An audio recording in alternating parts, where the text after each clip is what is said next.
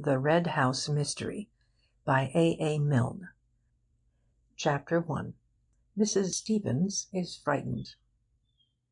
In the drowsy heat of the summer afternoon, the Red House was taking its siesta.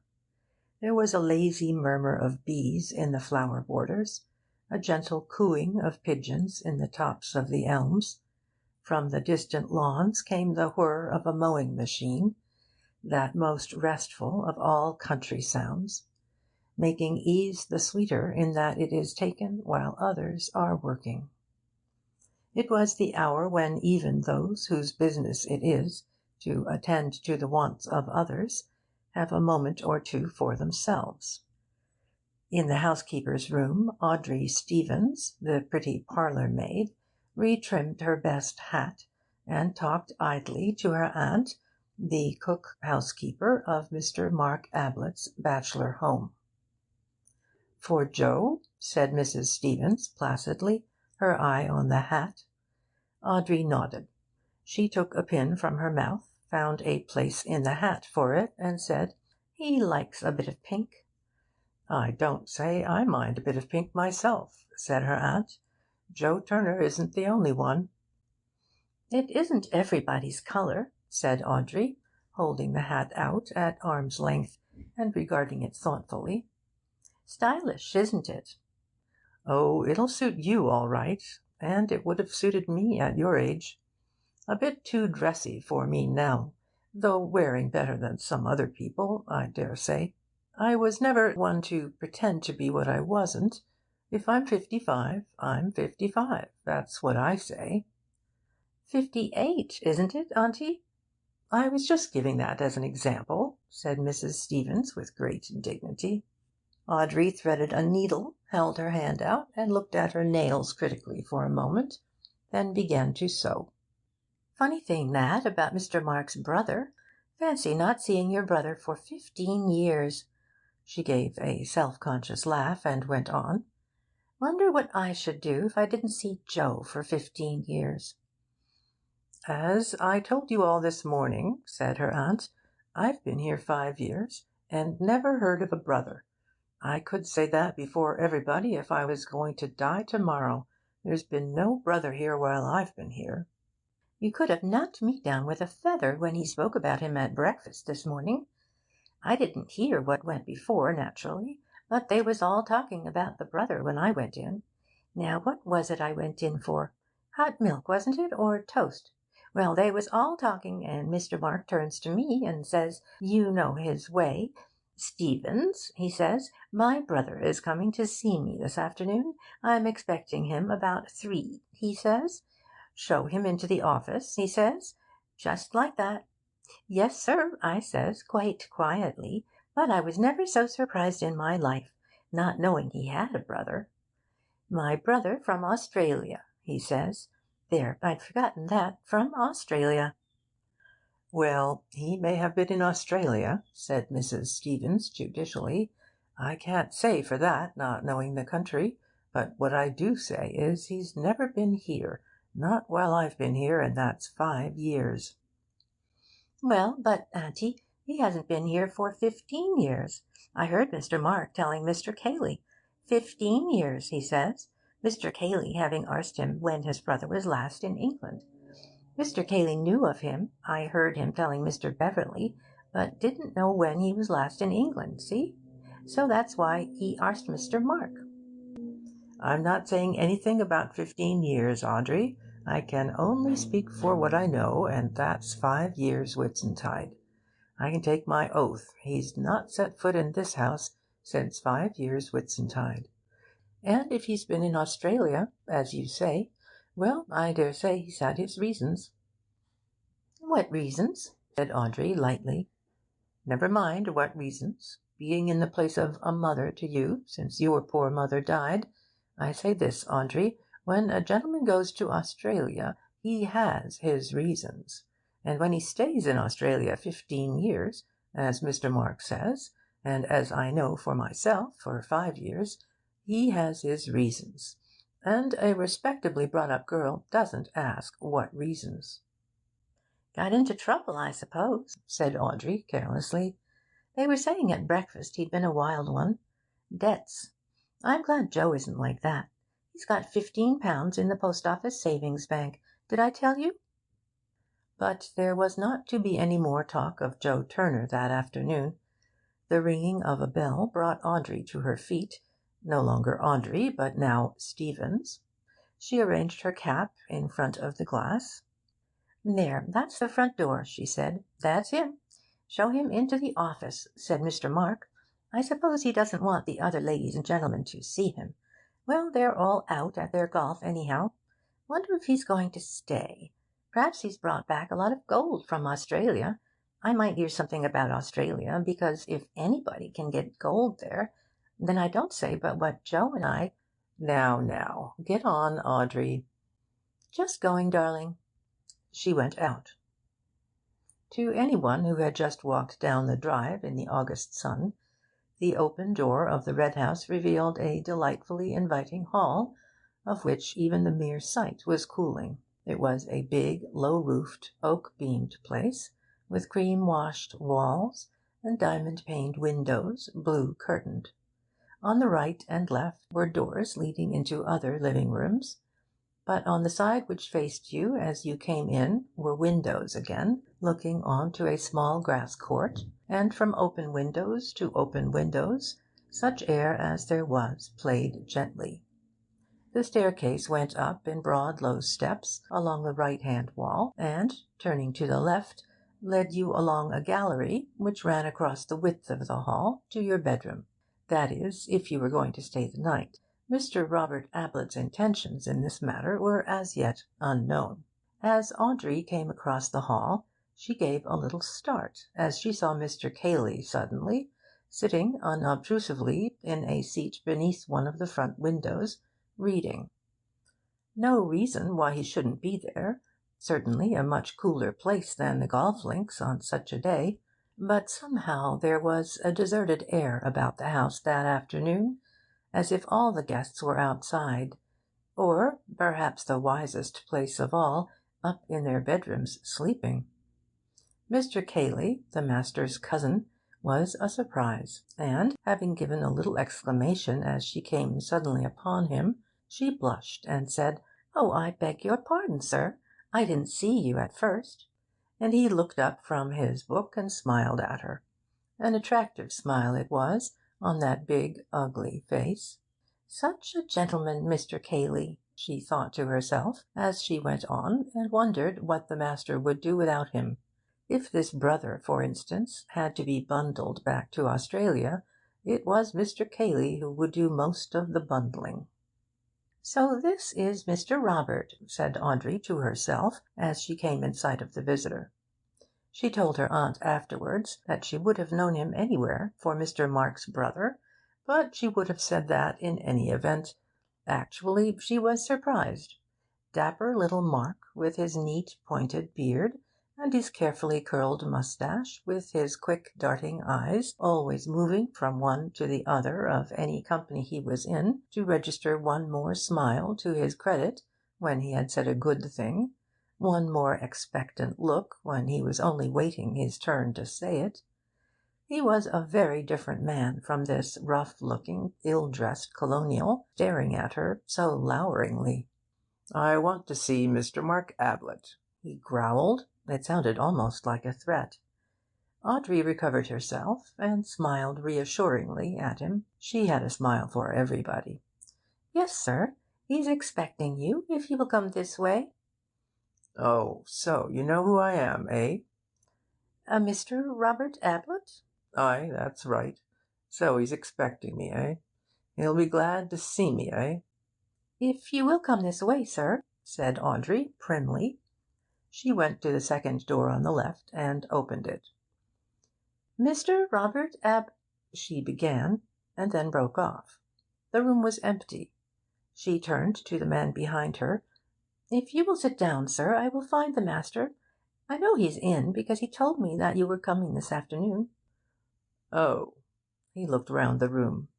"What do you call this place, eh?" "The office, sir." "The office?" "The room where the master works, sir." "Works, eh? That's new. Didn't know he'd ever done a stroke of work in his life. "Where he writes, sir," said Audrey with dignity. The fact that Mr. Mark wrote, though nobody knew what, was a matter of pride in the housekeeper's room. Not well dressed enough for the drawing-room, eh? "I will tell the master you are here, sir," said Audrey decisively. She closed the door and left him there. Well, here was something to tell Auntie. Her mind was busy at once, going over all the things which he had said to her, and she had said to him, quiet-like. "Directly I saw him, I said to myself, 'Why, you could have knocked her over with a feather.'" Feathers, indeed, were a perpetual menace to Audrey. However, the immediate business was to find the master.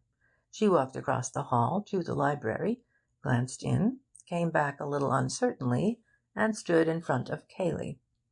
"If you please, sir," she said in a low, respectful voice, "can you tell me where the master is? It's Mr. Robert called." "What?" said Cayley, looking up from his book. "Who?" Audrey repeated her question. "I don't know. Isn't he in the office? He went up to the Temple after lunch. I don't think I've seen him since." "Thank you, sir. I will go up to the Temple." Cayley returned to his book. The Temple was a brick summer-house in the gardens at the back of the house, about 300 yards away. Here Mark meditated sometimes before retiring to the office to put his thoughts upon paper. The thoughts were not of any great value. Moreover, they were given off at the dinner-table more often than they got on to paper, and got on to paper more often than they got into print. But that did not prevent the master of the Red House from being a little pained when a visitor treated the Temple carelessly, as if it had been erected for the ordinary purposes of flirtation and cigarette-smoking. There had been an occasion when two of his guests had been found playing fives in it. Mark had said nothing at the time, save to ask with a little less than his usual point whether they couldn't find anywhere else for their game. But the offenders were never asked to the Red House again. Audrey walked slowly up to the Temple, looked in, and walked slowly back. All that walk for nothing. Perhaps the master was upstairs in his room. Not well dressed enough for the drawing-room. Well, now, Auntie, would you like anyone in your drawing-room with a red handkerchief round his neck, and great big dusty boots? And listen, one of the men shooting rabbits. Auntie was partial to a nice rabbit and onion sauce. How hot it was! She wouldn't say no to a cup of tea. Well, one thing, Mr. Robert wasn't staying the night. He hadn't any luggage. Of course, Mr. Mark could lend him things. He had clothes enough for 6. She would have known him anywhere for Mr. Mark's brother. She came into the house. As she passed the housekeeper's room on her way to the hall, the door opened suddenly, and a rather frightened face looked out. "Hallo, Aud," said Elsie. "It's Audrey," she said, turning into the room. "Come in, Audrey," called Mrs. Stevens. "What's up?" said Audrey, looking in at the door. "Oh, my dear, you gave me such a turn. Where have you been?" "Up to the Temple." "Did you hear anything?" "Hear what?" "Bangs and explosions and terrible things." "Oh," said Audrey, rather relieved. "One of the men shooting rabbits. Why, I said to myself as I came along, 'Auntie's partial to a nice rabbit,' I said, 'and I shouldn't be surprised if—' "Rabbits," said her aunt scornfully. "It was inside the house, my girl." "Straight it was," said Elsie. She was one of the housemaids. "I said to Mrs. Stevens, didn't I, Mrs. Stevens? That was in the house, I said." Audrey looked at her aunt, and then at Elsie. "Do you think he had a revolver with him?" she said in a hushed voice. "Who?" said Elsie excitedly. "That brother of his, from Australia. I said as soon as I set eyes on him, 'You're a bad lot, my man.' That's what I said, Elsie, even before he spoke to me. Rude!" She turned to her aunt. "Well, I give you my word." "If you remember, Audrey, I always said there was no saying with anyone from Australia." Mrs. Stevens lay back in her chair, breathing rather rapidly. "I wouldn't go out of this room now, not if you paid me £100,000."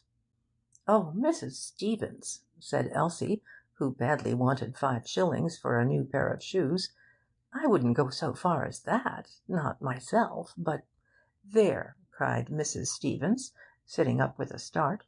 They listened anxiously, the 2 girls instinctively coming closer to the older woman's chair. A door was being shaken, kicked, and rattled. "Listen!" Audrey and Elsie looked at each other with frightened eyes. They heard a man's voice, loud, angry. "Open the door!" it was shouting. "Open the door! I say, open the door!" "Don't open the door!" cried Mrs. Stevens in a panic, as if it was her door which was threatened. "Audrey, Elsie, don't let him in." "Damn it, open the door!" came the voice again. "We're all going to be murdered in our beds," she quavered. Terrified, the 2 girls huddled closer, and, with an arm round each, Mrs. Stevens sat there, waiting. Chapter 2. Mr. Gillingham Gets Out at the Wrong Station. Whether Mark Ablett was a bore or not depended on the point of view, but it may be said at once that he never bored his company on the subject of his early life. However, stories get about. There is always somebody who knows. It was understood, and this, anyhow, on Mark's own authority, that his father had been a country clergyman. It was said that, as a boy, Mark had attracted the notice and patronage of some rich old spinster of the neighbourhood, who had paid for his education both at school and university. At about the time when he was coming down from Cambridge, his father had died, leaving behind him a few debts, as a warning to his family, and a reputation for short sermons, as an example to his successor. Neither warning nor example seems to have been effective. Mark went to London with an allowance from his patron, and, it is generally agreed, made acquaintance with the money-lenders. He was supposed, by his patron and any others who inquired, to be writing. But what he wrote, other than letters asking for more time to pay, has never been discovered. However, he attended the theatres and music halls very regularly, no doubt with a view to some serious articles in the Spectator on the decadence of the English stage. Fortunately, from Mark's point of view, his patron died during his 3rd year in London, and left him all the money he wanted. From that moment his life loses its legendary character, and becomes more a matter of history. He settled accounts with the money-lenders, abandoned his crop of wild oats to the harvesting of others, and became, in his turn, a patron. He patronised the arts. It was not only usurers who discovered that Mark Ablett no longer wrote for money. Editors were now offered free contributions, as well as free lunches. Publishers were given agreements for an occasional slender volume, in which the author paid all expenses and waived all royalties. Promising young painters and poets dined with him, and he even took a theatrical company on tour, playing host and lead with equal lavishness. He was not what most people call a snob.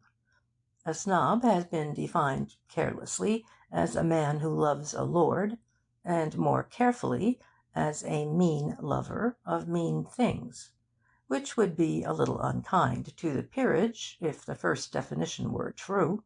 Mark has his vanities, undoubtedly, but he would sooner have met an actor-manager than an earl. He would have spoken of his friendship with Dante, had that been possible, more glibly than of his friendship with the Duke. Call him a snob if you like, but not the worst kind of snob, a hanger-on, but to the skirts of art, not society, a climber, but in the neighbourhood of Parnassus, not Hay Hill. His patronage did not stop at the arts. It also included Matthew Cayley, a small cousin of 13, whose circumstances were as limited as had been Mark's own before his patron had rescued him. he sent the Cayley cousin to school and Cambridge. His motives, no doubt, were unworldly enough at first, a mere repaying to his account in the recording angel's book of the generosity which had been lavished on himself, a laying up of treasure in heaven. But it is probable that, as the boy grew up, Mark's designs for his future were based on his own interests as much as those of his cousin, and that a suitably educated Matthew Cayley of 23 was felt by him to be a useful property for a man in his position, a man, that is to say, whose vanities left him so little time for his affairs. Cayley, then, at 23, looked after his cousin's affairs. By this time Mark had bought the Red House and the considerable amount of land which went with it. Cayley superintended the necessary staff. His duties, indeed, were many. He was not quite secretary, not quite land agent, not quite business adviser, not quite companion, but something of all four. Mark leant upon him and called him K, objecting quite rightly in the circumstances to the name of Matthew. K, he felt, was above all dependable. A big, heavy-jawed, solid fellow, who didn't bother you with unnecessary talk, a boon to a man who liked to do most of the talking himself. Cayley was now 28, but had all the appearance of 40, which was his patron's age.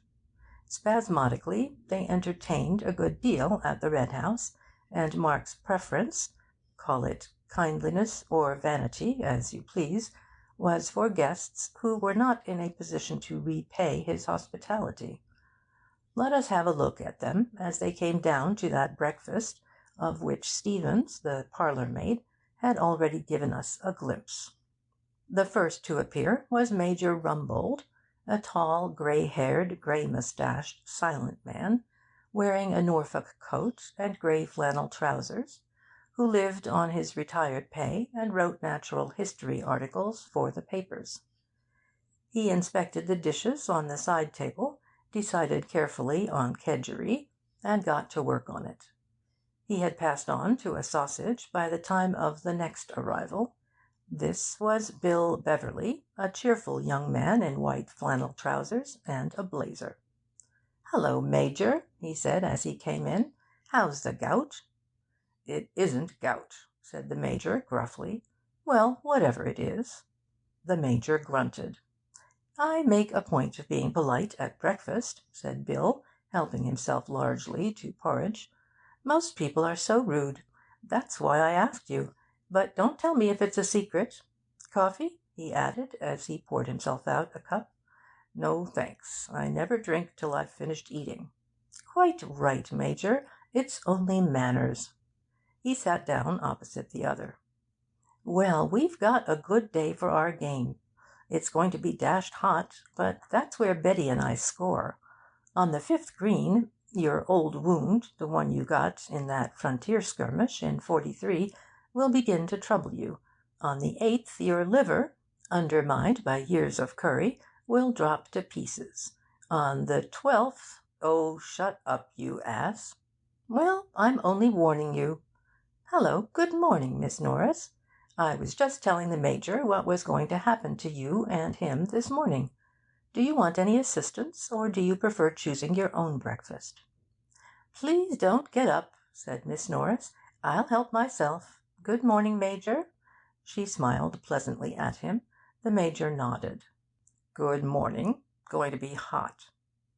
"As I was telling him," began Bill, "that's where... Hallo, here's Betty. Morning, Cayley." Betty Calladine and Cayley had come in together.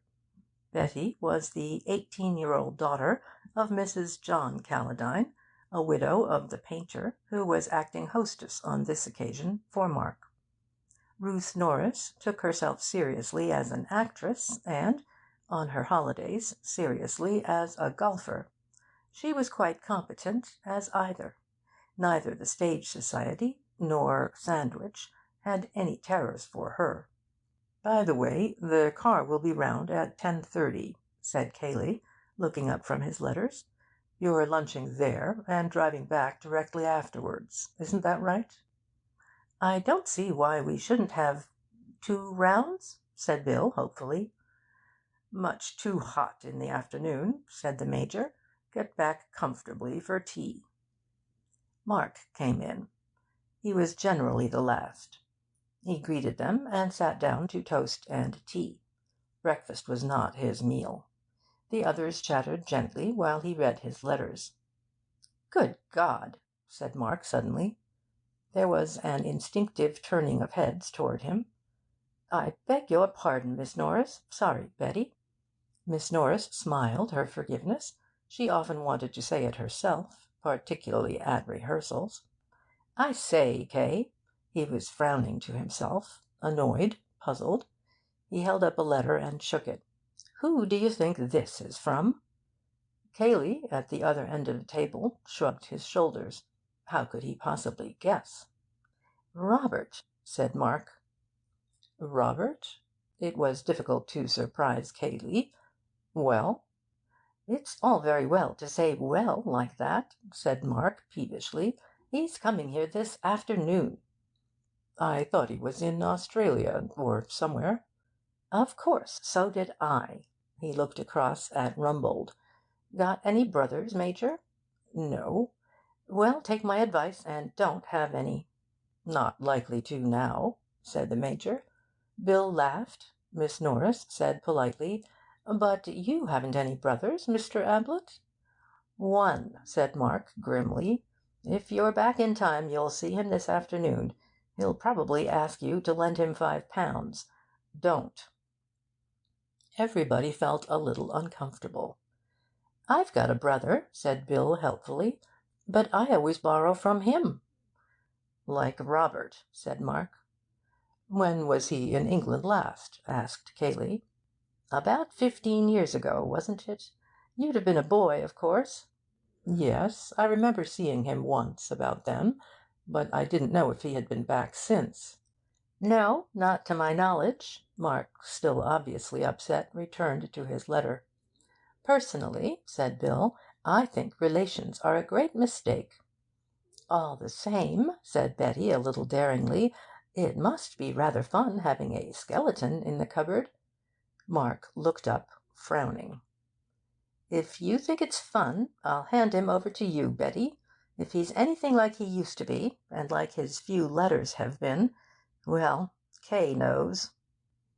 Cayley grunted. "All I knew was that one didn't ask questions about him." It may have been meant as a hint to any too curious guest not to ask more questions, or a reminder to his host not to talk too freely in front of strangers, although he gave it the sound of a mere statement of fact.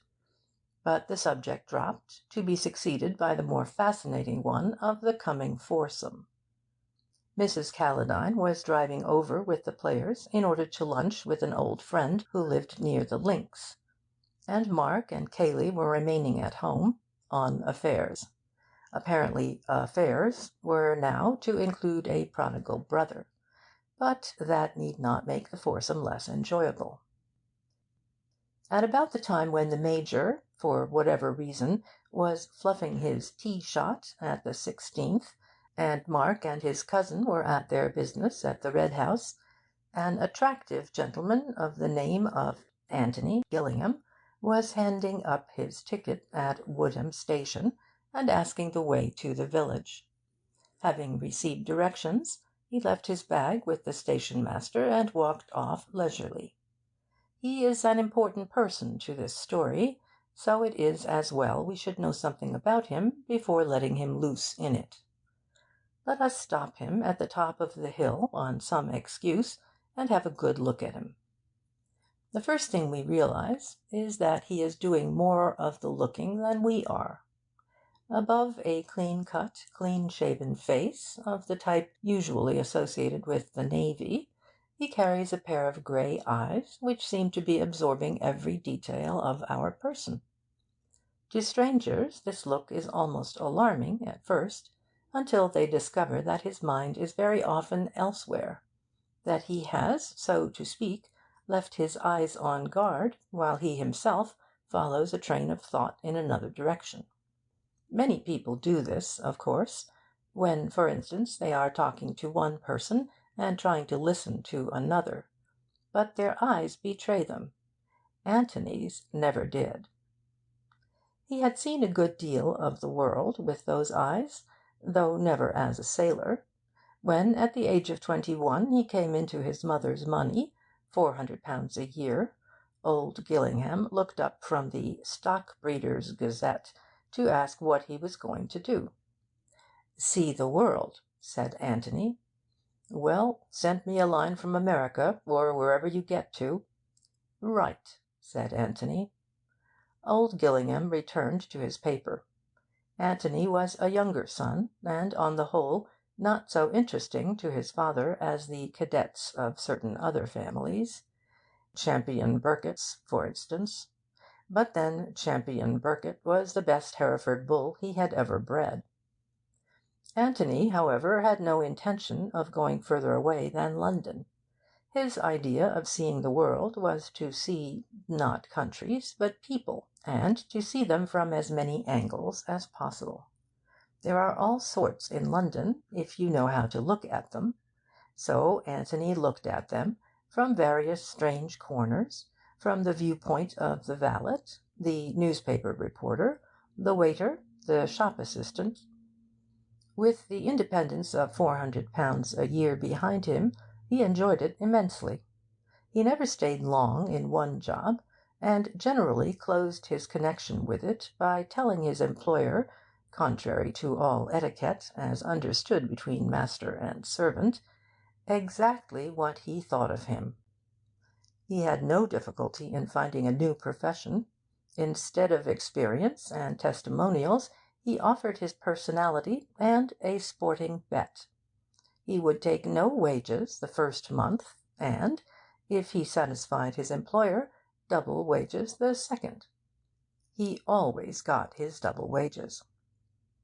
He was now 30. He had come to Woodham for a holiday because he liked the look of the station.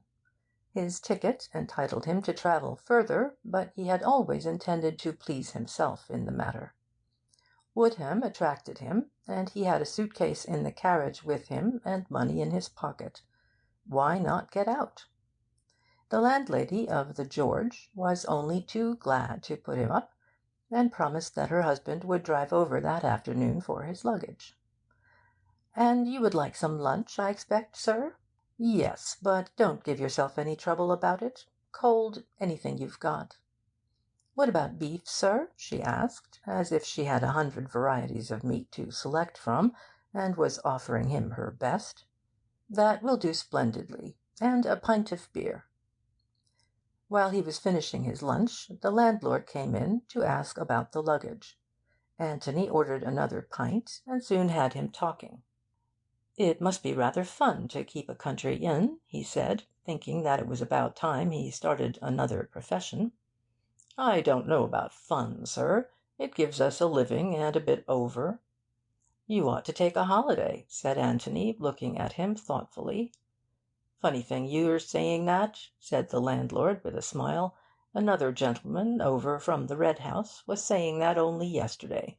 Offered to take my place and all." He laughed rumblingly. "The Red House? Not the Red House, Stanton?" "That's right, sir. Stanton's the next station to Woodham. The Red House is about a mile from here. Mr. Ablett's." Antony took a letter from his pocket.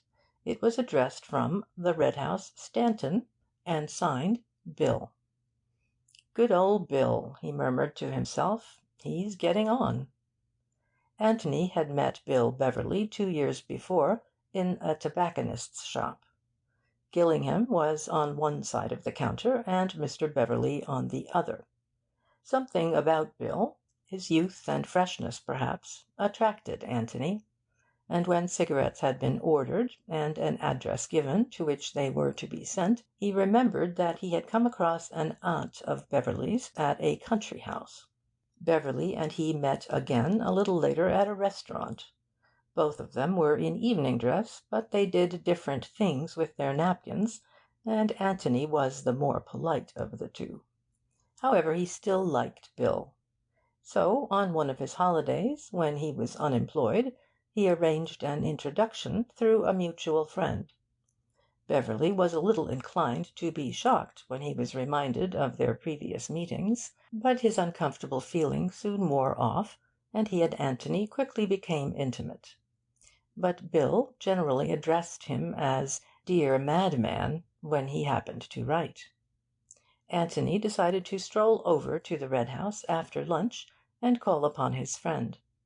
Having inspected his bedroom, which was not quite the lavender-smelling country-inn bedroom of fiction, but sufficiently clean and comfortable, he set out over the fields.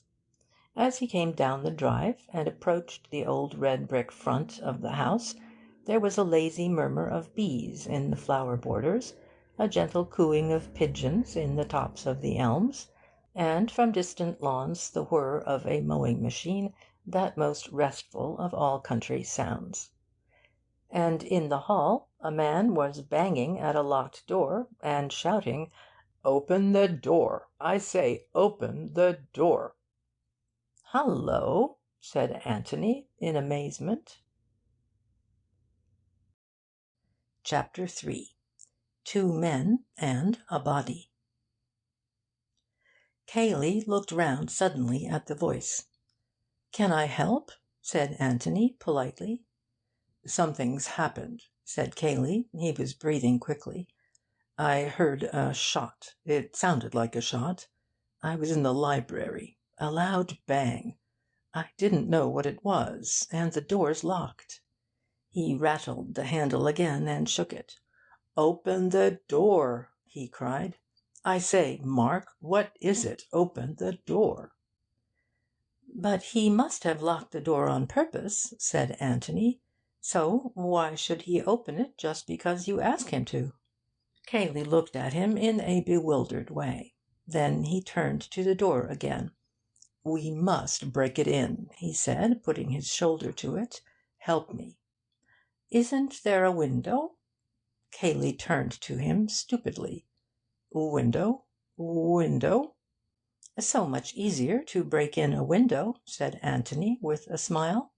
He looked very cool and collected as he stood just inside the hall, leaning on his stick, and thinking, no doubt, that a great deal of fuss was being made about nothing. But then he had not heard the shot.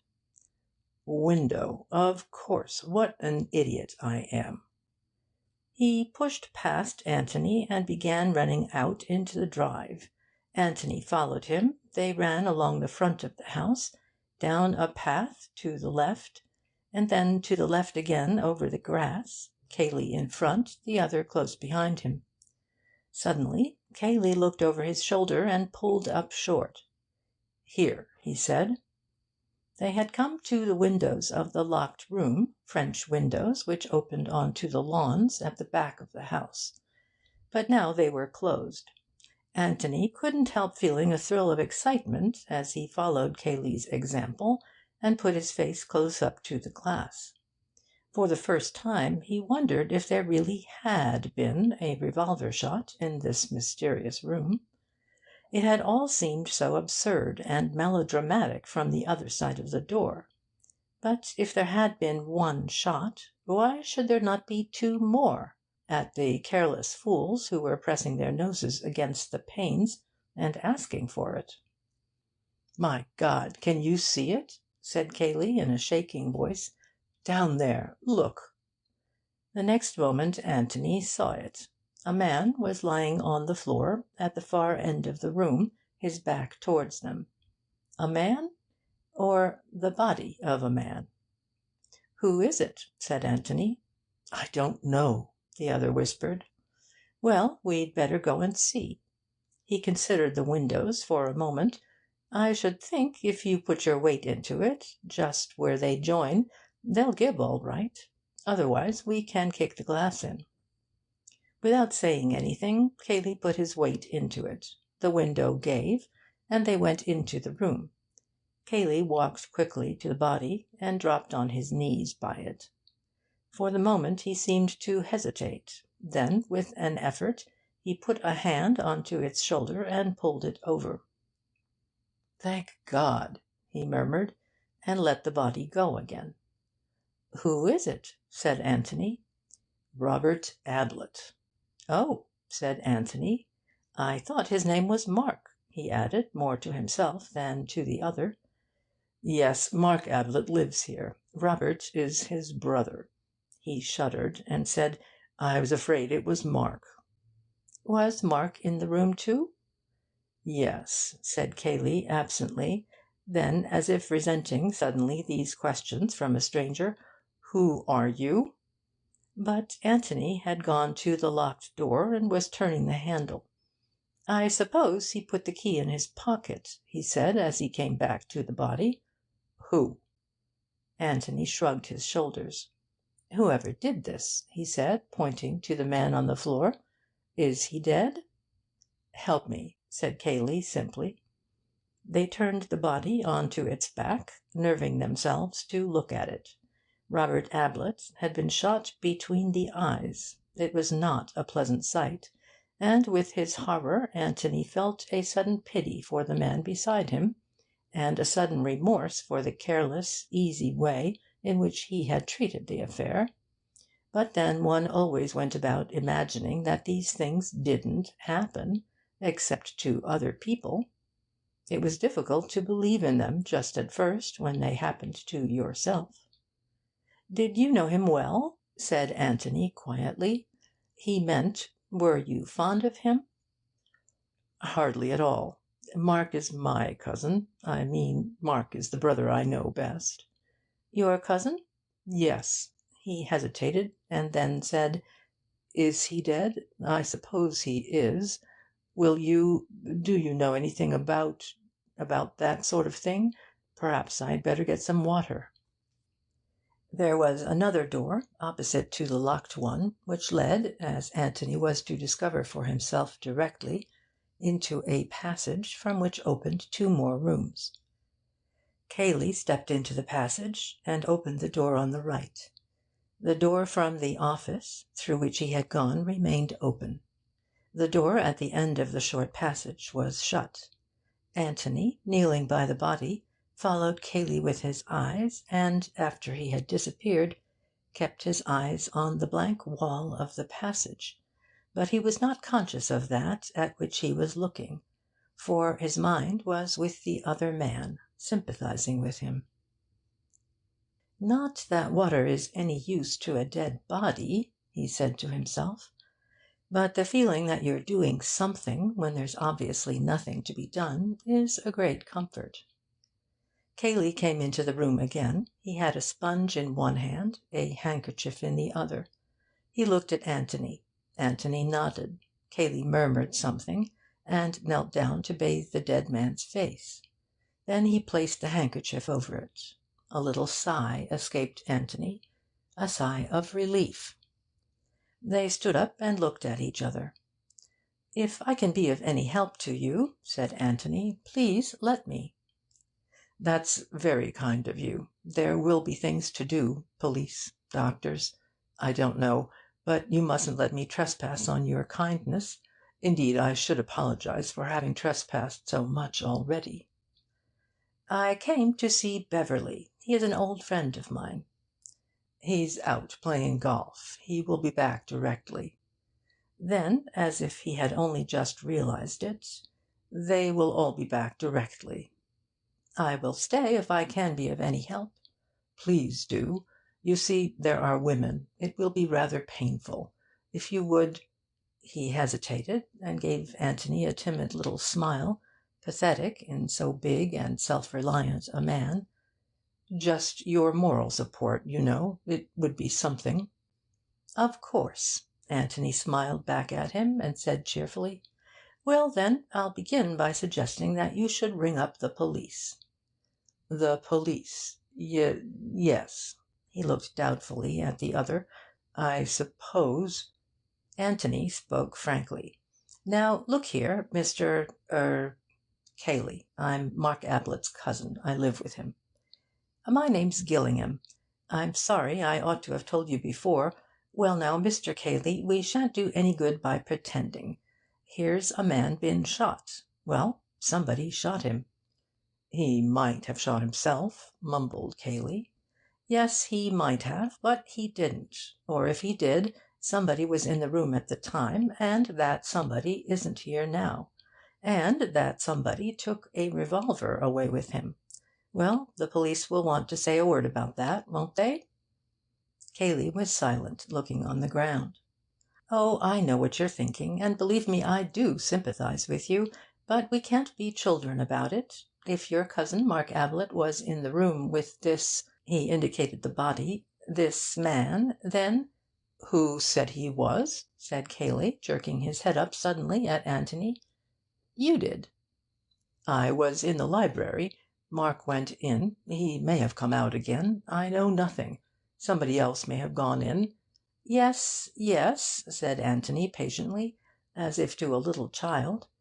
'You know your cousin. I don't. Let's agree that he had nothing to do with it. But somebody was in the room when this man was shot, and, well, the police will have to know. Don't you think—' he looked at the telephone. 'Or would you rather I did it?' Cayley shrugged his shoulders and went to the telephone. 'May I look round a bit?' Anthony nodded toward the open door. 'Oh, do, yes.' He sat down and drew the telephone towards him. 'You must make allowances for me, Mr. Gillingham. You see, I've known Mark for a very long time. But, of course, you're quite right, and I'm merely being stupid.' He took off the receiver. 'Let us suppose that, for the purpose of making a first acquaintance with this office, we are coming into it from the hall, through the door which is now locked, but which, for our special convenience, has been magically unlocked for us. As we stand just inside the door, the length of the room runs right and left, or, more accurately, to the right only, for the left-hand wall is almost within our reach. Immediately opposite to us, across the breadth of the room, some 15 feet, is that other door by which Cayley went out and returned a few minutes ago. In the right-hand wall, 30 feet away from us, are the French windows. Crossing the room and going out by the opposite door, we come into a passage from which 2 rooms lead. The one on the right, into which Cayley went, is less than half the length of the office, a small square room, which has evidently been used some time or other as a bedroom. The bed is no longer there, but there is a basin with hot and cold taps in a corner, chairs, a cupboard or two, and a chest of drawers. The window faces the same way as the French windows in the next room, but anybody looking out of the bedroom window has his view on the immediate right shut off by the outer wall of the office, which projects, by reason of its greater length, 15 feet further into the lawn. The room on the other side of the bedroom is a bathroom. The 3 rooms together, in fact, form a sort of private suite, used, perhaps, during the occupation of the previous owner by some invalid who could not manage the stairs, but allowed by Mark to fall into disuse save for the living-room. At any rate, he never slept downstairs. Anthony glanced at the bathroom, and then wandered into the bedroom, the room into which Cayley had been. The window was open, and he looked out at the well-kept grass beneath him, and the peaceful stretch of park beyond, and he felt very sorry for the owner of it all, who was now mixed up in so grim a business. 'Cayley thinks he did it,' said Anthony to himself. 'That's obvious. It explains why he wasted so much time banging on the door. Why should he try to break a lock when it's so much easier to break a window? Of course, he might just have lost his head. On the other hand, he might have wanted to give his cousin a chance of getting away. The same about the police, and lots of things. Why, for instance, did we run all the way round the house in order to get to the windows? Surely there's a back way out through the hall. I must have a look later on.' Anthony, it will be observed, had by no means lost his head.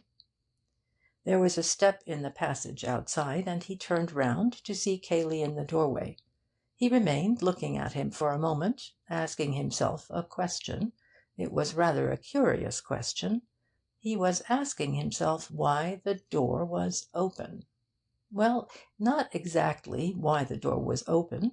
That could be explained easily enough. But why had he expected the door to be shut? He did not remember shutting it, but somehow he was surprised to see it open now, to see Cayley through the doorway, just coming into the room. Something working subconsciously in his brain had told him that it was surprising. Why? He tucked the matter away in a corner of his mind for the moment. The answer would come to him later on. He had a wonderfully retentive mind.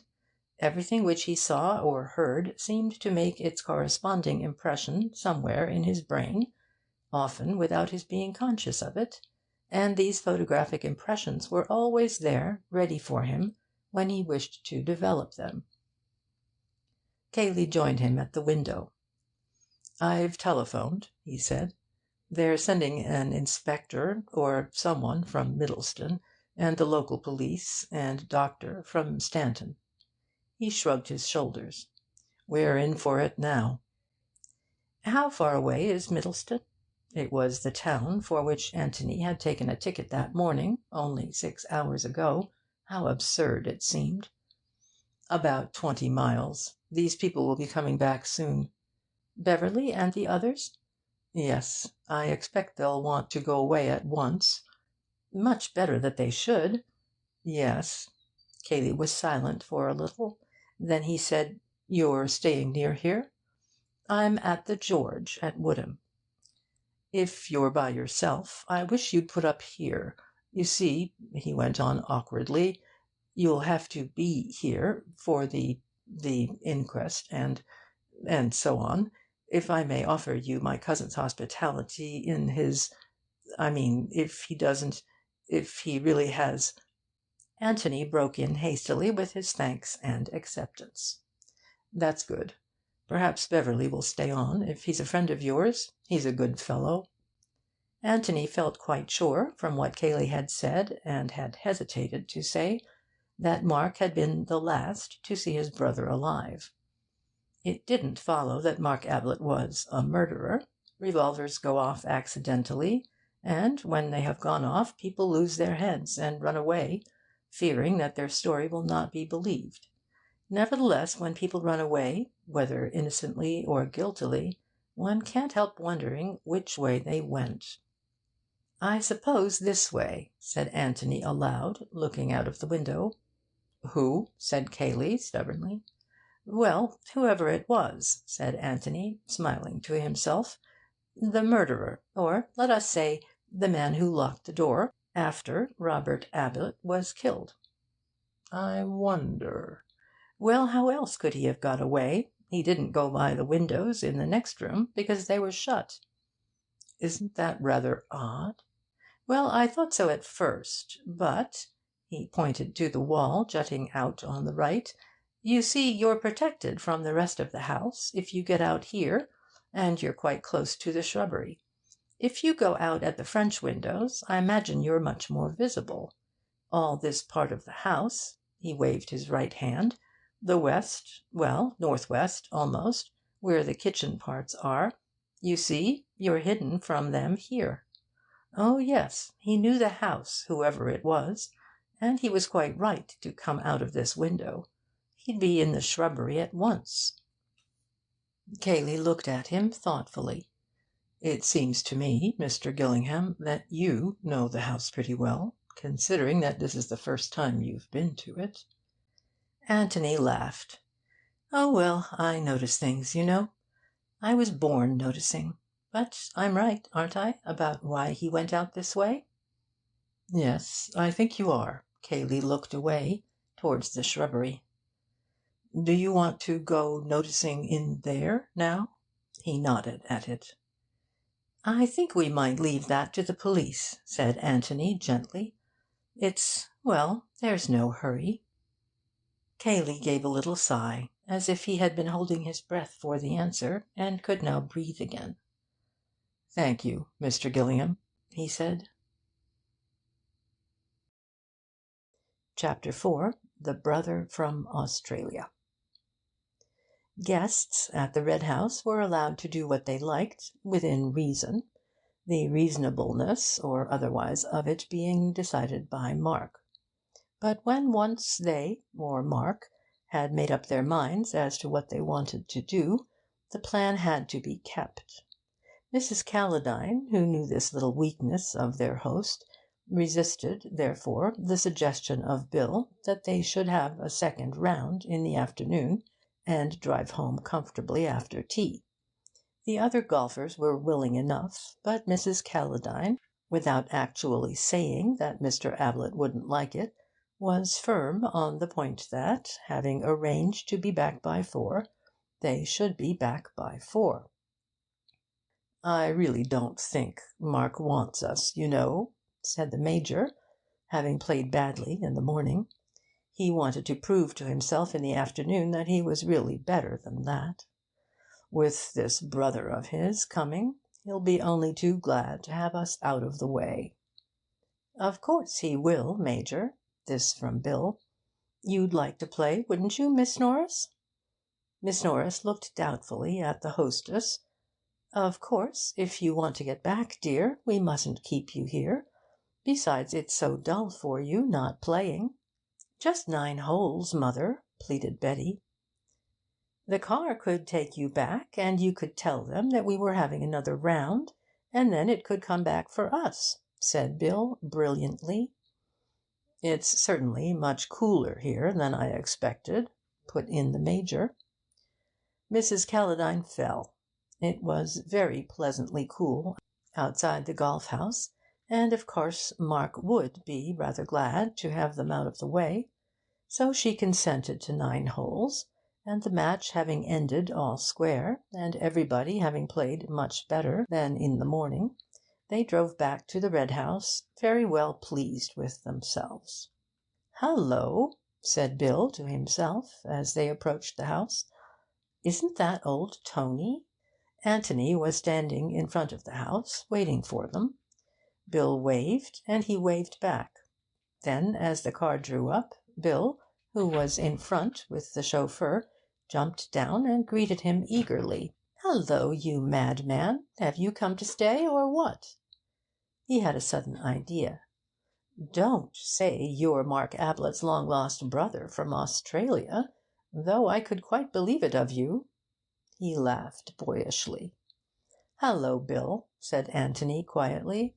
"Will you introduce me? I'm afraid I've got some bad news." Bill, rather sobered by this, introduced him. Anthony spoke to them in a low voice. "I'm afraid I'm going to give you rather a shock," he said. "Robert Ablett, Mr. Mark Ablett's brother, has been killed." He jerked a thumb over his shoulder.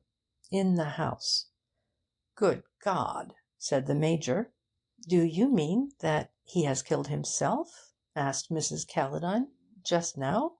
"It was about 2 hours ago. I happened to come here." He half turned to Beverley and explained. "I was coming to see you, Bill, and I arrived just after the death. Mr. Cayley and I found the body. Mr. Cayley being busy just now, there are police and doctors and so on in the house, he asked me to tell you.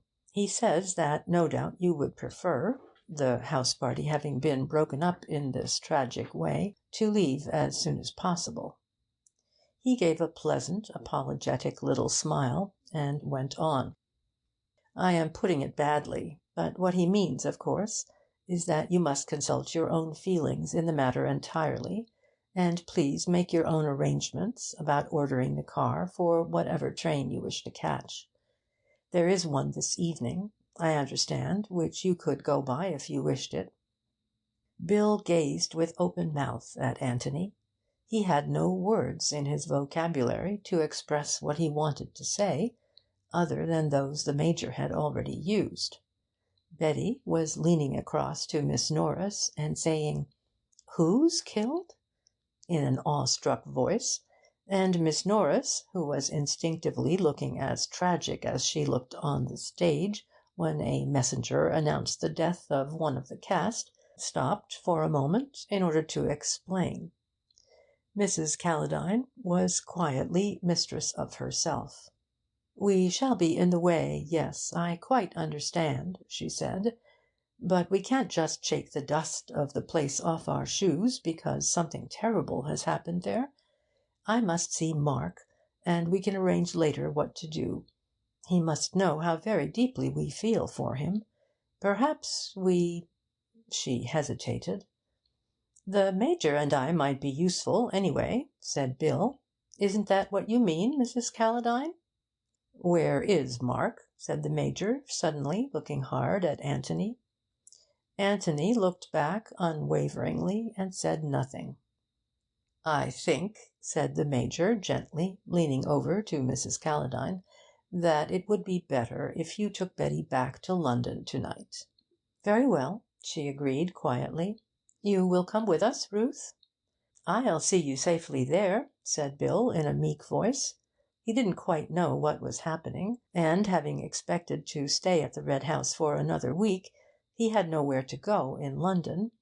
But London seemed to be the place that everyone was going to, and when he could get Tony alone for a moment, Tony would no doubt explain.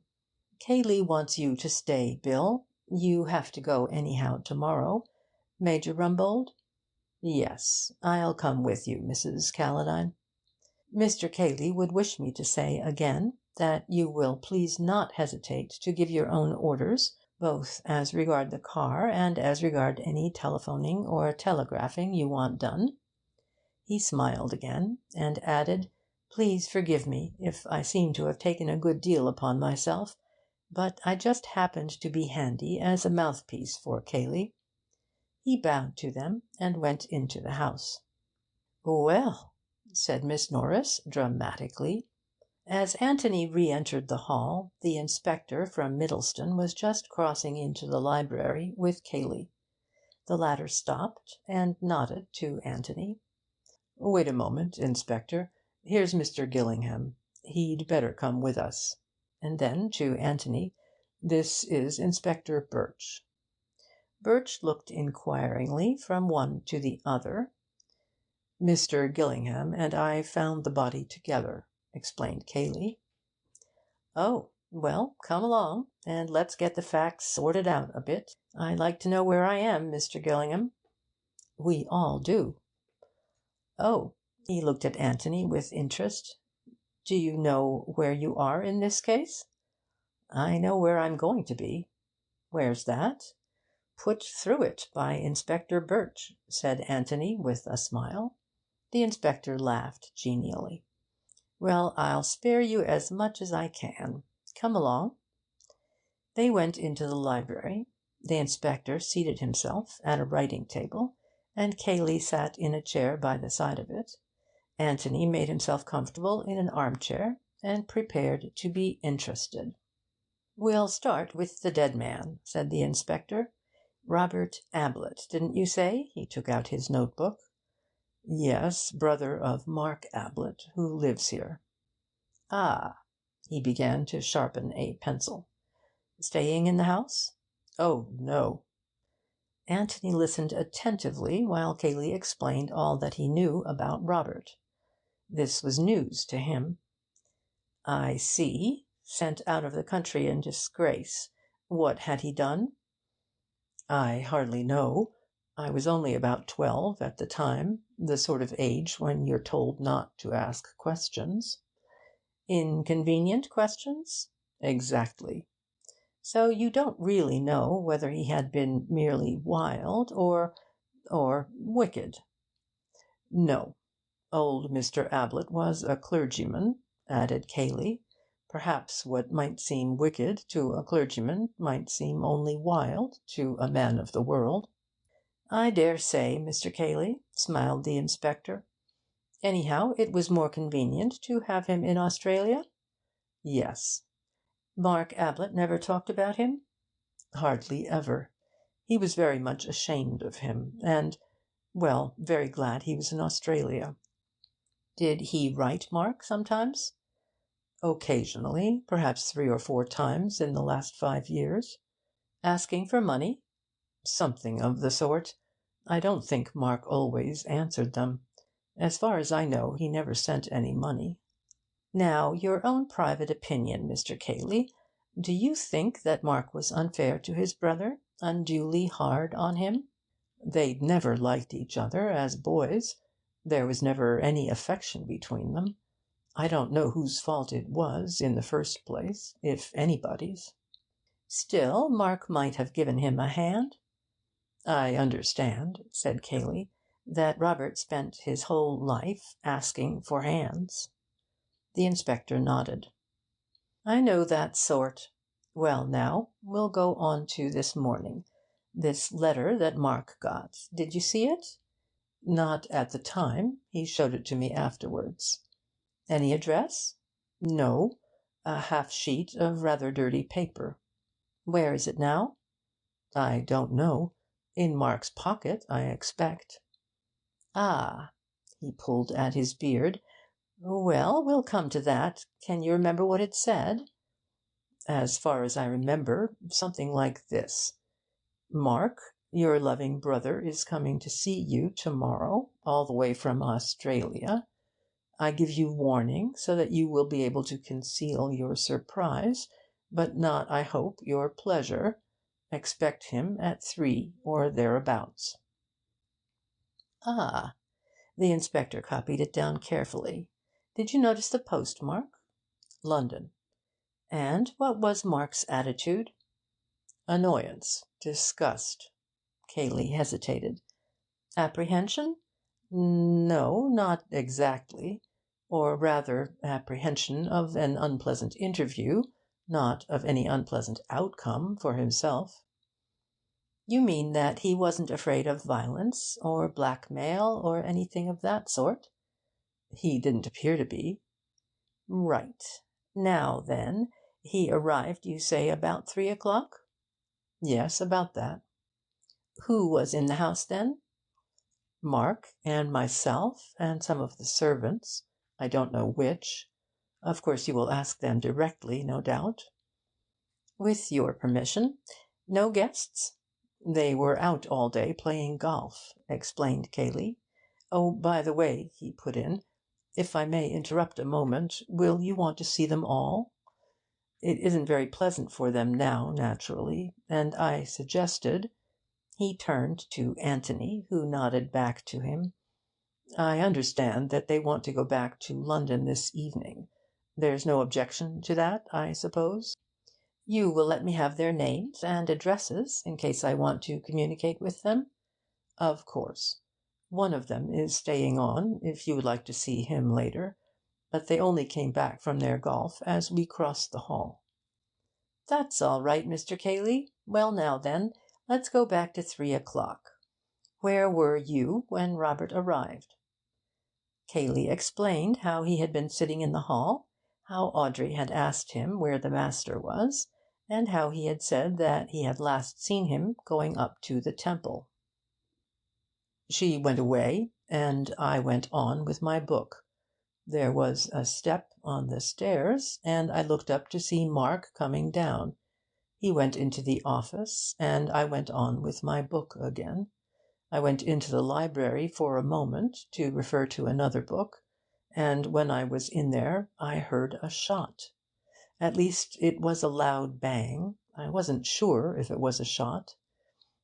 I stood and listened. Then I came slowly to the door and looked out.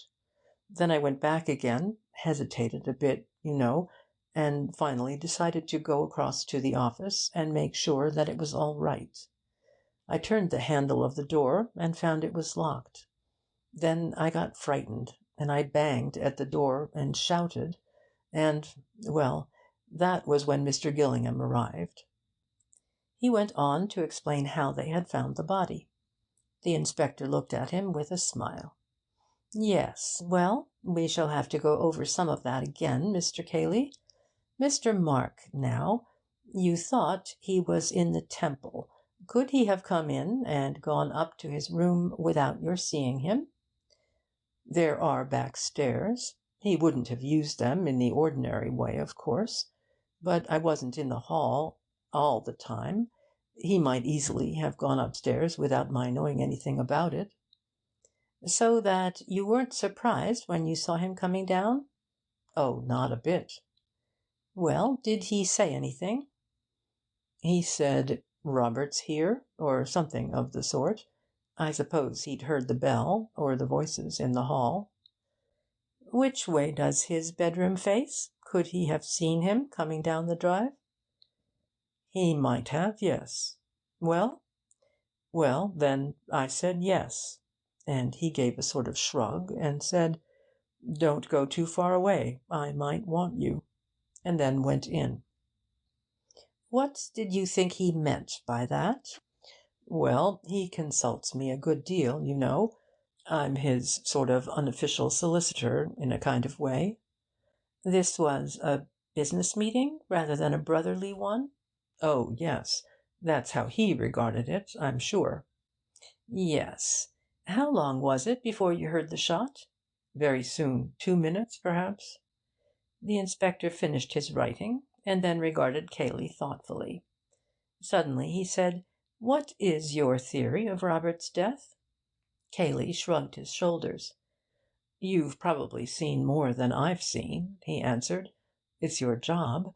I can only speak as a layman, and Mark's friend." "Well?" "Then I should say that Robert came here meaning trouble, and bringing a revolver with him. He produced it almost at once. Mark tried to get it from him. There was a little struggle, perhaps, and it went off. Mark lost his head, finding himself there with a revolver in his hand and a dead man at his feet. His one idea was to escape. He locked the door almost instinctively, and then, when he heard me hammering at it, went out of the window." "Yes. Well, that sounds reasonable enough. What do you say, Mr. Gillingham?" "I should hardly call it reasonable to lose your head," said Anthony, getting up from his chair and coming towards them. "Well, you know what I mean. It explains things." "Oh, yes. Any other explanation would make them much more complicated." "Have you any other explanation?" "Not I." "Are there any points on which you would like to correct Mr. Cayley? Anything that he left out after you arrived here?" "No, thanks. He described it all very accurately." "Ah, well now, about yourself. You're not staying in the house, I gather?" Anthony explained his previous movements. "Yes. Did you hear the shot?" Anthony put his head on one side, as if listening. "Yes. Just as I came in sight of the house. It didn't make any impression at the time, but I remember it now." "Where were you, then?" "Coming up the drive. I was just in sight of the house." "Nobody left the house by the front door after the shot?" Anthony closed his eyes and considered. "Nobody," he said. "No." "You're certain of that?" "Absolutely," said Anthony, as though rather surprised that he could be suspected of a mistake. "Thank you. You're at the George if I want you?" "Mr. Gillingham is staying here until after the inquest," explained Cayley. "Good. Well now, about these servants?" Chapter 5. Mr. Gillingham chooses a new profession. As Cayley went over to the bell, Anthony got up and moved to the door. "Well, you won't want me, I suppose, Inspector?" he said. "No, thank you, Mr. Gillingham." "You'll be about, of course?" "Oh, yes." The inspector hesitated. "I think, Mr. Cayley, it would be better if I saw the servants alone. You know what they are. The more people about, the more they get alarmed. I expect I can get at the truth better by myself." "Oh, quite so. In fact, I was going to ask you to excuse me. I feel rather responsible towards these guests of ours, although Mr. Gillingham very kindly—" He smiled at Anthony, who was waiting at the door, and left his sentence unfinished. That reminds me,' said the inspector. 'Didn't you say that one of your guests, Mr. Beverley, was it? A friend of Mr. Gillingham's, was staying on?' 'Yes. Would you like to see him?' 'Afterwards, if I may.' 'I'll warn him. I shall be up in my room if you want me. I have a room upstairs where I work. Any of the servants will show you. Stevens, Inspector Birch would like to ask you a few questions.' 'Yes, sir,' said Audrey, primly, but inwardly fluttering. The housekeeper's room had heard something of the news by this time, and Audrey had had a busy time explaining to other members of the staff exactly what he had said and what she had said. The details were not quite established yet, but this much, at least, was certain: that Mr. Mark's brother had shot himself and spirited Mr. Mark away, and that Audrey had seen at once that he was that sort of man when she opened the door to him. She had passed the remark to Mrs. Stevens, and Mrs. Stevens, if you remember, Audrey, had always said that people didn't go away to Australia except for very good reasons. Elsie agreed with both of them, but she had a contribution of her own to make. She had actually heard Mr. Mark in the office threatening his brother. 'You mean Mr. Robert,' said the second parlour-maid. She had been having a little nap in her room, but she had heard the bang. In fact, it had woken her up, just like something going off, it was. 'It was Mr. Mark's voice,' said Elsie firmly. 'Pleading for mercy,' said an eager-eyed kitchen-maid hopefully from the door, and was hurried out again by the others, wishing that she had not given her presence away. But it was hard to listen in silence when she knew so well from her novelettes just what happened on these occasions. 'I shall have to give that girl a piece of my mind,' said Mrs. Stevens. 'Well, Elsie?' 'He said I heard him say it with my own ears "It's my turn now," he said, triumphant like.' 'Well, if you think that's a threat, dear, you're very particular, I must say.' But Audrey remembered Elsie's words when she was in front of Inspector Birch. She gave her own evidence with the readiness of one who had already repeated it several times, and was examined and cross-examined by the inspector with considerable skill. The temptation to say, 'Never mind about what you said to him,' was strong, but he resisted it, knowing that in this way he would discover best what he said to her. By this time both his words and the looks he gave her were getting their full value from Audrey, but the general meaning of them seemed to be well established. 'Then you didn't see Mr. Mark at all?' 'No, sir. He must have come in before and gone up to his room, or come in by the front door, likely enough, while I was going out by the back.' 'Yes. Well, I think that's all that I want to know. Thank you very much. Now, what about the other servants?' 'Elsie heard the master and Mr. Robert talking together,' said Audrey eagerly. 'He was saying Mr. Mark, I mean.' 'Ah, well, I think Elsie had better tell me that herself. Who is Elsie, by the way?' 'One of the housemaids. Shall I send her to you, sir?' 'Please.' Elsie was not sorry to get the message. It interrupted a few remarks from Mrs. Stevens about Elsie's conduct that afternoon, which were, Elsie thought, much better interrupted. In Mrs. Stevens' opinion, any crime committed that afternoon in the office was as nothing to the double crime committed by the unhappy Elsie. For Elsie had realised too late that she would have done better to have said nothing about her presence in the hall that afternoon. She was bad at concealing the truth, and Mrs. Stevens was good at discovering it. Elsie knew perfectly well that she had no business to come down the front stairs, and it was no excuse to say that she happened to come out of Miss Norris's room, just at the head of the stairs, and didn't think it would matter, as there was nobody in the hall, and what was she doing anyhow in Mrs. Norris's room at that time? Returning a magazine? Lent by Miss Norris, might she ask? Well, not exactly lent, really, Elsie, and this in a respectable house. In vain for poor Elsie to plead that a story by her favourite author was advertised on the cover, with a picture of the villain falling over the cliff. "That's where you'll go to, my girl, if you aren't careful," said Mrs. Stevens firmly.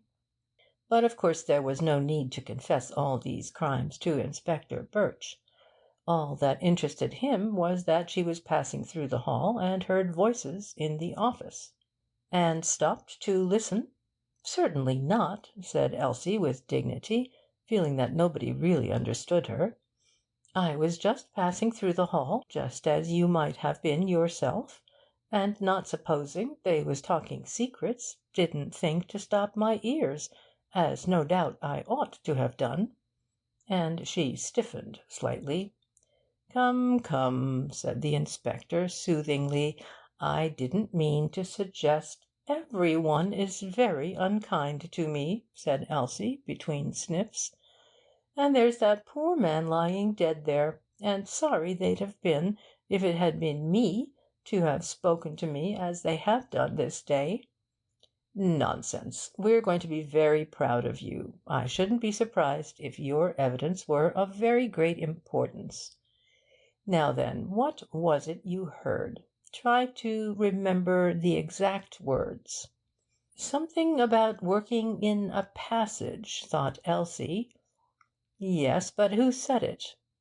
"Mr. Robert." "How do you know it was Mr. Robert? Had you heard his voice before?" "I don't take it upon myself to say that I had had any acquaintance with Mr. Robert, but seeing that it wasn't Mr. Mark, nor yet Mr. Cayley, nor any other of the gentlemen, and Miss Stevens had shown Mr. Robert into the office not 5 minutes before—" "Quite so," said the inspector hurriedly. "Mr. Robert, undoubtedly. Working in a passage?" "That's what it sounded like, sir." "H'm. Working a passage over, could that have been it?" "That's right, sir," said Elsie eagerly. "He'd worked his passage over. Well, and then Mr. Mark said, loudly, sort of triumphant like, 'It's my turn now. You wait.'" "Triumphantly?" "As much as to say his chance had come." "And that's all you heard?" "That's all, sir. Not standing there listening, but just passing through the hall, as it might be any time." "Yes. Well, that's really very important, Elsie. Thank you." Elsie gave him a smile, and returned eagerly to the kitchen. She was ready for Mrs. Stevens or anybody now. Meanwhile Anthony had been exploring a little on his own. There was a point which was puzzling him. He went through the hall to the front of the house, and stood at the open door, looking out on to the drive.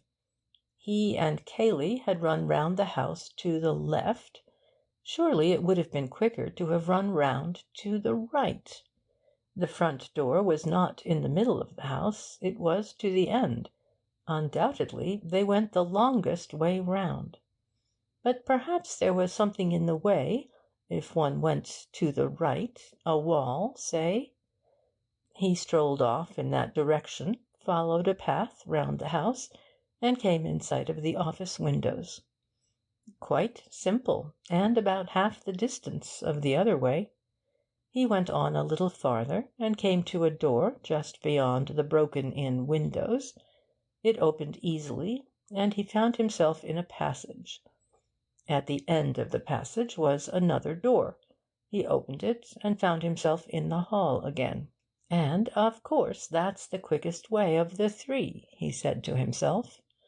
"Through the hall, and out at the back, turn to the left, and there you are. Instead of which, we ran the longest way round the house. Why? Was it to give Mark more time in which to escape? Only in that case Why run? Also, how did Cayley know, then, that it was Mark who was trying to escape? If he had guessed, well, not guessed, but been afraid, that one had shot the other, it was much more likely that Robert had shot Mark. Indeed, he had admitted that this was what he thought. The first thing he had said when he turned the body over was, "Thank God, I was afraid it was Mark." But why should he want to give Robert time in which to get away? And again, why run, if he did want to give him time? Anthony went out of the house again to the lawns at the back, and sat down on a bench in view of the office windows. "Now then," he said, "let's go through Cayley's mind carefully, and see what we get." Cayley had been in the hall when Robert was shown into the office. The servant goes off to look for Mark, and Cayley goes on with his book. Mark comes downstairs, warns Cayley to stand by in case he is wanted, and goes to meet his brother. What does Cayley expect? Possibly that he won't be wanted at all, possibly that his advice may be wanted in the matter, say, of paying Robert's debts, or getting him a passage back to Australia. Possibly that his physical assistance may be wanted to get an obstreperous Robert out of the house.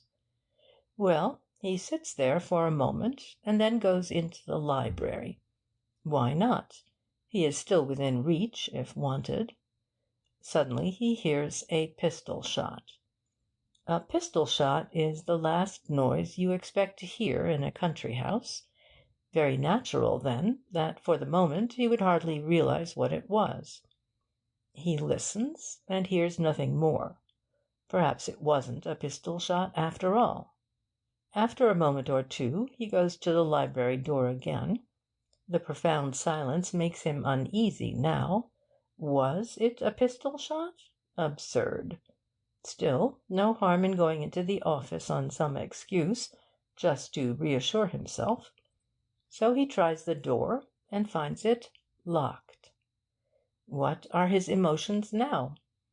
Alarm, uncertainty. Something is happening. Incredible though it seems, it must have been a pistol shot. He is banging at the door and calling out to Mark, and there is no answer. Alarm, yes. But alarm for whose safety? Mark's, obviously. Robert is a stranger. Mark is an intimate friend. Robert has written a letter that morning, the letter of a man in a dangerous temper. Robert is the tough customer, Mark the highly civilised gentleman.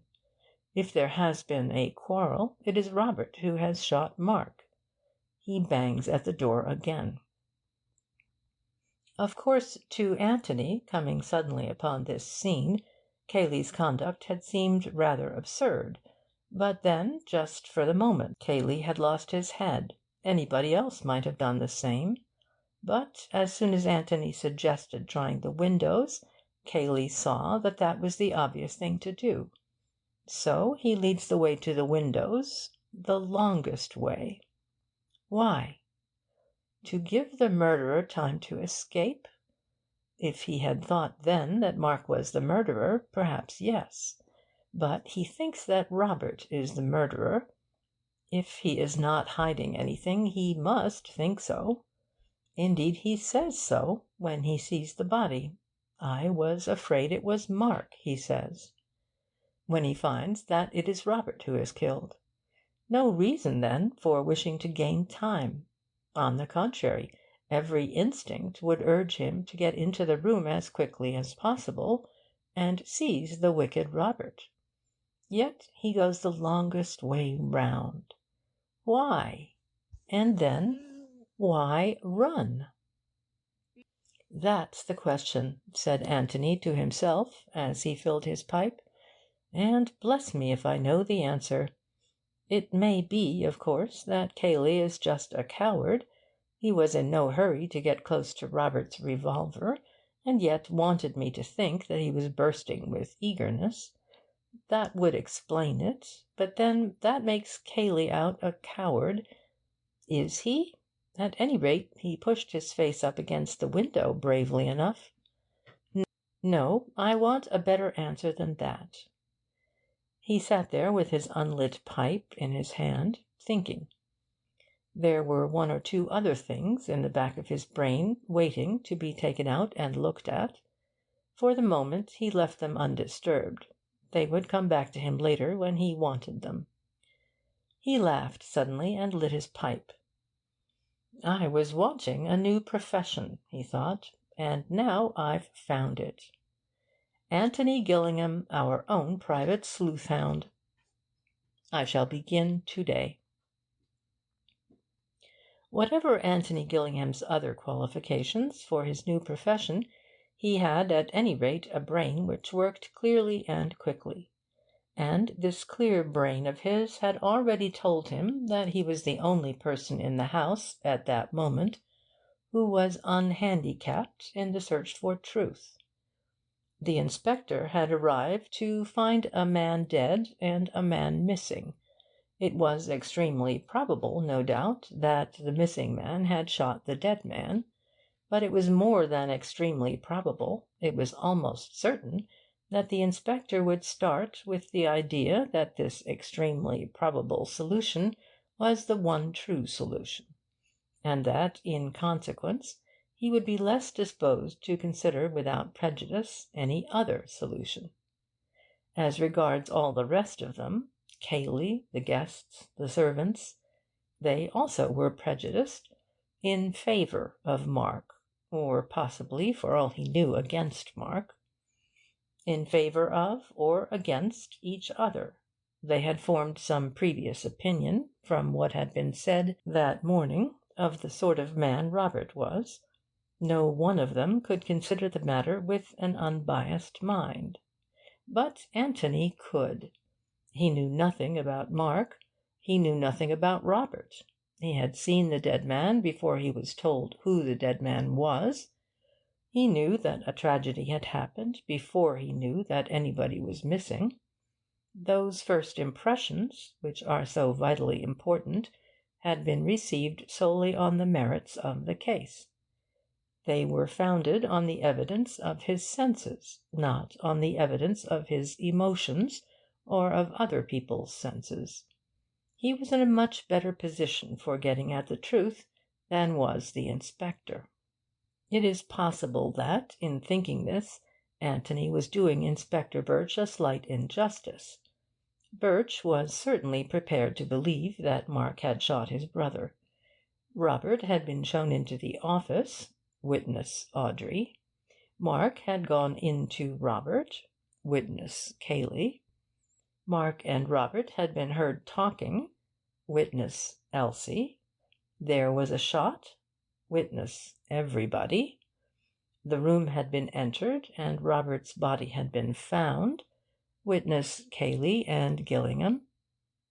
And Mark was missing. Obviously, then, Mark had killed his brother, accidentally, as Cayley believed, or deliberately, as Elsie's evidence seemed to suggest. There was no point in looking for a difficult solution to a problem when the easy solution had no flaw in it. But at the same time Birch would have preferred the difficult solution, simply because there was more credit attached to it.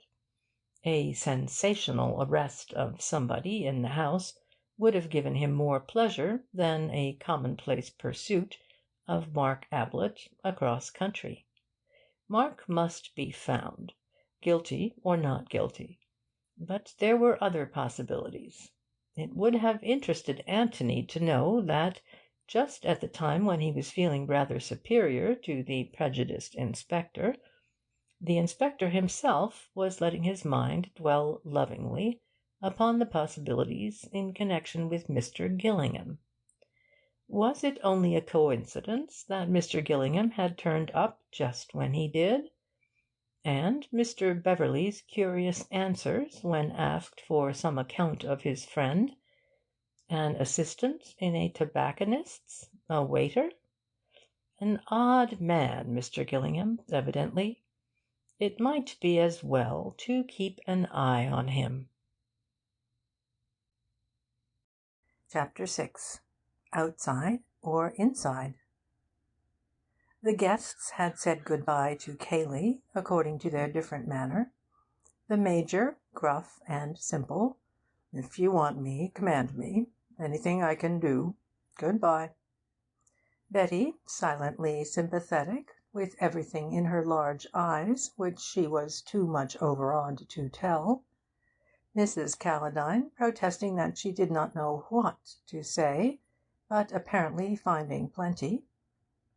And Miss Norris, crowding so much into one despairing gesture that Cayley's unvarying "thank you very much" might have been taken this time as gratitude for an artistic entertainment.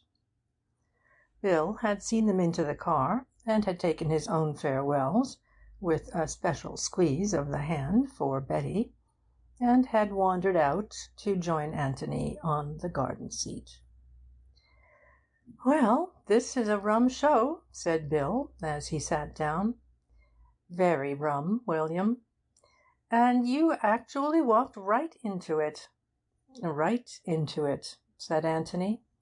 "Then you're the man I want. There are all sorts of rumours and mysteries about, and that inspector fellow simply wouldn't keep to the point when I wanted to ask him about the murder, or whatever it is, but kept asking me questions about where I'd met you first, and all sorts of dull things like that. Now, what really happened?" Anthony told him, as concisely as he could, all that he had already told the inspector. Bill interrupting him here and there with appropriate "Good Lords!" and whistles. "I say, it's a bit of a business, isn't it? Where do I come in, exactly?" "How do you mean?" "Well, everybody else is bundled off, except me, and I get put through it by that inspector as if I knew all about it. What's the idea?" Anthony smiled at him. "Well, there's nothing to worry about, you know. Naturally, Birch wanted to see one of you, so as to know what you'd all been doing all day. And Cayley was nice enough to think that you'd be company for me, as I knew you already. And, well, that's all." "You're staying here in the house?" said Bill eagerly. "Good man, that's splendid." "It reconciles you to the departure of some of the others?" Bill blushed. "Oh, well, I shall see her again next week, anyway," he murmured. "I congratulate you. I liked her looks. And that grey dress. A nice, comfortable sort of woman." "You fool, that's her mother." "Oh, I beg your pardon. But anyhow, Bill, I want you more than she does just now, so try and put up with me." "I say, do you really?" said Bill, rather flattered. He had a great admiration for Anthony, and was very proud to be liked by him. "Yes. You see, things are going to happen here soon." "Inquests and that sort of thing?" "Well, perhaps something before that. Hallo, here comes Cayley." Cayley was walking across the lawn toward them, a big, heavy-shouldered man, with one of those strong, clean-shaven, ugly faces which can never quite be called plain. "Bad luck on Cayley," said Bill. "I say, I ought to tell him how sorry I am, and all that sort of thing. It seems so dashed inadequate." "I shouldn't bother," said Anthony. Cayley nodded as he came towards them, and stood there for a moment. "We can make room for you," said Bill, getting up. "Oh, don't bother, thanks. I just came to say," he went on to Anthony, "that naturally they've rather lost their heads in the kitchen, and dinner won't be till 8:30. Do just as you like about dressing, of course. And what about your luggage?" "I thought Bill and I would walk over to the inn directly and see about it." "The car can go and fetch it as soon as it comes back from the station." "It's very good of you, but I shall have to go over myself anyhow, to pack up and pay my bill. Besides, it's a good evening for a walk. If you wouldn't mind it, Bill?" "I should love it." "Well, then, if you leave the bag there, I'll send the car round for it later." "Thanks very much." Having said what he wanted to say, Cayley remained there, a little awkwardly, as if not quite sure whether to go or to stay. Anthony wondered whether he wanted to talk about the afternoon's happenings, or whether it was the one subject he wished to avoid. To break the silence, he asked carelessly if the inspector had gone. Cayley nodded. Then he said abruptly, "He's getting a warrant for Mark's arrest." Bill made a suitably sympathetic noise, and Anthony said, with a shrug of the shoulders, "Well, he was bound to do that, wasn't he? It doesn't follow that... Well, it doesn't mean anything. They naturally want to get hold of your cousin, innocent or guilty." "Which do you think it is, Mr. Gillingham?" "Mark? It's absurd," said Bill impetuously. "Bill's loyal, you see, Mr. Cayley." "And you owe no loyalty to anyone concerned?" "Exactly. So perhaps I might be too frank." Bill had dropped down onto the grass, and Cayley took his place on the seat and sat there heavily, his elbows on his knees, his chin on his hands, gazing at the ground. "I want you to be quite frank," he said at last. "Naturally, I am prejudiced where Mark is concerned. So I want to know how my suggestion strikes you, who have no prejudices either way." "Your suggestion?" "My theory that, if Mark killed his brother, it was purely accidental, as I told the inspector." Bill looked up with interest. "You mean that Robert did the hold-up business," he said, "and there was a bit of struggle, and the revolver went off, and then Mark lost his head and bolted? That sort of idea?" "Exactly." "Well, that seems all right." He turned to Anthony. "There's nothing wrong with that, is there? It's the most natural explanation to anyone who knows Mark." Anthony pulled at his pipe. "I suppose it is," he said slowly. "But there's one thing that worries me rather." "What's that?" said Bill, and Cayley asked the same question. "The key." "The key?" Cayley lifted his head and looked at Anthony. "What about the key?" "Well, there may be nothing in it. I just wondered. Suppose Robert was killed, as you say, and suppose Mark lost his head and thought of nothing but getting away before anyone could see him. Well, very likely he'd lock the door and put the key in his pocket. He'd do it without thinking, just to gain a moment's time." "Yes, that's what I suggest. It seems sound enough." "It seems sound enough," said Bill. "Sort of thing you'd do without thinking. Besides, if you are going to run away, it gives you more of a chance." "Yes, that's all right, if the key is there. But suppose it isn't there?" The suggestion, made as if it were already an established fact, startled them both. They looked at him wonderingly. "What do you mean?" said Cayley. "Well, it's just a question of where people happen to keep their keys. You go up to your bedroom, and perhaps you like to lock your door in case anybody comes wandering in when you've got only one sock and a pair of braces on. Well, that's natural enough, and if you look round the bedrooms of almost any house, you'll find the keys all ready, so that you can lock yourself in at a moment's notice. But downstairs people don't lock themselves in. It's really never done at all. Bill, for instance, has never locked himself into the dining room in order to be alone with the sherry. On the other hand, all women, and particularly servants, have a horror of burglars, and if a burglar gets in by the window, they like to limit his activities to that particular room, so they keep the keys on the outside of the doors, and lock the doors when they go to bed." He knocked the ashes out of his pipe and added, "At least, my mother always used to." "You mean," said Bill excitedly, "that the key was on the outside of the door when Mark went into the room?"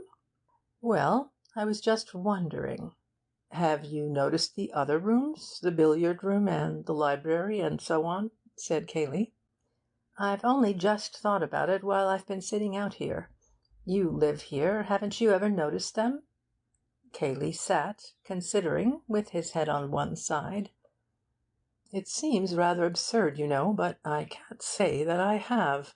He turned to Bill. 'Have you?' 'Good Lord, no! I should never worry about a thing like that.' 'I'm sure you wouldn't,' laughed Anthony. 'Well, we can have a look when we go in. If the other keys are outside, then this one was probably outside too, and in that case, well, it makes it more interesting.' Cayley said nothing. Bill chewed a piece of grass, and then said, 'Does it make much difference?' 'It makes it more hard to understand what happened in there. Take your accidental theory, and see where you get to. No instinctive turning of the key now, is there? He's got to open the door to get in, and the opening of the door means showing his head to anybody in the hall, his cousin, for instance, whom he left there 2 minutes ago. Is a man in Mark's state of mind, frightened to death lest he should be found with the body, going to do anything so foolhardy as that?' 'He needn't have been afraid of me,' said Cayley. 'Then why didn't he call for you? He knew you were about. You could have advised him. Heaven knows he wanted advice.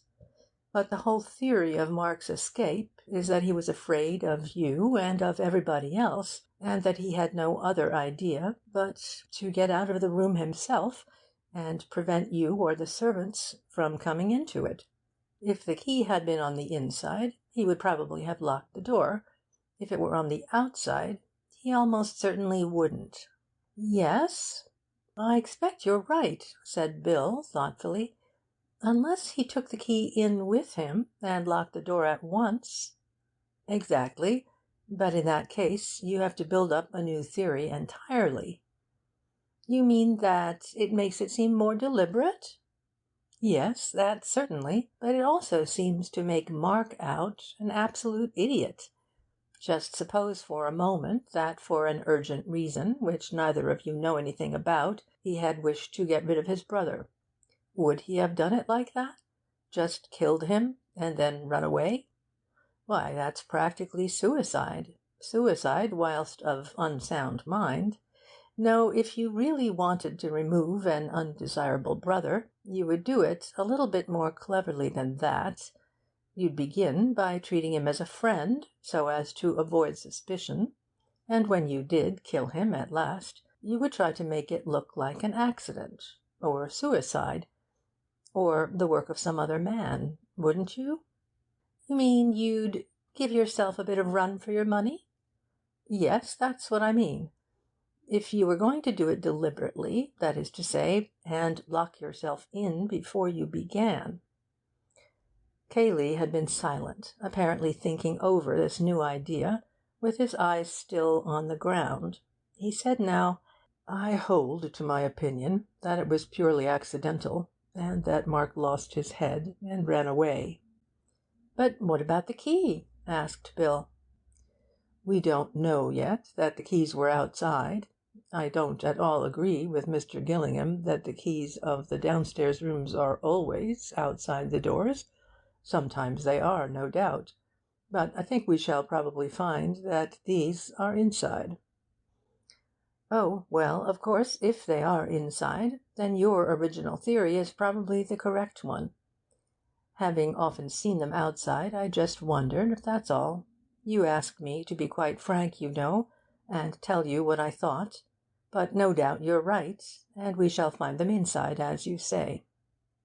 'Even if the key was outside,' went on Cayley stubbornly, 'I still think it might have been accidental. He might have taken it in with him, knowing that the interview would be an unpleasant one, and not wishing to be interrupted.' 'But he had just told you to stand by in case he wanted you. So why should he lock you out? Besides, I should think that if a man were going to have an unpleasant interview with a threatening relation, the last thing he would do would be to barricade himself in with him. He would want to open all the doors and say, "Get out of it." Cayley was silent. but his mouth looked obstinate. Anthony gave a little apologetic laugh and stood up. "Well, come on, Bill," he said. "We ought to be stepping." He held out a hand and pulled his friend up.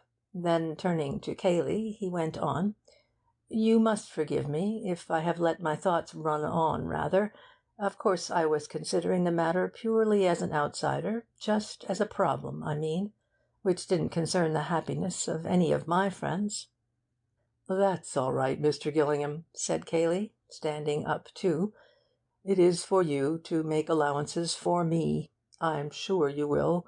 You say that you're going up to the inn now about your bag?" "Yes." He looked up at the sun and then round the parkland stretching about the house. "Let me see, it's over in that direction, isn't it?" He pointed southwards. "Can we get to the village that way, or must we go by the road?" "I'll show you, my boy," said Bill. "Bill will show you. The park reaches almost as far as the village. Then I'll send the car round in about half an hour." "Thanks very much." Cayley nodded and turned to go into the house.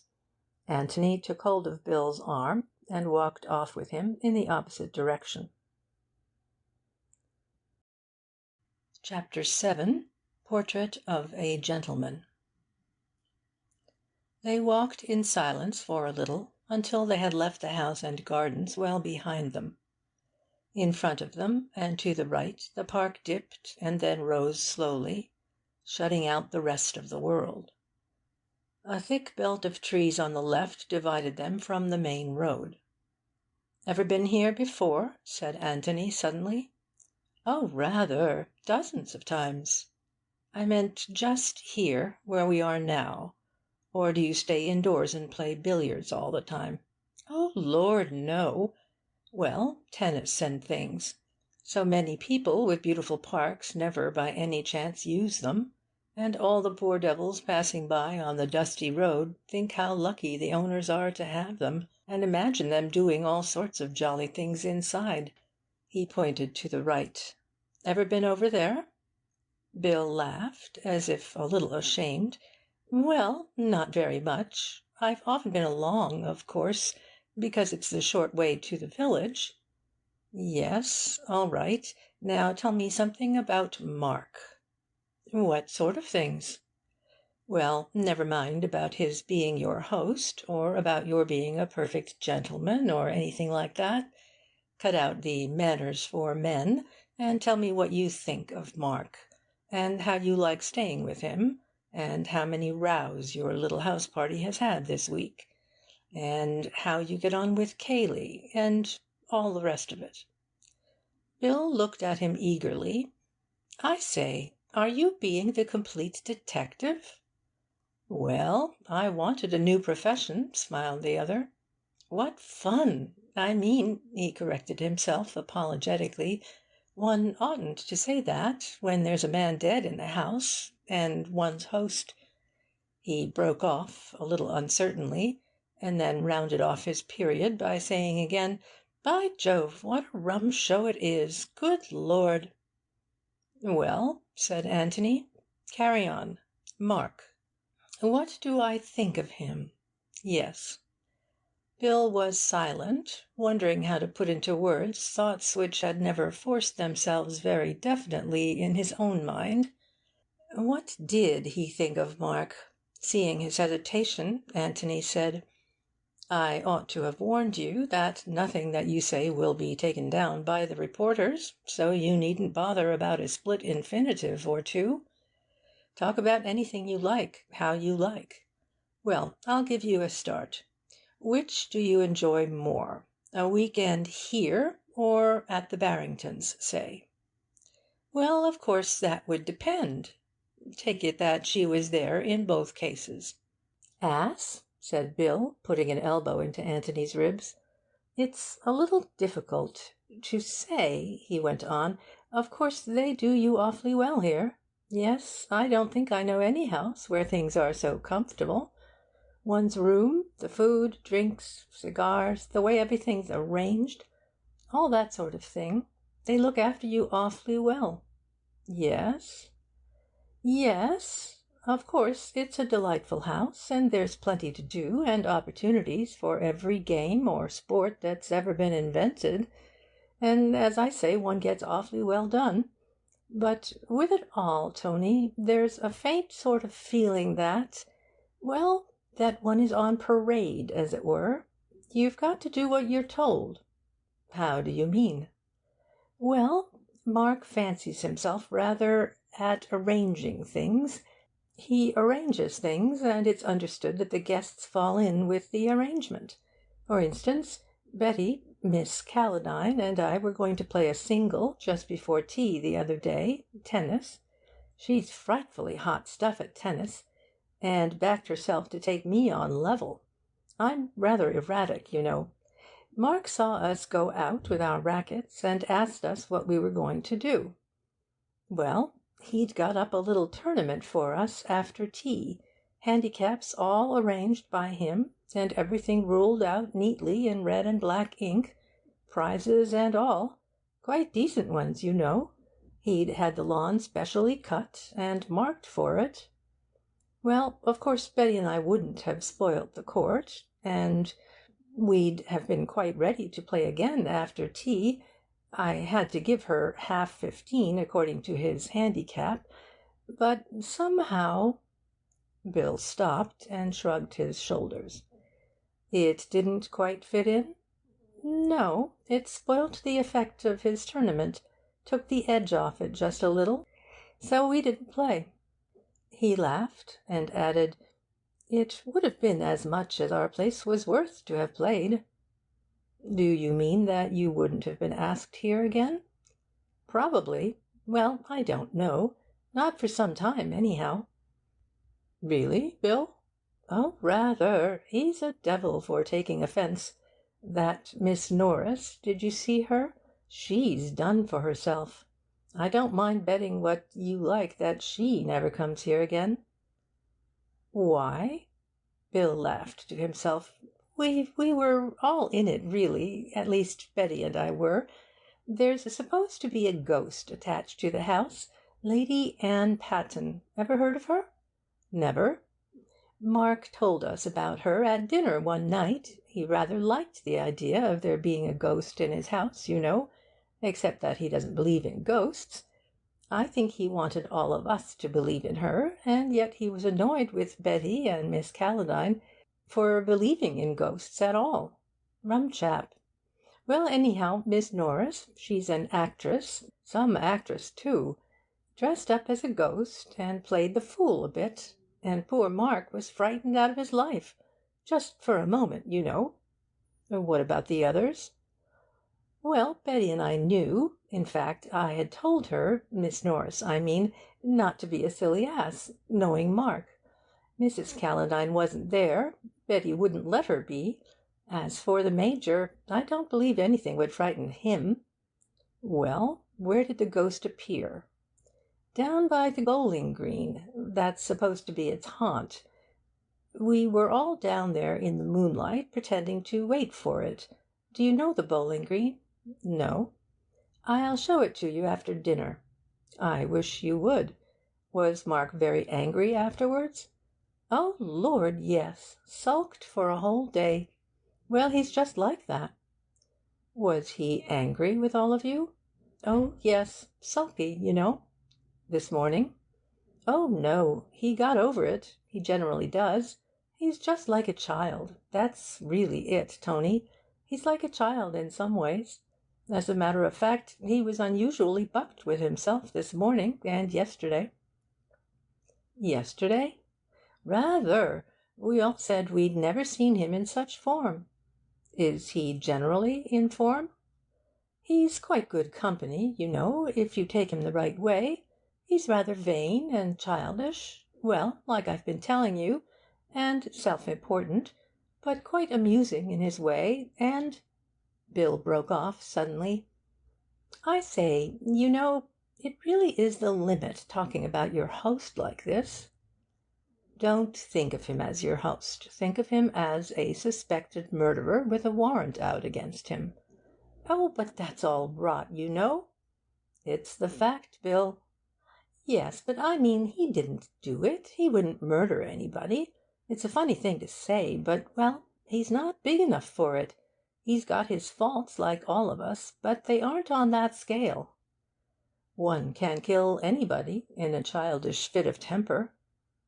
Bill grunted assent, but without prejudice to Mark. All the same, he said, I can't believe it. That he would do it deliberately, I mean. Suppose it was an accident, as Cayley says. Would he lose his head and run away? Bill considered for a moment. Yes, I really think he might, you know. He nearly ran away when he saw the ghost. Of course, that's different, rather. Oh, I don't know. In each case, it's a question of obeying your instinct instead of your reason. They had left the open land and were following a path through the bordering trees. Two abreast was uncomfortable, so Anthony dropped behind, and further conversation was postponed until they were outside the boundary fence and in the high road. The road sloped gently down to the village of Woodham, a few red-roofed cottages, and the grey tower of a church showing above the green. "Well, now," said Anthony, as they stepped out more quickly, "what about Cayley?" "How do you mean, what about him?" "I want to see him. I can see Mark perfectly, thanks to you, Bill. You were wonderful. Now let's have Cayley's character. Cayley from within." Bill laughed in a pleased embarrassment, and protested that he was not a blooming novelist.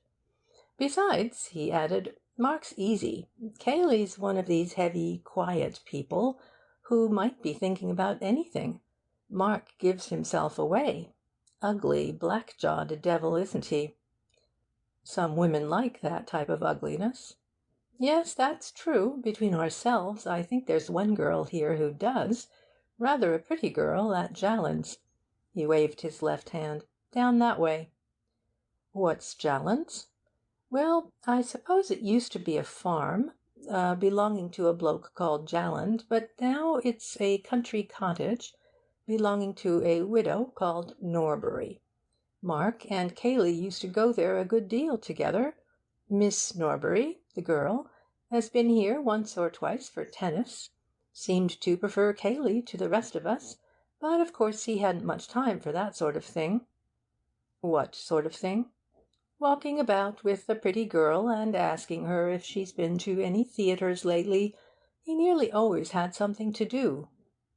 "Mark kept him busy?" "Yes. Mark never seemed quite happy unless he had Cayley doing something for him. He was quite lost and helpless without him. And, funnily enough, Cayley seemed lost without Mark." "He was fond of him?" "Yes, I should say so. In a protective kind of way. He'd sized Mark up, of course. His vanity, his self-importance, his amateurishness, and all the rest of it. But he liked looking after him, and he knew how to manage him." "Yes. What sort of terms was he on with the guests? You and Miss Norris and all of them?" "Just polite and rather silent, you know, keeping himself to himself. We didn't see so very much of him, except at meals. We were here to enjoy ourselves, and, well, he wasn't." "He wasn't there when the ghost walked?" "No. I heard Mark calling for him when he went back to the house. I expect Cayley stroked down his feathers a bit, and told him that girls will be girls. Hallo, here we are." They went into the inn, and while Bill made himself pleasant to the landlady, Anthony went upstairs to his room. It appeared that he had not very much packing to do after all. He returned his brushes to his bag, glanced round to see that nothing else had been taken out, and went down again to settle his bill. He had decided to keep on his room for a few days, partly to save the landlord and his wife the disappointment of losing a guest so suddenly, partly in case he found it undesirable, later on, to remain at the Red House. For he was taking himself seriously as a detective. Indeed, he took himself seriously, while getting all the fun out of it which was possible, at every new profession he adopted. and he felt that there might come a time, after the inquest, say, when he could not decently remain at the Red House as a guest, a friend of Bill's, enjoying the hospitality of Mark or Cayley, whichever was to be regarded as his host, without forfeiting his independent attitude towards the events of that afternoon. At present he was staying in the house merely as a necessary witness, and, since he was there, Cayley could not object to him using his eyes. But if, after the inquest, it appeared that there was still work for a pair of independent and very keen eyes to do, then he must investigate either with his host's approval or from beneath the roof of some other host, the landlord of the George, for instance, who had no feelings in the matter. For of one thing Anthony was certain: Cayley knew more than he professed to know. That is to say, he knew more than he wanted other people to know he knew. Anthony was one of the other people. If, therefore, he was for trying to find out what it was that Cayley knew, he could hardly expect Cayley's approval of his labours. It would be the George, then, for Anthony, after the inquest. What was the truth?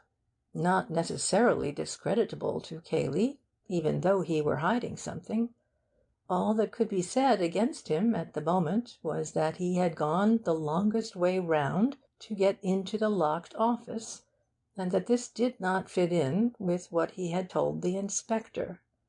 But it did fit in with the theory that he had been an accessory after the event, and that he wanted, while appearing to be in a hurry, to give his cousin as much time as possible in which to escape. That might not be the true solution, but it was at least a workable one. The theory which he had suggested to the inspector was not. However, there would be a day or two before the inquest in which Anthony could consider all these matters from within the Red House. The car was at the door. He got in with Bill. The landlord put his bag on the front seat next to the chauffeur, and they drove back. Chapter 8. Do you follow me, Watson? Anthony's bedroom looked over the park at the back of the house. The blinds were not yet drawn, while he was changing his clothes for dinner, and at various stages of undress he would pause and gaze out of the window, sometimes smiling to himself, sometimes frowning, as he turned over in his mind all the strange things that he had seen that day. He was sitting on his bed, in shirt and trousers, absently smoothing down his thick black hair with his brushes, when Bill shouted an "Hello" through the door and came in. "I say, buck up, old boy. I'm hungry," he said. Anthony stopped smoothing himself and looked up at him thoughtfully. "Where's Mark?" he said. "Mark? You mean Cayley." Anthony corrected himself with a little laugh. "Yes, I mean Cayley. Is he down? I say, I shan't be a moment, Bill." He got up from the bed and went on briskly with his dressing. "Oh, by the way," said Bill, taking his place on the bed, "your idea about the keys is a washout." "Why? How do you mean?" "I went down just now and had a look at them. We were asses not to have thought of it when we came in. The library key is outside, but all the others are inside." "Yes, I know." "You devil! I suppose you did think of it, then?" "I did, Bill," said Anthony apologetically. "Brother, I hoped you'd forgotten. Well, that knocks your theory on the head, doesn't it?" "I never had a theory. I only said that if they were outside, it would probably mean that the office key was outside, and that, in that case, Cayley's theory was knocked on the head." "Well, now it isn't, and we don't know anything. Some were outside and some inside, and there you are. It makes it much less exciting. When you were talking about it on the lawn, I really got quite keen on the idea of the key being outside and Mark taking it in with him." "It's going to be exciting enough," said Anthony mildly, as he transferred his pipe and tobacco into the pocket of his black coat. "Well, let's come down. I'm ready now." Cayley was waiting for them in the hall. He made some polite inquiry as to the guests' comfort, and the three of them fell into a casual conversation about houses in general and the Red House in particular. "You were quite right about the keys," said Bill during a pause. He was less able than the other two, perhaps because he was younger than they, to keep away from the subject which was uppermost in the minds of them all. "Keys?" said Cayley blankly. "We were wondering whether they were outside or inside." Oh, yes." He looked slowly round the hall at the different doors, and then smiled in a friendly way to Anthony. "We both seem to have been right, Mr. Gillingham, so we don't get much farther." "No," he gave a shrug. "I just wondered, I thought it was worth mentioning." "Oh, quite. Not that you would have convinced me, just as Elsie's evidence doesn't convince me." "Elsie?" said Bill excitedly. Anthony looked inquiringly at him, wondering who Elsie was. "One of the housemaids," explained Cayley. "You didn't hear what she told the inspector? Of course, as I told Birch, girls of that class make things up, but he seemed to think she was genuine." "What was it?" said Bill. Cayley told them of what Elsie had heard through the office door that afternoon. "You were in the library then, of course," said Anthony, rather to himself than to the other. "She might have gone through the hall without your hearing." "Oh, I've no doubt she was there, and heard voices. Perhaps she heard those very words, but—" He broke off, and then added impatiently, "It was accidental. I know it was accidental. What's the good of talking as if Mark was a murderer?" Dinner was announced at that moment, and as they went in he added, "What's the good of talking about it at all, if it comes to that?" "What indeed?" said Anthony, and to Bill's great disappointment they talked of books and politics during the meal. Cayley made an excuse for leaving them as soon as their cigars were alight. He had business to attend to, as was natural. Bill would look after his friend. Bill was only too willing. He offered to beat Anthony at billiards, to play him at piquet, to show him the garden by moonlight, or indeed to do anything else with him that he required. "Thank the Lord you're here," he said piously. "I couldn't have stood it alone." "Let's go outside," suggested Anthony. "It's quite warm. Somewhere where we can sit down, right away from the house. I want to talk to you." "Good man! What about the bowling green?" "Oh, you were going to show me that, anyhow, weren't you? Somewhere where we can talk without being overheard?" "Rather! The ideal place. You'll see." They came out of the front door and followed the drive to the left. Coming from Woodham, Anthony had approached the house that afternoon from the other side. The way they were going now would take them out at the opposite end of the park, on the high road to Stanton, a country town some 3 miles away. They passed by a gate and a gardener's lodge, which marked the limit of what auctioneers like to call the ornamental grounds of the estate, and then the open park was before them. "Sure we haven't missed it?" said Anthony. The park lay quietly in the moonlight on either side of the drive, wearing a little way ahead of them a deceptive air of smoothness, which retreated always as they advanced. "Rum, isn't it?" said Bill. "An absurd place for a bowling green, but I suppose it was always here." "Yes, but always where? It's short enough for golf, perhaps, but— Hullo!" They had come to the place. The road bent round to the right, but they kept straight on over a broad grass path for 20 yards, and there in front of them was the green. A dry ditch, 10 feet wide and 6 feet deep, surrounded it, except in the one place where the path went forward. 2 or 3 grass steps led down to the green, on which there was a long wooden bench for the benefit of spectators. "Yes, it hides itself very nicely," said Anthony. "Where do you keep the bowls?" "In a sort of summer-house place round here." They walked along the edge of the green until they came to it, a low wooden bunk which had been built into one of the walls of the ditch. Jolly view." Bill laughed. "Nobody sits there. It's just for keeping things out of the rain."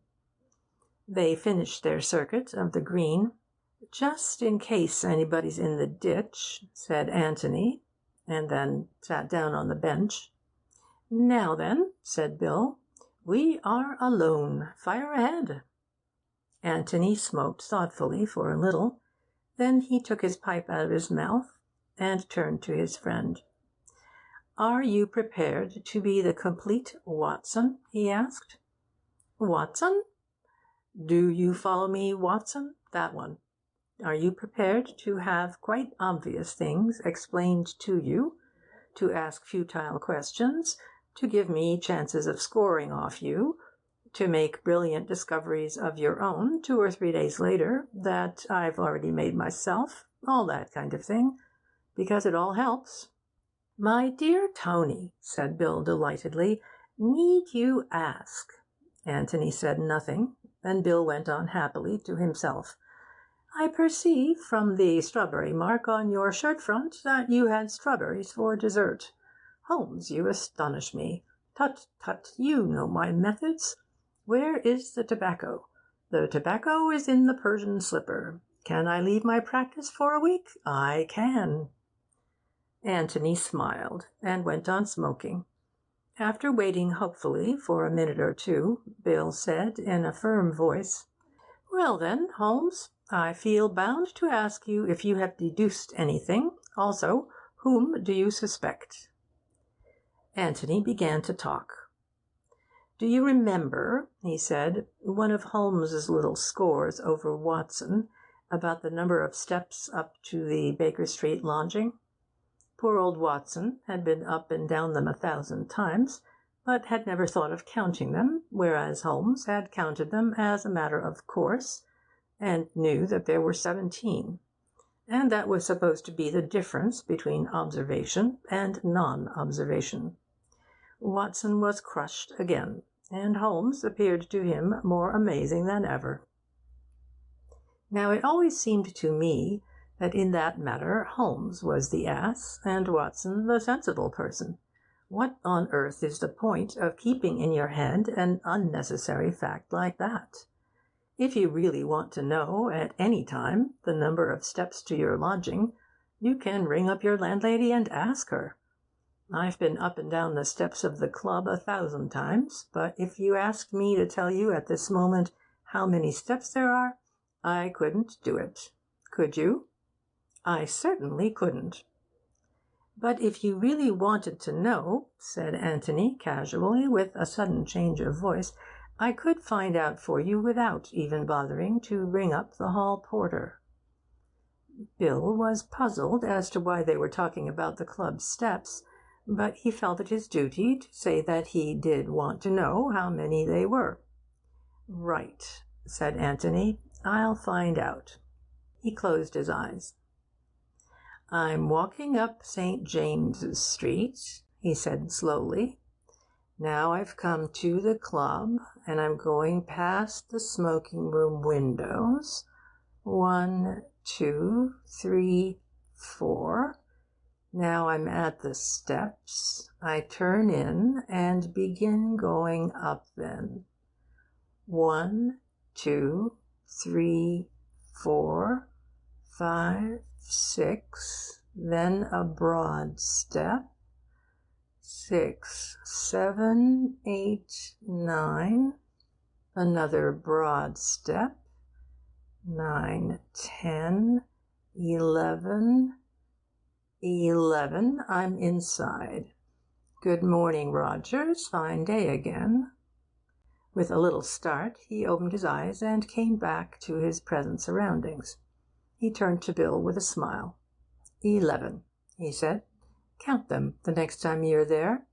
11, and now I hope I shall forget it again.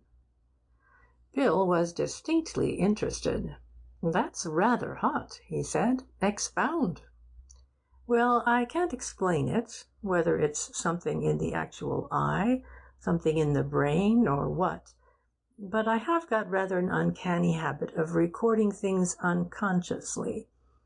You know that game where you look at a tray full of small objects for 3 minutes, and then turn away and try to make a list of them?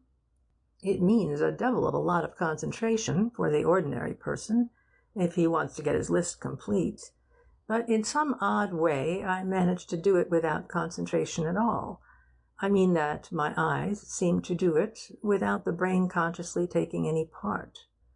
I could look at the tray, for instance, and talk to you about golf at the same time, and still get my list right. I should think that's rather a useful gift for an amateur detective. You ought to have gone into the profession before." "Well, it is rather useful. It's rather surprising, you know, to a stranger. Let's surprise Cayley with it, shall we?" "How?"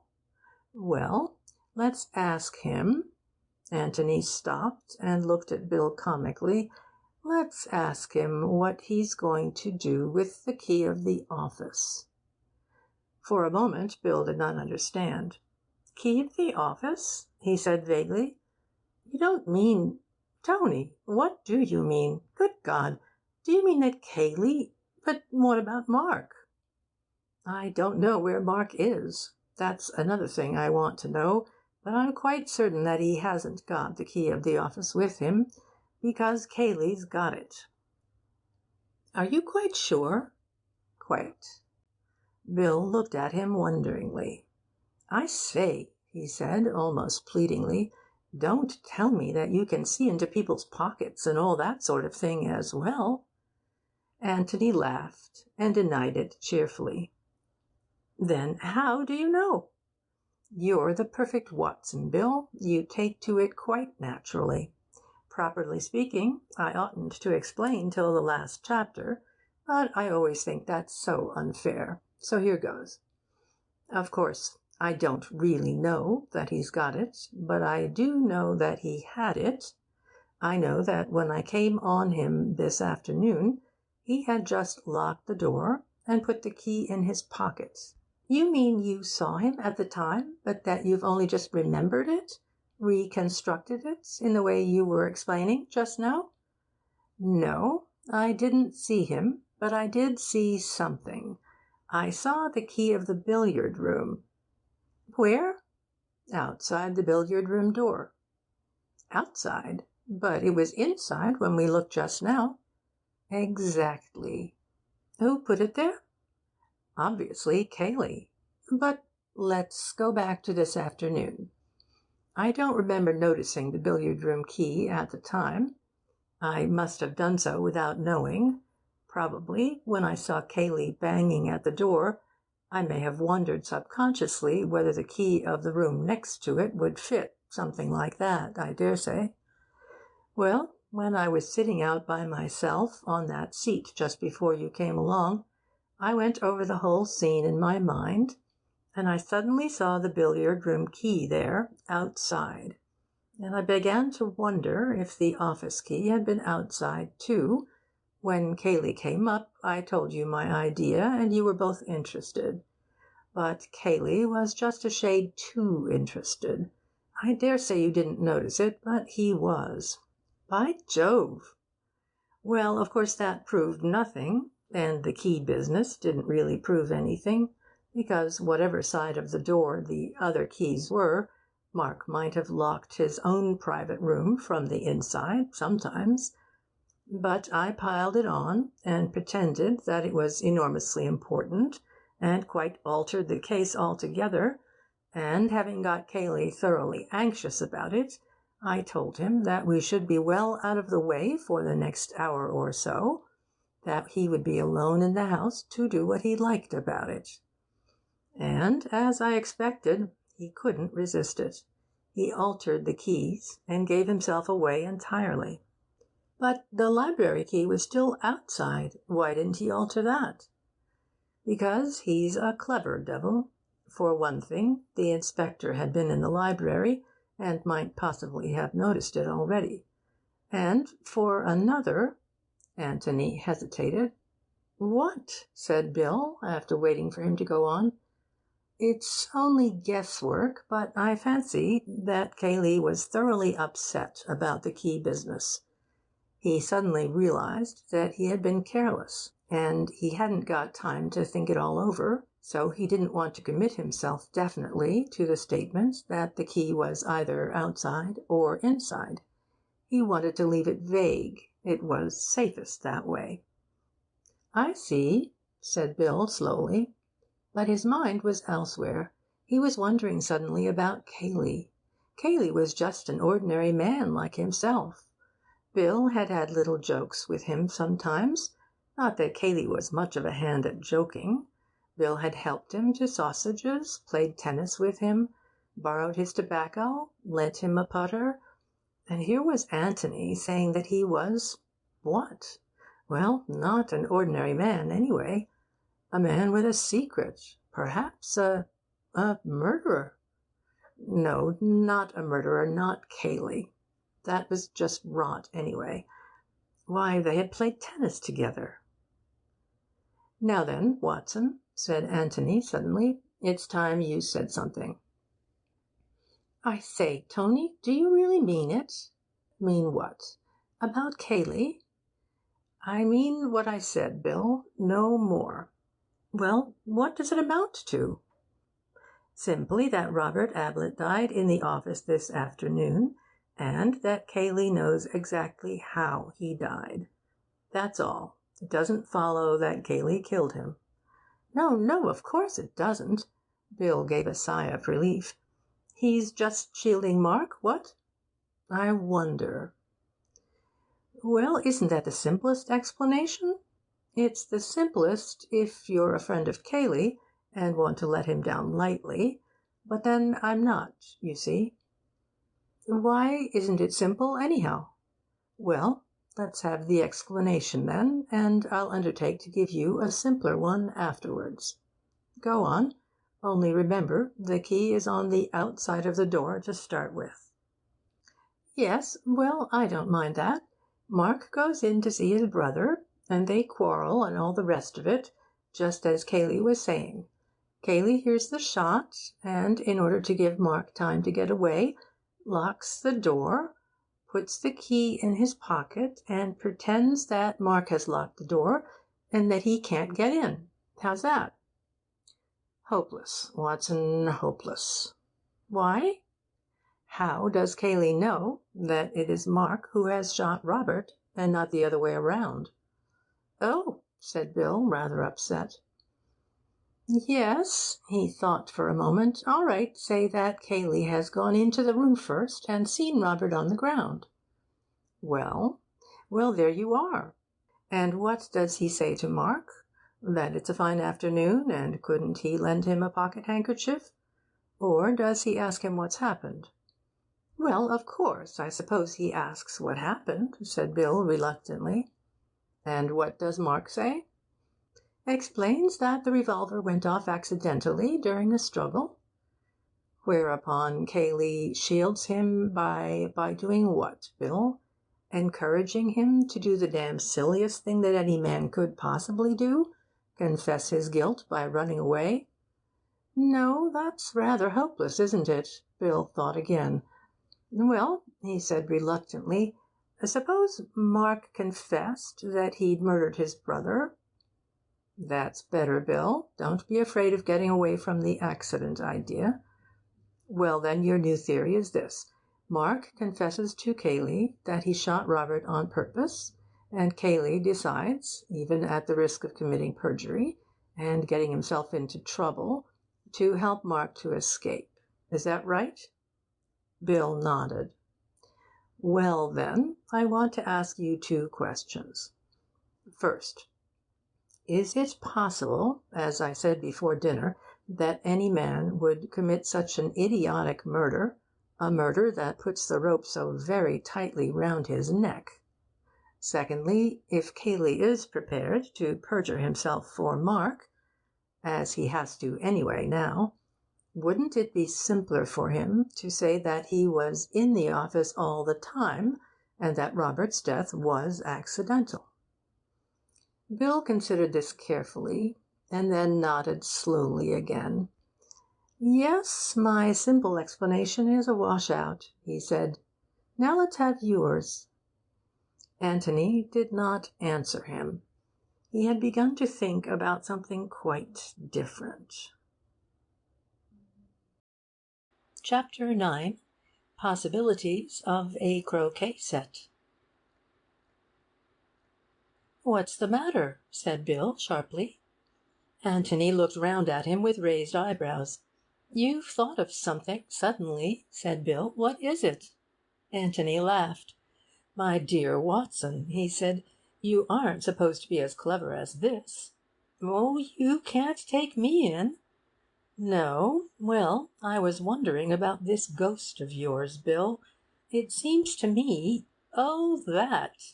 Bill was profoundly disappointed. "What on earth has the ghost got to do with it?" "I don't know," said Antony apologetically. "I don't know what anything has got to do with it. I was just wondering. You shouldn't have brought me here if you hadn't wanted me to think about the ghost. This is where she appeared, isn't it?" "Yes." Bill was distinctly short about it. "How?" "What?" "I said how." "How? How do ghosts appear?" "I don't know. They just appear." "Over 400 or 500 yards of open park?" "Well, but she had to appear here, because this is where the original one, Lady Anne, you know, was supposed to walk." "Oh, never mind Lady Anne. A real ghost can do anything. But how did Miss Norris appear suddenly over 500 yards of bare park?" Bill looked at Antony with open mouth. "I don't know," he stammered. "We never thought of that." "You would have seen her long before, wouldn't you, if she had come the way we came?" "Of course we should." "And that would have spoilt it, rather. You would have had time to recognize her walk." Bill was interested now. "That's rather funny, you know, Tony. We none of us thought of that." "You're sure she didn't come across the park when none of you were looking?" "Quite, because you see Betty and I were expecting her, and we kept looking round in case we saw her, so that we should all be playing with our backs to her." "You and Miss Caledine were playing together?"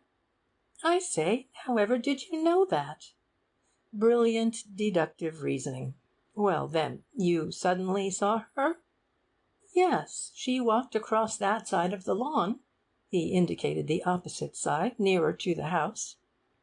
"She couldn't have been hiding in the ditch? Do you call it the moat, by the way?" "Mark does. We don't among ourselves. No, she couldn't. Betty and I were here before the others, and walked around a bit. We should have seen her." "Then she must have been hiding in the shed. Or do you call it the summer house?" "We had to go there for the bowls, of course. She couldn't have been there." "Oh." "It's dashed funny," said Bill, after an interval for thought.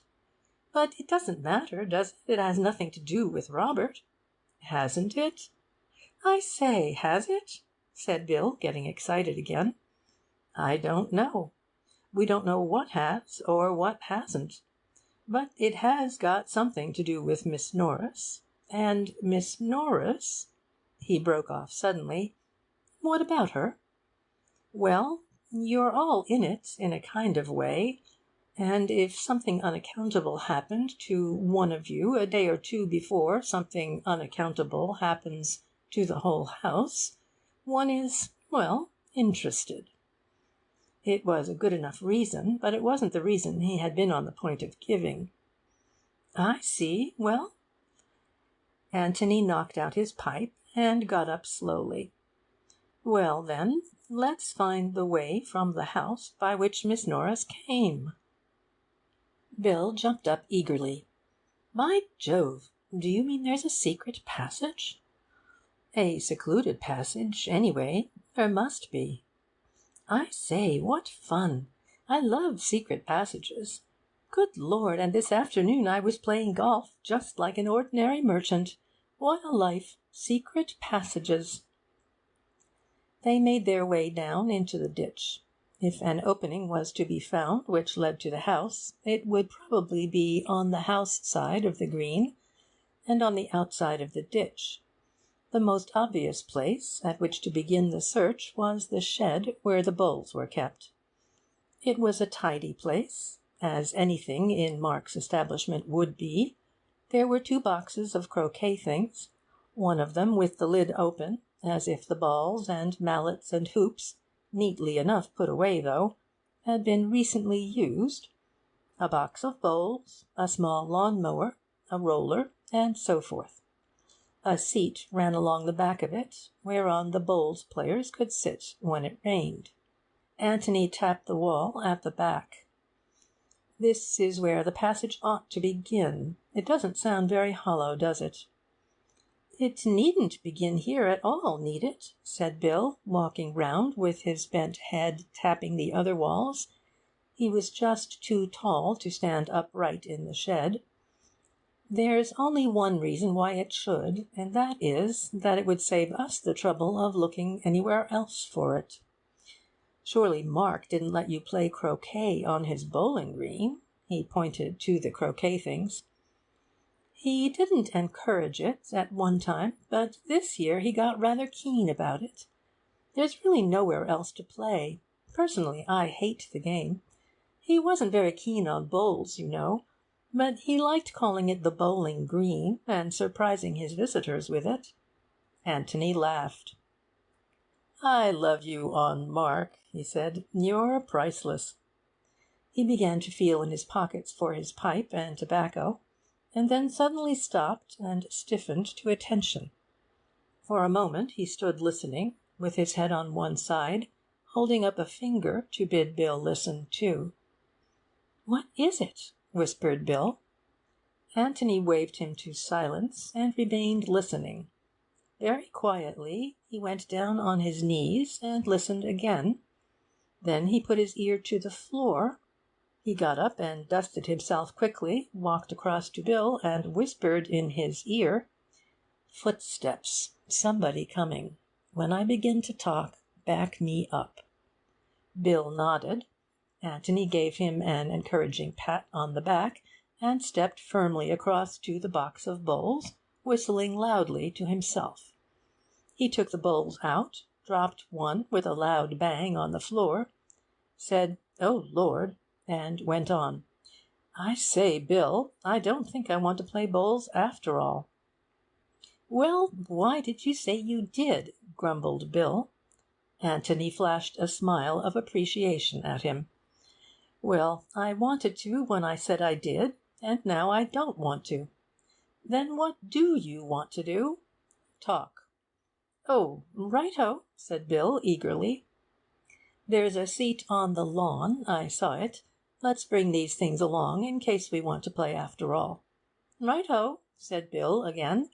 He felt safe with that, not wishing to commit himself until he knew what he was wanted to say. As they went across the lawn, Antony dropped the bowls and took out his pipe. "Got a match?" he said loudly. As he bent his head over the match, he whispered, "There'll be somebody listening to us. You can take the Cayley view," and then went on in his ordinary voice. "I don't think much of your matches, Bill," and struck another. They walked over to the seat and sat down. "What a heavenly night!" said Antony. "Ripping! I wonder where that poor devil Mark is now. It's a rum business. You agree with Cayley that it was an accident?" "Yes. You see, I know Mark." Antony produced a pencil and a piece of paper, and began to write on his knee, but while he wrote he talked. He said that he thought Mark had shot his brother in a fit of anger, and that Cayley knew, or anyhow guessed, and had tried to give his cousin a chance of getting away. Mind you, I think he's right. I think it's what any of us would do. I shan't give it away, of course, but somehow there are one or two little things which make me think that Mark really did shoot his brother. I mean, other than accidentally. Murdered him?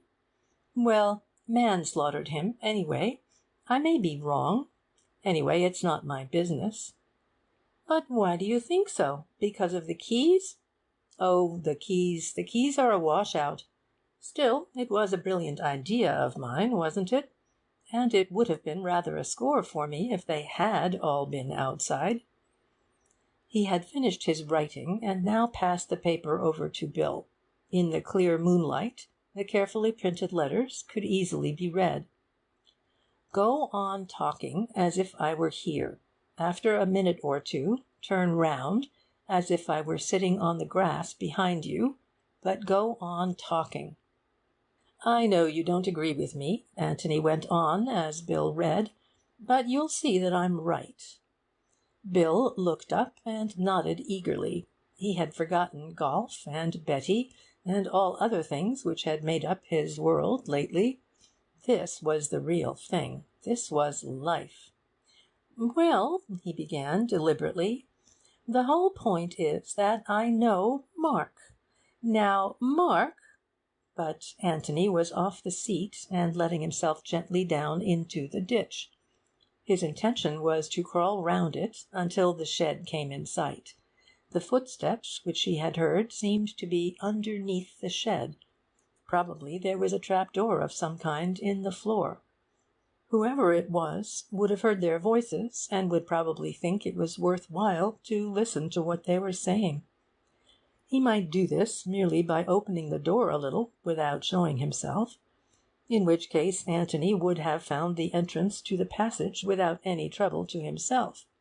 But when Bill turned his head and talked over the back of the seat, it was probable that the listener would find it necessary to put his head outside in order to hear, and then Anthony would be able to discover who it was. Moreover, if he should venture out of his hiding-place altogether and peep at them over the bank, the fact that Bill was talking over the back of the seat would mislead the watcher into thinking that Anthony was still there, sitting on the grass, no doubt, behind the seat, swinging his legs over the side of the ditch. He walked quickly but very silently along the half-length of the bowling-green to the first corner, passed cautiously round, and then went even more carefully along the width of it to the second corner. He could hear Bill hard at it, arguing from his knowledge of Mark's character that this, that, and the other must have happened, and he smiled appreciatively to himself. Bill was a great conspirator, worth 100 Watsons. As he approached the second corner, he slowed down, and did the last few yards on hands and knees. Then, lying at full length, inch by inch, his head went round the corner. The shed was 2 or 3 yards to his left, on the opposite side of the ditch. From where he lay, he could see almost entirely inside it. Everything seemed to be as they left it. The bowls box, the lawn-mower, the roller, the open croquet box, the— "By Jove!" said Anthony to himself, "that's neat." The lid of the other croquet box was open too. Bill was turning round now. His voice became more difficult to hear. "You see what I mean," he was saying. "If Cayley—" And out of the second croquet box came Cayley's black head. Anthony wanted to shout his applause. It was neat, devilish neat. For a moment he gazed, fascinated, at that wonderful new kind of croquet ball which had appeared so dramatically out of the box, and then reluctantly wriggled himself back. There was nothing to be gained by staying there, and a good deal to be lost, for Bill showed signs of running down. As quickly as he could, Anthony hurried round the ditch and took up his place at the back of the seat. Then he stood up with a yawn, stretched himself, and said carelessly, "Well, don't worry yourself about it, Bill, old man. I dare say you're right. You know Mark, and I don't, and that's the difference. Shall we have a game, or shall we go to bed?" Bill looked at him for inspiration, and, receiving it, said, "Oh, let's just have one game, shall we?" "Right you are," said Anthony. But Bill was much too excited to take the game which followed very seriously. Anthony, on the other hand, seemed to be thinking of nothing but bowls. He played with great deliberation for 10 minutes, and then announced that he was going to bed. Bill looked at him anxiously. "It's all right," laughed Anthony. "You can talk if you want to. Just let's put 'em away first, though." They made their way down to the shed, and while Bill was putting the bowls away, Anthony tried the lid of the closed croquet box. As he expected, it was locked. "Now then," said Bill, as they were walking back to the house again, "I'm simply bursting to know, who was it?" "Cayley." "Good Lord! Where?" "Inside one of the croquet boxes." "Don't be an ass." "It's quite true, Bill." He told the other what he had seen.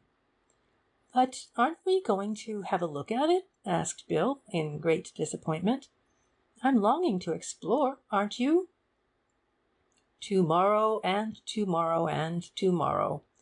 We shall see Cayley coming along this way directly. Besides, I want to get in from the other end if I can. I doubt very much if we can do it this end without giving ourselves away. Look, there's Cayley." They could see him coming along the drive towards them. When they were a little closer, they waved to him, and he waved back.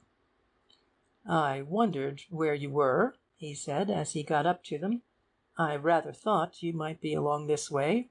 What about bed?" "Bed it is," said Anthony. "We've been playing bowls," added Bill, "and talking, and playing bowls. Ripping night, isn't it?" But he left the rest of the conversation, as they wandered back to the house, to Anthony. He wanted to think. There seemed to be no doubt now that Cayley was a villain. Bill had never been familiar with a villain before. It didn't seem quite fair of Cayley, somehow. He was taking rather a mean advantage of his friends. Lots of funny people there were in the world, funny people with secrets. Look at Tony. That first time he had met him in a tobacconist's shop, anybody would have thought he was a tobacconist's assistant. And Cayley. Anybody would have thought that Cayley was an ordinary, decent sort of person. And Mark.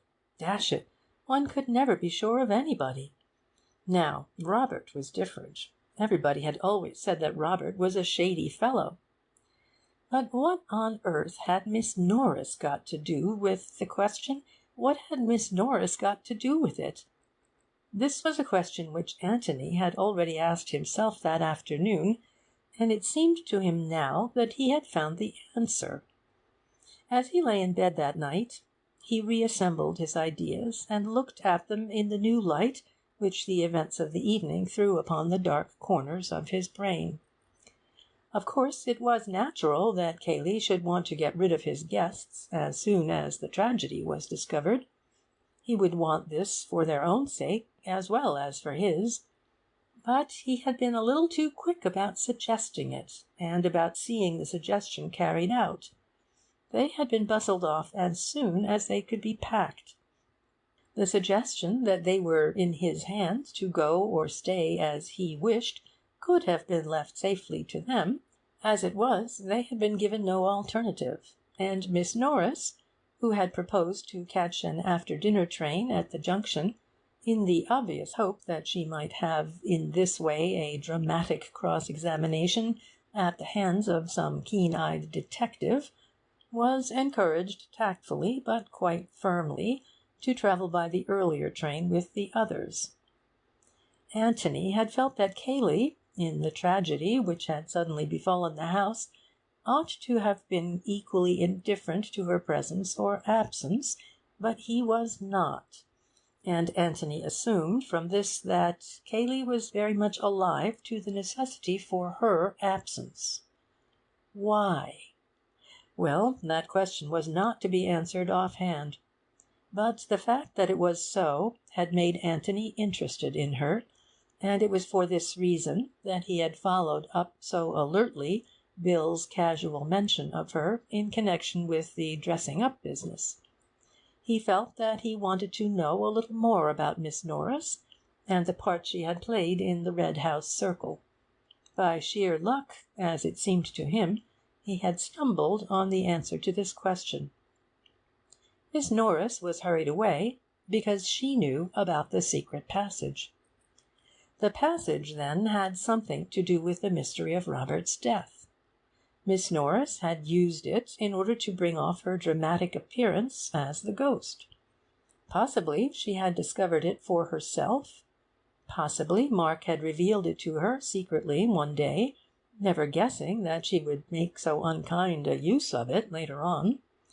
Possibly Cayley, having been let into the joke of her dressing up, had shown her how she could make her appearance on the bowling green even more mysterious and supernatural. One way or another, she knew about the secret passage, so she must be hurried away. Why? Because if she stayed and talked, she might make some innocent mention of it, and Cayley did not want any mention of it. Why again? Obviously because the passage, or even the mere knowledge of its existence, might provide a clue. "I wonder if Mark's hiding there," thought Anthony, and he went to sleep. Chapter 10. Mr. Gillingham Talks Nonsense. Anthony came down in a very good humour to breakfast next morning, and found that his host was before him. Cayley looked up from his letters and nodded. "Any word of Mr. Ablett, of Mark?" said Anthony, as he poured out his coffee. "No. The inspector wants to drag the lake this afternoon." "Oh, is there a lake?" There was just the flicker of a smile on Cayley's face, but it disappeared as quickly as it came. "Well, it's really a pond," he said, "but it was called the lake." "By Mark," thought Anthony. Aloud he said, "What do they expect to find?" "They think that Mark—" He broke off and shrugged his shoulders. "May have drowned himself, knowing that he couldn't get away, and knowing that he had compromised himself by trying to get away at all?" "Yes, I suppose so," said Cayley slowly. "I should have thought he would have given himself more of a run for his money. After all, he had a revolver. If he was determined not to be taken alive, he could always have prevented that. Couldn't he have caught a train to London before the police knew anything about it?" "He might just have managed it. There was a train. They would have noticed him at Woodham, of course. But he might have managed it at Stanton. He's not so well known there, naturally. The inspector has been inquiring. Nobody seems to have seen him. There are sure to be people who will say they did, later on. There was never a missing man yet, but a dozen people come forward who swear to have seen him at a dozen different places at the same time." Cayley smiled. "Yes, that's true. Anyhow, he wants to drag the pond first." He added drily, "From what I've read of detective stories, inspectors always do want to drag the pond first." "Is it deep?" "Quite deep enough," said Cayley, as he got up. On his way to the door he stopped and looked at Anthony. "I'm so sorry that we're keeping you here like this, but it will only be until tomorrow. The inquest is tomorrow afternoon. Do amuse yourself how you like till then. Beverley will look after you." "Thanks very much. I shall really be quite all right." Anthony went on with his breakfast. Perhaps it was true that inspectors liked dragging ponds, but the question was, did Cayley like having them dragged? Was Cayley anxious about it, or quite indifferent? He certainly did not seem to be anxious, but he could hide his feelings very easily beneath that heavy, solid face, and it was not often that the real Cayley peeped out. Just a little too eager once or twice, perhaps, but there was nothing to be learnt from it this morning. Perhaps he knew that the pond had no secrets to give up. After all, inspectors were always dragging ponds. Bill came in noisily. Bill's face was an open book. Excitement was written all over it. "Well," he said eagerly, as he sat down to the business of the meal, "what are we going to do this morning?" "Not talk so loudly, for one thing," said Anthony. Bill looked about him apprehensively. Was Cayley under the table, for example? After last night, one never knew. He raised his eyebrows. "No, but one doesn't want to shout. One should modulate the voice, my dear William, while breathing gently from the hips.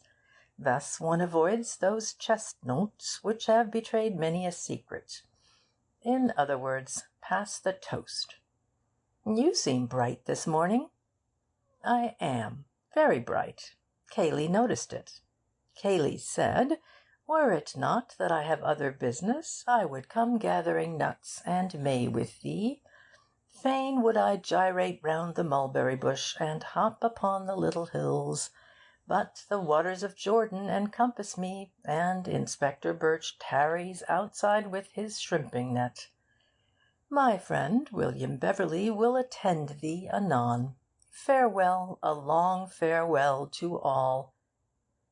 Thy grape nuts." He then left up centre, enter W. Beverley, R. "Are you often like this at breakfast?" "Almost invariably," said he with his mouth full. Exit W. Beverley, L. "It's a touch of sun, I suppose," said Bill, shaking his head sadly. "It's the sun and the moon and the stars all acting together on an empty stomach. Do you know anything about the stars, Mr. Beverley? Do you know anything about Orion's belt, for instance? And why isn't there a star called Beverley's Belt? Or a novel?" said he, masticating. Re-enter W. Beverley through trap-door.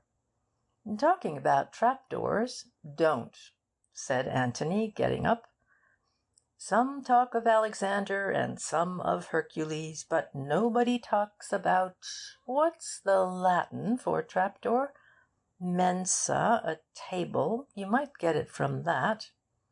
Well, Mr. Beverley," and he slapped him heartily on the back as he went past him, "I shall see you later. Cayley says that you will amuse me, but so far you have not made me laugh once. You must try and be more amusing when you have finished your breakfast. But don't hurry. Let the upper mandibles have time to do the work." With those words Mr. Gillingham then left the spacious apartment. Bill continued his breakfast with a slightly bewildered air.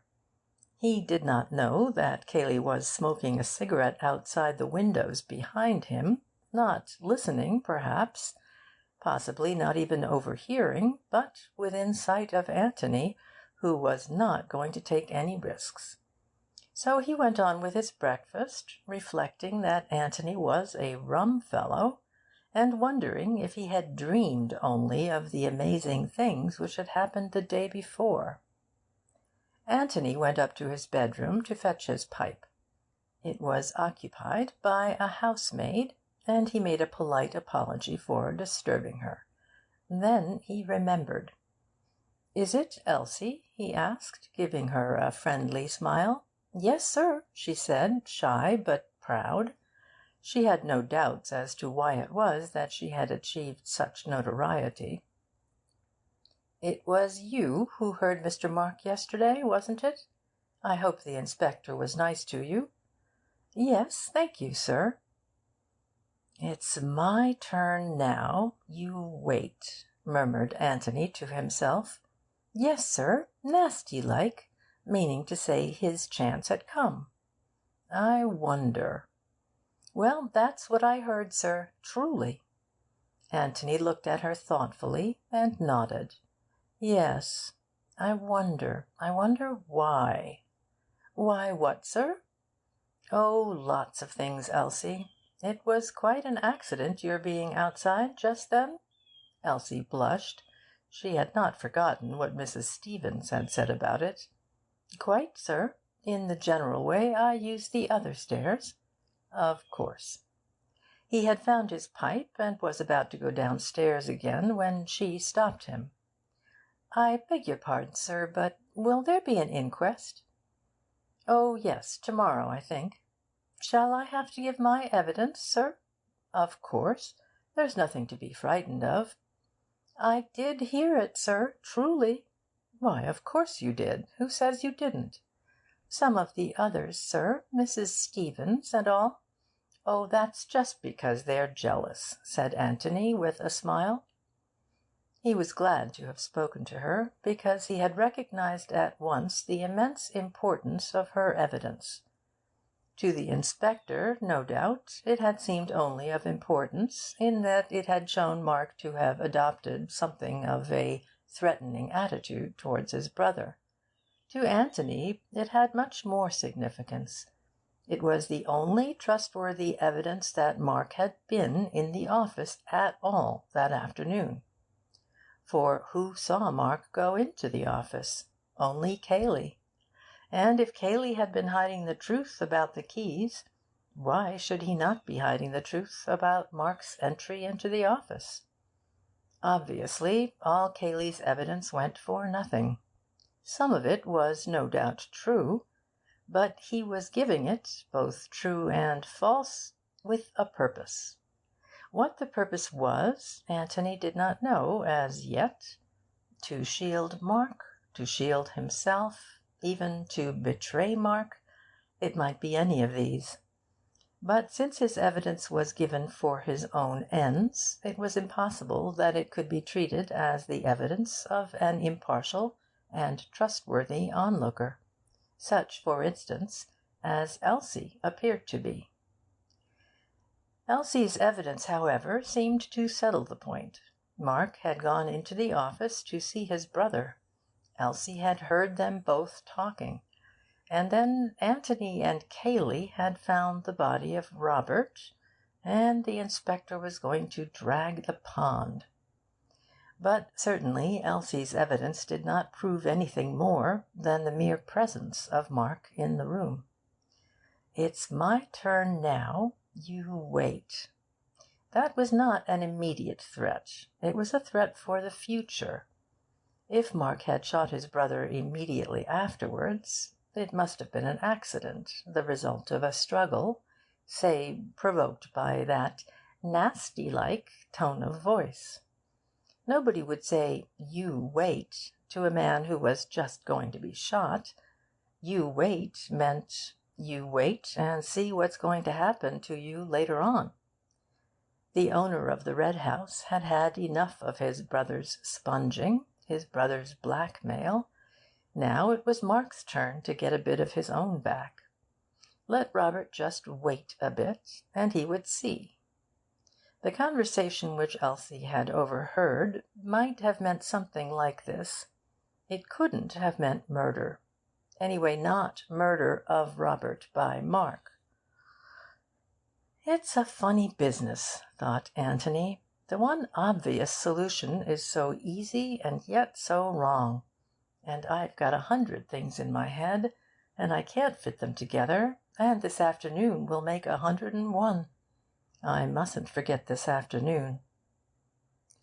He found Bill in the hall, and proposed a stroll. Bill was only too ready. 'Where do you want to go?' he asked. 'I don't mind much. Show me the park.' 'Right-o!' They walked out together.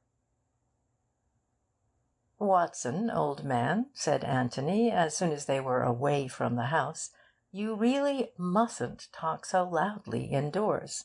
There was a gentleman outside just behind you all the time.' 'Oh, I say,' said Bill, going pink, 'I'm awfully sorry. So that's why you were talking such rot.' 'Partly, yes, and partly because I do feel rather bright this morning. We're going to have a busy day. Are we really? What are we going to do? They're going to drag the pond, beg its pardon, the lake. Where is the lake? We're on the way to it now, if you like to see it. We may as well look at it. Do you haunt the lake much, in the ordinary way? Oh, no, rather not. There's nothing to do there. You can't bathe? Well, I shouldn't care to. Too dirty. I see. This is the way we came yesterday, isn't it? The way to the village? Yes. We go off a bit to the right directly. What are they dragging it for? Mark. Oh, rot, said Bill uneasily. He was silent for a little, and then, forgetting his uncomfortable thoughts in his sudden remembrance of the exciting times they were having, said eagerly, I say, when are we going to look for that passage? We can't do very much while Cayley's in the house. What about this afternoon, when they're dragging the pond? He's sure to be there. Anthony shook his head. There's something I must do this afternoon, he said. Of course, we might have time for both. Has Cayley got to be out of the house for the other thing, too? Well, I think he ought to be. I say, is it anything rather exciting? I don't know. It might be rather interesting. I dare say I could do it at some other time. But I rather fancy it at 3 o'clock, somehow. I've been specially keeping it back for then. I say, what fun! You do want me, don't you? Of course I do. Only, Bill, don't talk about things inside the house unless I begin. There's a good Watson. I won't. I swear I won't. They had come to the pond, Mark's lake, and they walked silently round it. When they had made the circle, Anthony sat down on the grass and relit his pipe. Bill followed his example. Well, Mark isn't there. No, said Bill. At least, I don't quite see why you know he isn't. It isn't knowing, it's guessing, said Anthony rapidly. It's much easier to shoot yourself than to drown yourself. And if Mark had wanted to shoot himself in the water, with some idea of not letting the body be found, he'd have put big stones in his pockets, and the only big stones are near the water's edge, and they would have left marks, and they haven't, and therefore he didn't. And, oh, bother the pond. That can wait till this afternoon. Bill, where does the secret passage begin? Well, that's what we've got to find out, isn't it? Yes. You see, my idea is this. He explained his reasons for thinking that the secret of the passage was concerned in some way with the secret of Robert's death, and went on. My theory is that Mark discovered the passage about a year ago, the time when he began to get keen on croquet. The passage came out into the floor of the shed, and probably it was Cayley's idea to put a croquet box over the trap door, so as to hide it more completely. You know, when once you've discovered a secret yourself, it always seems as if it must be so obvious to everybody else. I can imagine that Mark loved to have this little secret all to himself, and to Cayley, of course, but Cayley wouldn't count. And they must have had great fun fixing it up and making it more difficult for other people to find out. Well, then, when Miss Norris was going to dress up, Cayley gave it away. Probably he told her that she could never get down to the bowling green without being discovered, and then perhaps showed that he knew there was one way in which she could do it, and she wormed the secret out of him somehow. But this was 2 or 3 days before Robert turned up. Exactly. I am not suggesting that there was anything sinister about the passage in the first place.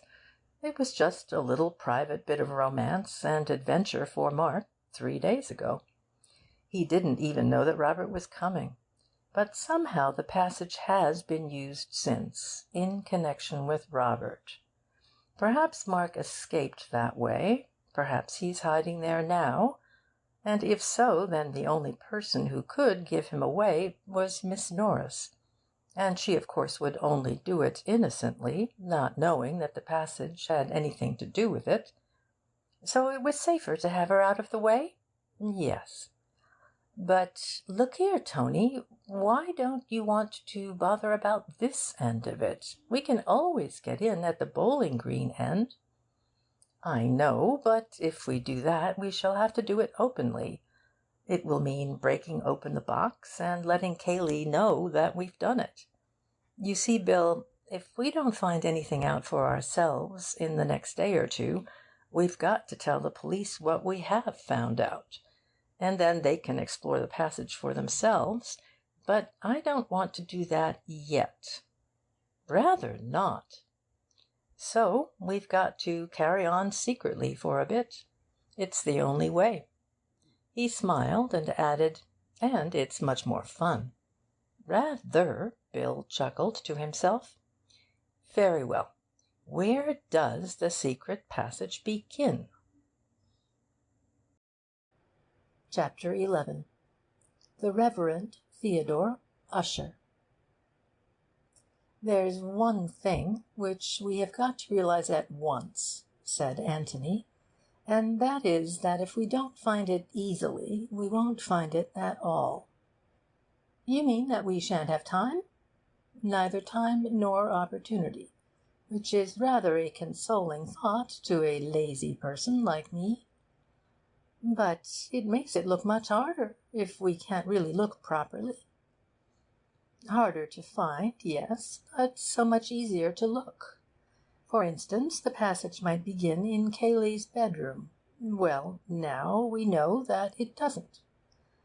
We don't know anything of the sort, protested Bill. We know for the purposes of our search. Obviously, we can't go tailing into Cayley's bedroom and tapping on his wardrobes.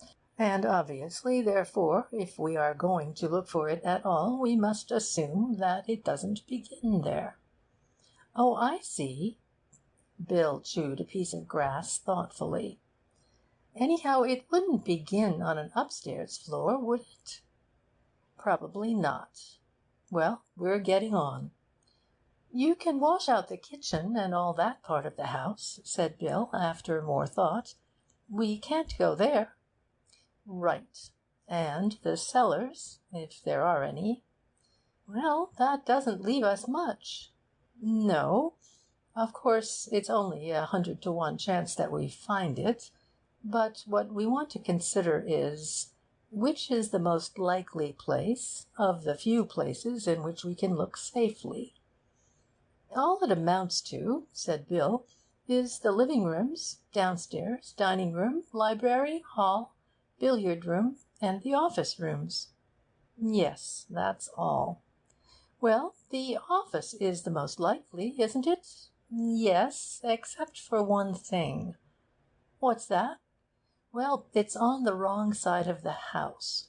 One would expect the passage to start from the nearest place to which it is going. Why make it longer by going under the house first? Yes, that's true. Well, then, you think the dining room or the library? Yes, and the library for choice. I mean for our choice. There are always servants going into dining rooms.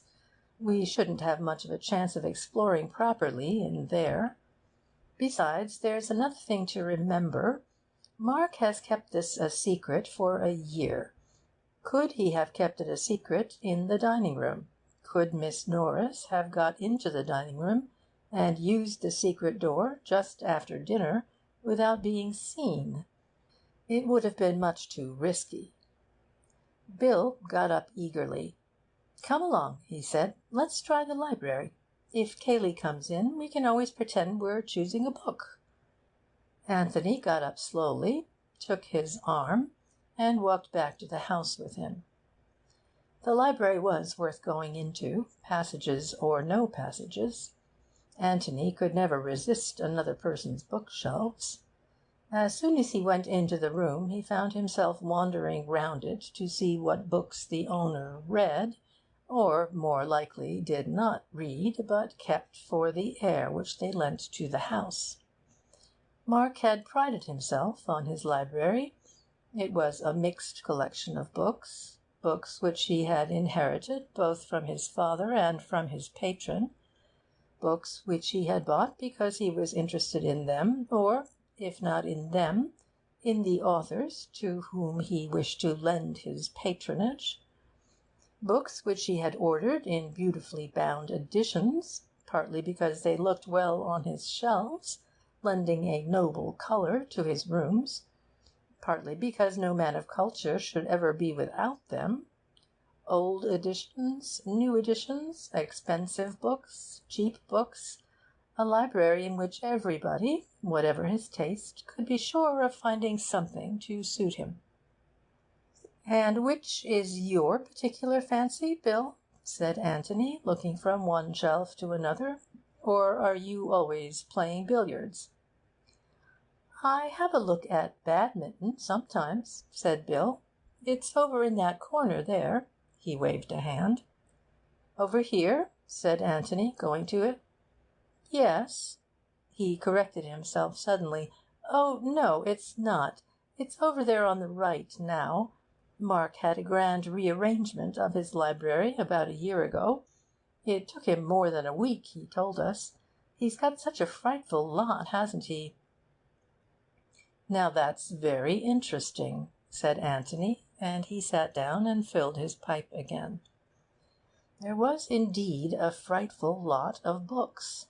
The four walls of the library were plastered with them from floor to ceiling, save only where the door and the two windows insisted on living their own life, even though an illiterate one. To Bill it seemed the most hopeless room of any in which to look for a secret opening. "We shall have to take every blessed book down," he said, "before we can be certain that we haven't missed it." "Anyway," said Antony, "if we take them down one at a time, nobody can suspect us of sinister designs. After all, what does one go into a library for, except to take books down? But there's such a frightful lot." Antony's pipe was now going satisfactorily, and he got up and walked leisurely to the end of the wall opposite the door. "Well, let's have a look," he said, "and see if they are so very frightful. Hullo, here's your badminton. You often read that, you say?" "If I read anything." "Yes." He looked down and up the shelf. "Sport and travel, chiefly. I like books of travel, don't you?" "They're pretty dull, as a rule." "Well, anyhow, some people like them very much," said Antony, reproachfully. He moved on to the next row of shelves. "The drama, the Restoration dramatists. You can have most of them. Still, as you will remark, many people seem to love them. Shaw, Wilde, Robertson. I like reading plays, Bill. There are not many people who do, but those who do are usually very keen. Let us pass on." "I say, we haven't too much time," said Bill restlessly. "We haven't, and that's why we aren't wasting any. Poetry. Who reads poetry nowadays? Bill, when did you last read Paradise Lost?" "Never." "I thought not. And when did Miss Caledine last read The Excursion aloud to you? As a matter of fact, Betty, Miss Caledine, happens to be jolly keen on what's the beggar's name?" "Never mind his name. You have said quite enough. We pass on." He moved on to the next shelf. Biography. Oh, lots of it. I love biographies. Are you a member of the Johnson Club? I bet Mark is. Memories of Many Courts. I'm sure Mrs. Caledine reads that. Anyway, biographies are just as interesting as most novels, so why linger? We pass on. He went to the next shelf, and then gave a sudden whistle. "Hullo, hullo!" "What's the matter?" said Bill, rather peevishly. "Stand back there. Keep the crowd back, Bill. We are getting amongst it. Sermons, as I live. Sermons. Was Mark's father a clergyman, or does Mark take to them naturally?" "His father was a parson, I believe. Oh, yes, I know he was." "Ah, then these are father's books. Half Hours with the Infinite. I must order that from the library when I get back. The Lost Sheep. Jones on the Trinity. The Epistles of St. Paul explained. Oh, Bill, we are amongst it. The Narrow Way being sermons by the Reverend Theodore Ussher. Hullo! What is the matter? William, I am inspired. Stand by." He took down the Reverend Theodore Ussher's classic work, looked at it with a happy smile for a moment, and then gave it to Bill. "Here, hold Ussher for a bit." Bill took the book obediently. "No, give it back to me. Just go out into the hall and see if you can hear Cayley anywhere. Say 'hallo' loudly if you do." Bill went out quickly, listened, and came back. "It's all right." "Good." He took the book out of its shelf again. "Now then, you can hold Ussher. Hold him in the left hand, so.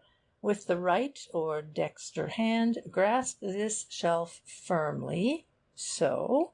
Now, when I say pull, pull gradually. Got that?" Bill nodded, his face alight with excitement. "Good." Anthony put his hand into the space left by the stout Ussher, and fingered the back of the shelf. "Pull," he said. Bill pulled. "Now just go on pulling like that. I shall get it directly. Not hard, you know, but just keeping up the strain." His fingers went at it again busily. And then suddenly the whole row of shelves, from top to bottom, swung gently open towards them. "Good Lord!" said Bill, letting go of the shelf in his amazement. Anthony pushed the shelves back, extracted Ussher from Bill's fingers, replaced him, and then, taking Bill by the arm, led him to the sofa and deposited him in it. Standing in front of him, he bowed gravely. "Child's play, Watson," he said. "Child's play." "How on earth—" Anthony laughed happily and sat down on the sofa beside him. "You don't really want it explained," he said, smacking him on the knee. "You're just being Watsonish. It's very nice of you, of course, and I appreciate it. No, but really, Tony—" "Oh, my dear Bill." He smoked silently for a little, and then went on. "It's what I was saying just now. A secret is a secret until you have discovered it. And as soon as you have discovered it, you wonder why everybody else isn't discovering it, and how it could ever have been a secret at all. The passage has been here for years, with an opening at one end into the library, and at the other end into the shed. Then Mark discovered it, and immediately he felt that everybody else must discover it. So he made the shed end more difficult by putting the croquet box there, and this end more difficult by—" He stopped and looked at the other. "By what, Bill?" But Bill was being Watsonish. "What?" "Obviously by rearranging his books.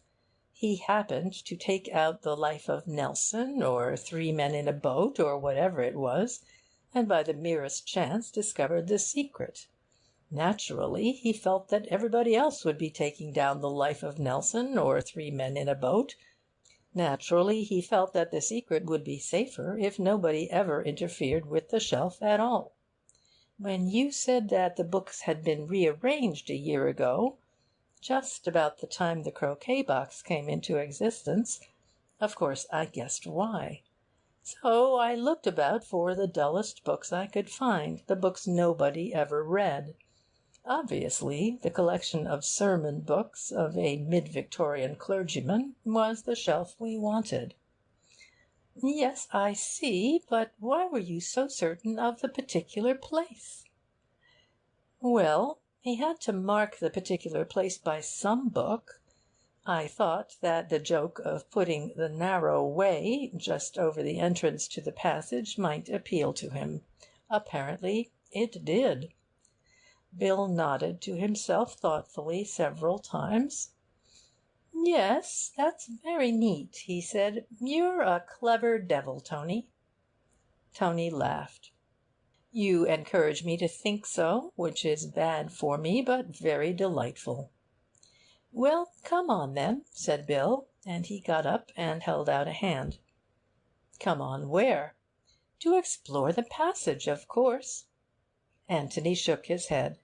"Why ever not?" "Well, what do you expect to find there?" "I don't know, but you seem to think that we might find something that would help." "Suppose we find Mark," said Anthony quietly. "I say, do you really think that he's there?" "Suppose he is." "Well, then, there we are." Anthony walked over to the fireplace, knocked out the ashes of his pipe, and turned back to Bill. He looked at him gravely, without speaking. "What are you going to say to him?" he said at last. "How do you mean?" "Are you going to arrest him, or help him to escape?" Well, of course, began Bill, stammering, and then ended lamely, "Well, I don't know." "Exactly. We've got to make up our minds, haven't we?" Bill didn't answer. Very much disturbed in his mind, he walked restlessly about the room, frowning to himself, stopping now and then at the newly discovered door, and looking at it as if he were trying to learn what lay behind it. Which side was he on, if it came to choosing sides? Mark's or the law's? "You know, you can't just say, 'Hello,' to him," said Anthony, breaking rather appropriately into his thoughts. Bill looked up at him with a start. "Nor," went on Anthony, "can you say, 'This is my friend Mr. Gillingham, who is staying with you. We were just going to have a game of bowls.' Yes, it's dashed difficult. I don't know what to say. I've been rather forgetting about Mark." He wandered over to the window and looked out on to the lawns. There was a gardener clipping the grass edges. No reason why the lawn should be untidy, just because the master of the house had disappeared. It was going to be a hot day again. Dash it, of course he had forgotten Mark.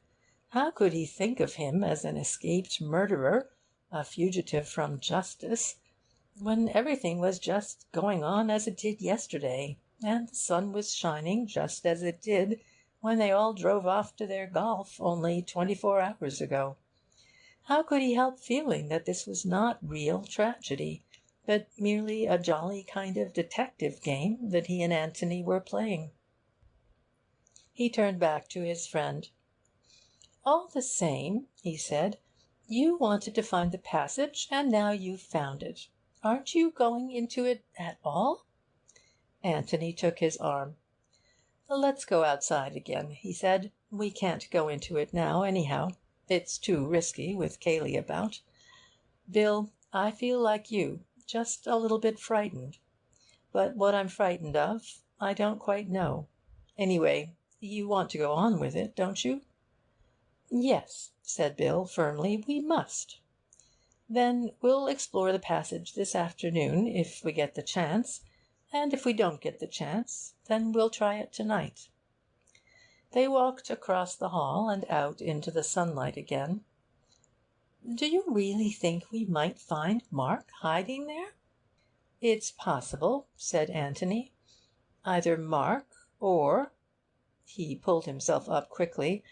"No," he murmured to himself, "I won't let myself think that, not yet. That's too horrible." Chapter 12. A Shadow on the Wall. In the 20 hours or so at his disposal, Inspector Birch had been busy. He had telegraphed to London a complete description of Mark in the brown flannel suit which he had last been seen wearing. He had made inquiries at Stanton as to whether anybody answering to this description had been seen leaving by the 4:20, and though the evidence which had been volunteered to him had been inconclusive, it made it possible that Mark had indeed caught that train, and had arrived in London before the police at the other end had been ready to receive him. But the fact that it was market day at Stanton, and that the little town would be more full than usual of visitors, made it less likely that either the departure of Mark by the 4:20 or the arrival of Robert by the 2:10 earlier in the afternoon would have been particularly noticed. As Anthony had said to Cayley, there would always be somebody ready to hand the police a circumstantial story of the movements of any man in whom the police were interested. That Robert had come by the 2:10 seemed fairly certain. To find out more about him in time for the inquest would be difficult.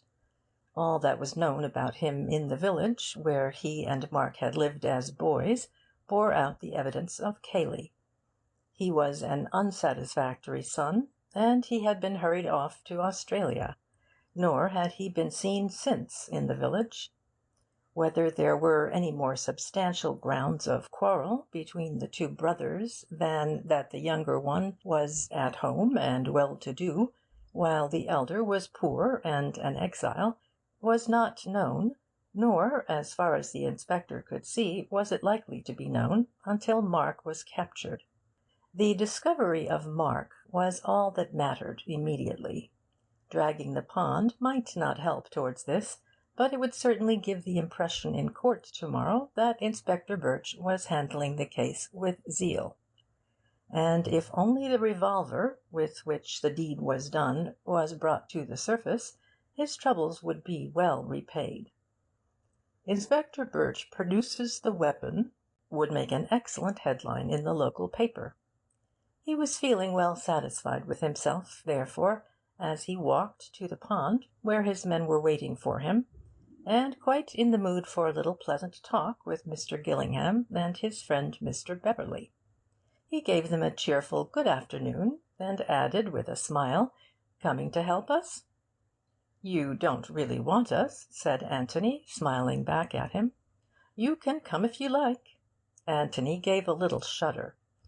"You can tell me afterwards what you find," he said. "By the way," he added, "I hope the landlord at the George gave me a good character?" The inspector looked at him quickly. "Now, how on earth do you know anything about that?" Anthony bowed to him gravely. "Because I guessed that you were a very efficient member of the force." The inspector laughed.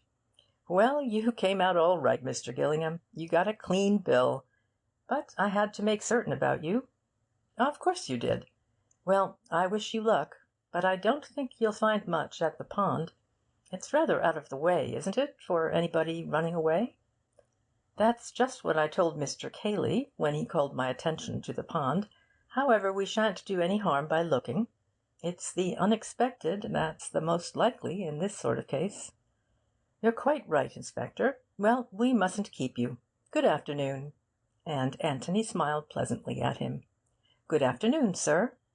"Good afternoon," said Bill.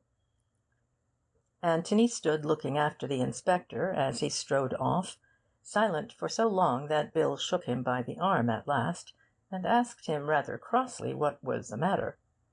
Anthony shook his head slowly from side to side. "I don't know. Really, I don't know. It's too devilish what I keep thinking. He can't be as cold-blooded as that. Who?" Without answering, Anthony led the way back to the garden seat on which they had been sitting. He sat there with his head in his hands. "Oh, I hope they find something," he murmured. "Oh, I hope they do." "In the pond?" "Yes." "But what?" "Anything, Bill, anything." Bill was annoyed. "I say, Tony, this won't do. You really mustn't be so damn mysterious. What's happened to you suddenly?" Anthony looked up at him in surprise. "Didn't you hear what he said?" "What, particularly?" "That it was Cayley's idea to drag the pond." Oh, I say!" Bill was rather excited again. "You mean that he's hidden something there, some false clue, which he wants the police to find?" "I hope so," said Anthony earnestly. "But I'm afraid—" He stopped short. "Afraid of what?" "Afraid that he hasn't hidden anything there. Afraid that—" "Well?" "What's the safest place in which to hide anything very important?" "Somewhere where nobody will look." "There's a better place than that." "What?" "Somewhere where everybody has already looked." "By Jove! You mean that, as soon as the pond has been dragged, Cayley will hide something there?" "Yes, I'm afraid so." "But why afraid?" "Because I think that it must be something very important, something which couldn't easily be hidden anywhere else." "What?" asked Bill eagerly. Anthony shook his head. "No, I'm not going to talk about it yet. We can wait and see what the inspector finds. He may find something, I don't know what, something that Cayley has put there for him to find. But if he doesn't, then it will be because Cayley is going to hide something there to-night." "What?" asked Bill again. "You will see what, Bill," said Anthony, "because we shall be there." "Are we going to watch him?" "Yes, if the inspector finds nothing." "That's good," said Bill. If it were a question of Cayley or the law, he was quite decided as to which side he was taking. Previous to the tragedy of yesterday, he had got on well enough with both of the cousins, without being in the least intimate with either. Indeed, of the two he preferred, perhaps, the silent, solid Cayley to the more volatile Mark. Cayley's qualities, as they appeared to Bill, may have been chiefly negative, but even if this merit lay in the fact that he never exposed whatever weaknesses he may have had, this is an excellent quality in a fellow guest, or, if you like, fellow host, in a house where one is continually visiting. Mark's weaknesses, on the other hand, were very plain to the eye, and Bill had seen a good deal of them.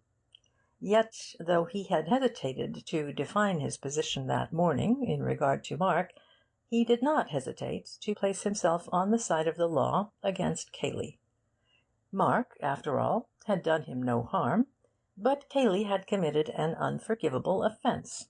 Cayley had listened secretly to a private conversation between himself and Tony. Let Cayley hang if the law demanded it. Anthony looked at his watch and stood up. "Come along," he said. "It's time for that job I spoke about." "The passage?" said Bill eagerly. "No, the thing which I said that I had to do this afternoon." "Oh, of course. What is it?"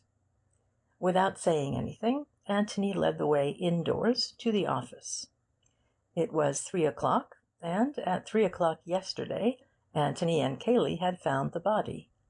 At a few minutes after 3, he had been looking out of the window of the adjoining room, and had been surprised suddenly to find the door open and Cayley behind him. He had vaguely wondered at that time why he had expected the door to be shut, but he had no time then to worry the thing out, and he had promised himself to look into it at his leisure afterwards. Possibly it meant nothing. Possibly, if it meant anything, he could have found out its meaning by a visit to the office that morning. But he had felt that he would be more likely to recapture the impressions of yesterday if he chose, as far as possible, the same conditions for his experiment. So he had decided that 3 o'clock that afternoon should find him once more in the office. As he went into the room, followed by Bill, he felt it almost as a shock that there was now no body of Robert lying there between the two doors. But there was a dark stain which showed where the dead man's head had been, and Anthony knelt down over it as he had knelt 24 hours before. "I want to go through it again," he said, You must be Cayley. Cayley said he would get some water. I remember thinking that water wasn't much good to a dead man, and that probably he was only too glad to do anything rather than nothing.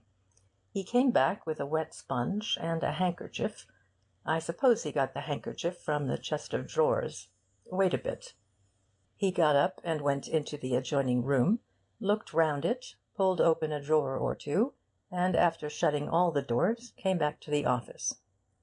The sponge is there, and there are handkerchiefs in the top right-hand drawer. Now then, Bill, just pretend you're Cayley. You've just said something about water, and you get up. Feeling that it was all a little uncanny, Bill, who had been kneeling beside his friend, got up and walked out. Anthony, as he had done on the previous day, looked up after him as he went. Bill turned into the room on the right, opened the drawer and got the handkerchief, dampened the sponge, and came back. "Well?" he said wonderingly. Anthony shook his head. "It's all different," he said. "For one thing, you made a devil of a noise, and Cayley didn't. Perhaps you weren't listening when Cayley went in." "I wasn't, but I should have heard him if I could have heard him, and I should have remembered afterwards. Perhaps Cayley shut the door after him. Wait!" He pressed his hand over his eyes and thought. It wasn't anything which he had heard, but something which he had seen. He tried desperately hard to see it again. He saw Cayley getting up, opening the door from the office, leaving it open and walking into the passage, turning to the door on the right, opening it, going in, and then... What did his eyes see after that? If they would only tell him again! Suddenly he jumped up, his face alight. "Bill, I've got it!" he cried. "What?" "The shadow on the wall. I was looking at the shadow on the wall. Oh, ass, and 10 times ass!" Bill looked uncomprehendingly at him. Anthony took his arm and pointed to the wall of the passage. "Look at the sunlight on it," he said. "That's because you've left the door of that room open. The sun comes straight in through the windows. Now I'm going to shut the door. Look. Do you see how the shadow moves across? That's what I saw. The shadow moving across as the door shut behind him. Bill, go in and shut the door behind you, quite naturally. Quick." Bill went out, and Anthony knelt, watching eagerly. "I thought so," he cried. "I knew it couldn't have been that." "What happened?" said Bill, coming back. "Just what you would expect. The sunlight came, and the shadow moved back again, all in one movement." "And what happened yesterday?" "The sunlight stayed there, and then the shadow came very slowly back, and there was no noise of the door being shut." Bill looked at him with startled eyes. "By Jove! You mean that Cayley closed the door afterwards, as an afterthought, and very quietly, so that you couldn't hear?" Anthony nodded.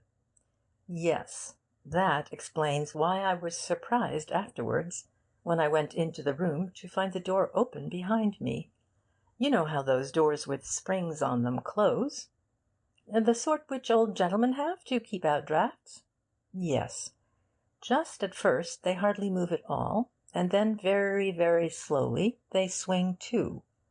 Well, that was the way the shadow moved, and subconsciously I must have associated it with the movement of that sort of door. By Jove!" He got up and dusted his knees. "Now, Bill, just to make sure, go in and close the door like that, as an afterthought, you know, and very quietly, so that I don't hear the click of it." Bill did as he was told, and then put his head out eagerly to hear what had happened. "That was it," said Anthony with absolute conviction. "That was just what I saw yesterday." He came out of the office and joined Bill in the little room.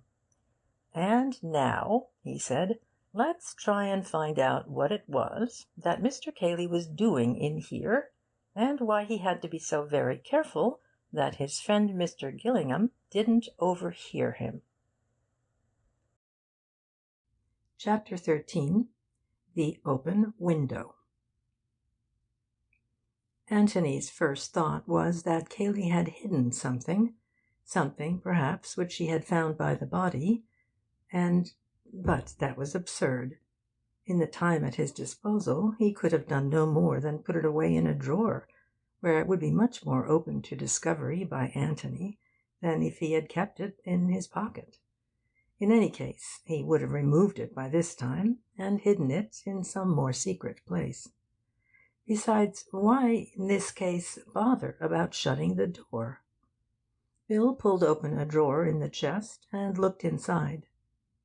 "Is it any good going through these, do you think?" he asked. Antony looked over his shoulder. "Why did he keep his clothes here at all?" he asked. "Did he ever change down here?" "My dear Tony, he had more clothes than anybody in the world. He just kept them here in case they might be useful, I expect. When you and I go from London to the country, we carry our clothes about with us. Mark never did. In his flat in London he had everything all over again, which he has here. It was a hobby with him, collecting clothes. If he'd had half a dozen houses, they would all have been full of a complete gentleman's town and country outfit." "I see." "Of course, it might be useful sometimes, when he was busy in the next room, not to have to go upstairs for a handkerchief or a more comfortable coat." "I see. Yes."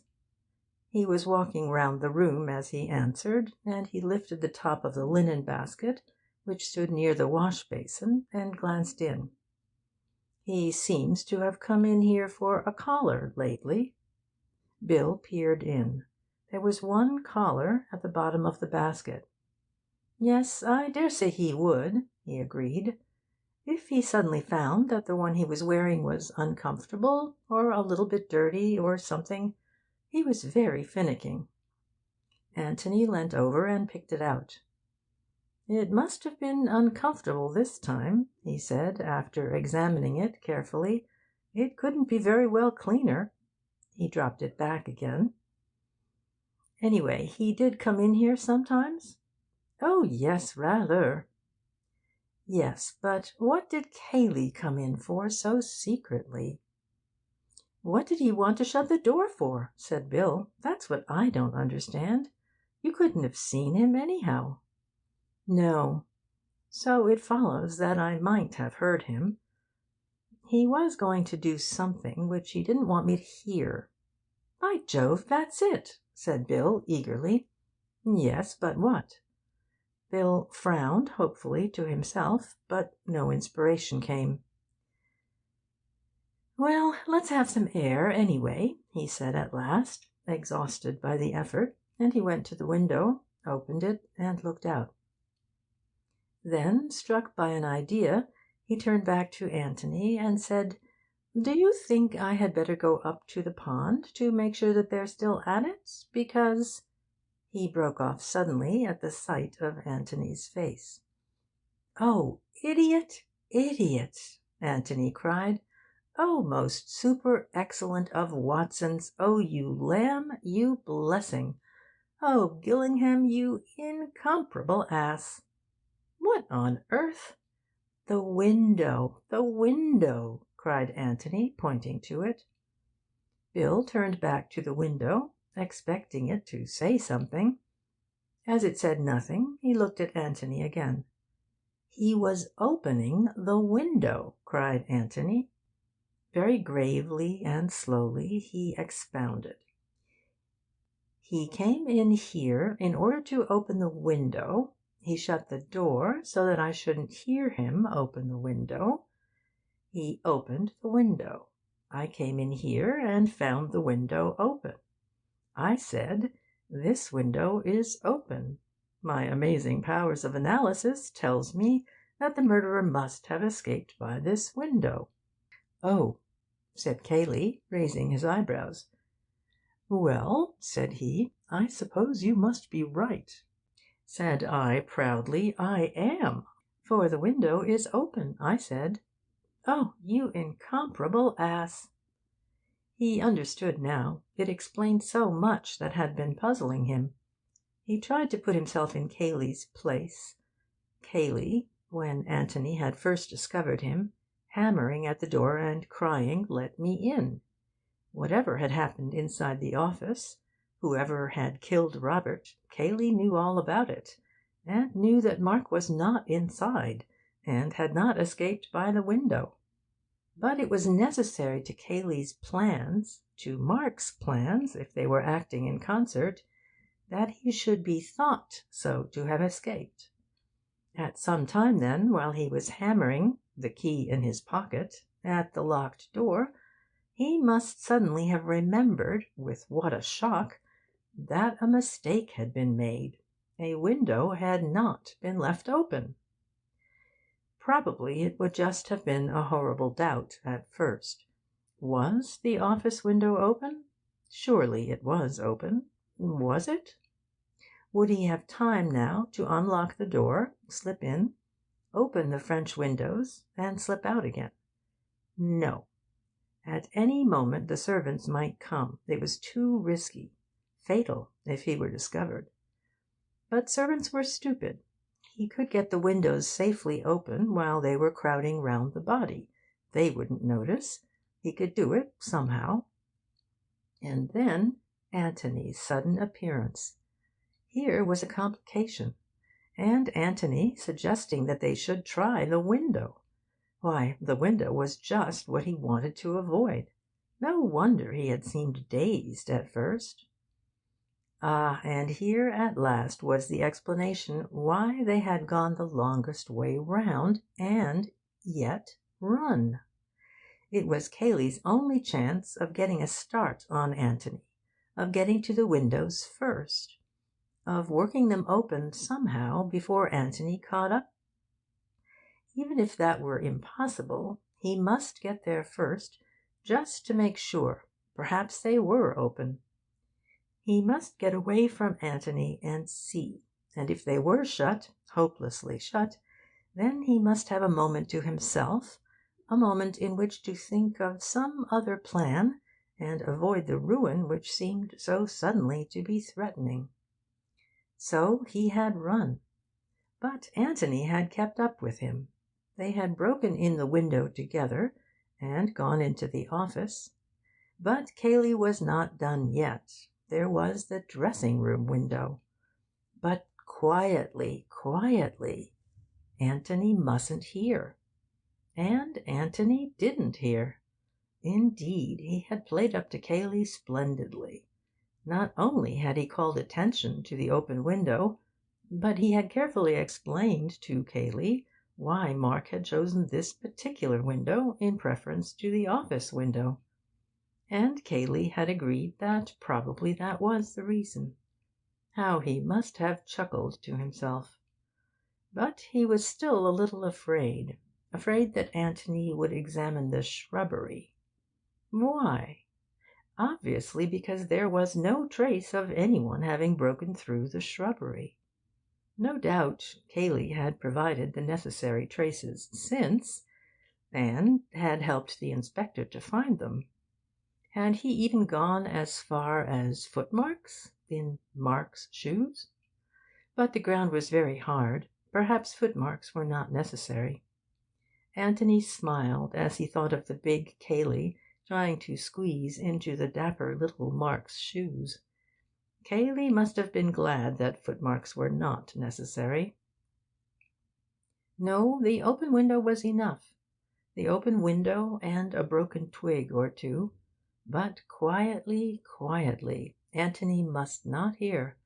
And Anthony had not heard, but he had seen a shadow on the wall. They were outside on the lawn again now, Bill and Anthony, and Bill was listening, open-mouthed, to his friend's theory of yesterday's happenings. It fitted in, it explained things, but it did not get them any further. It only gave them another mystery to solve. "What's that?" said Anthony. "Mark. Where's Mark? If he never went into the office at all, then where is he now?" I don't say that he never went into the office. In fact, he must have gone, else he heard him." He stopped and repeated slowly, "She heard him. At least, she says she did. But if he was there, he came out again by the door." "Well, but where does that lead you?" "Where it led Mark, the passage." "Do you mean that he's been hiding there all the time?"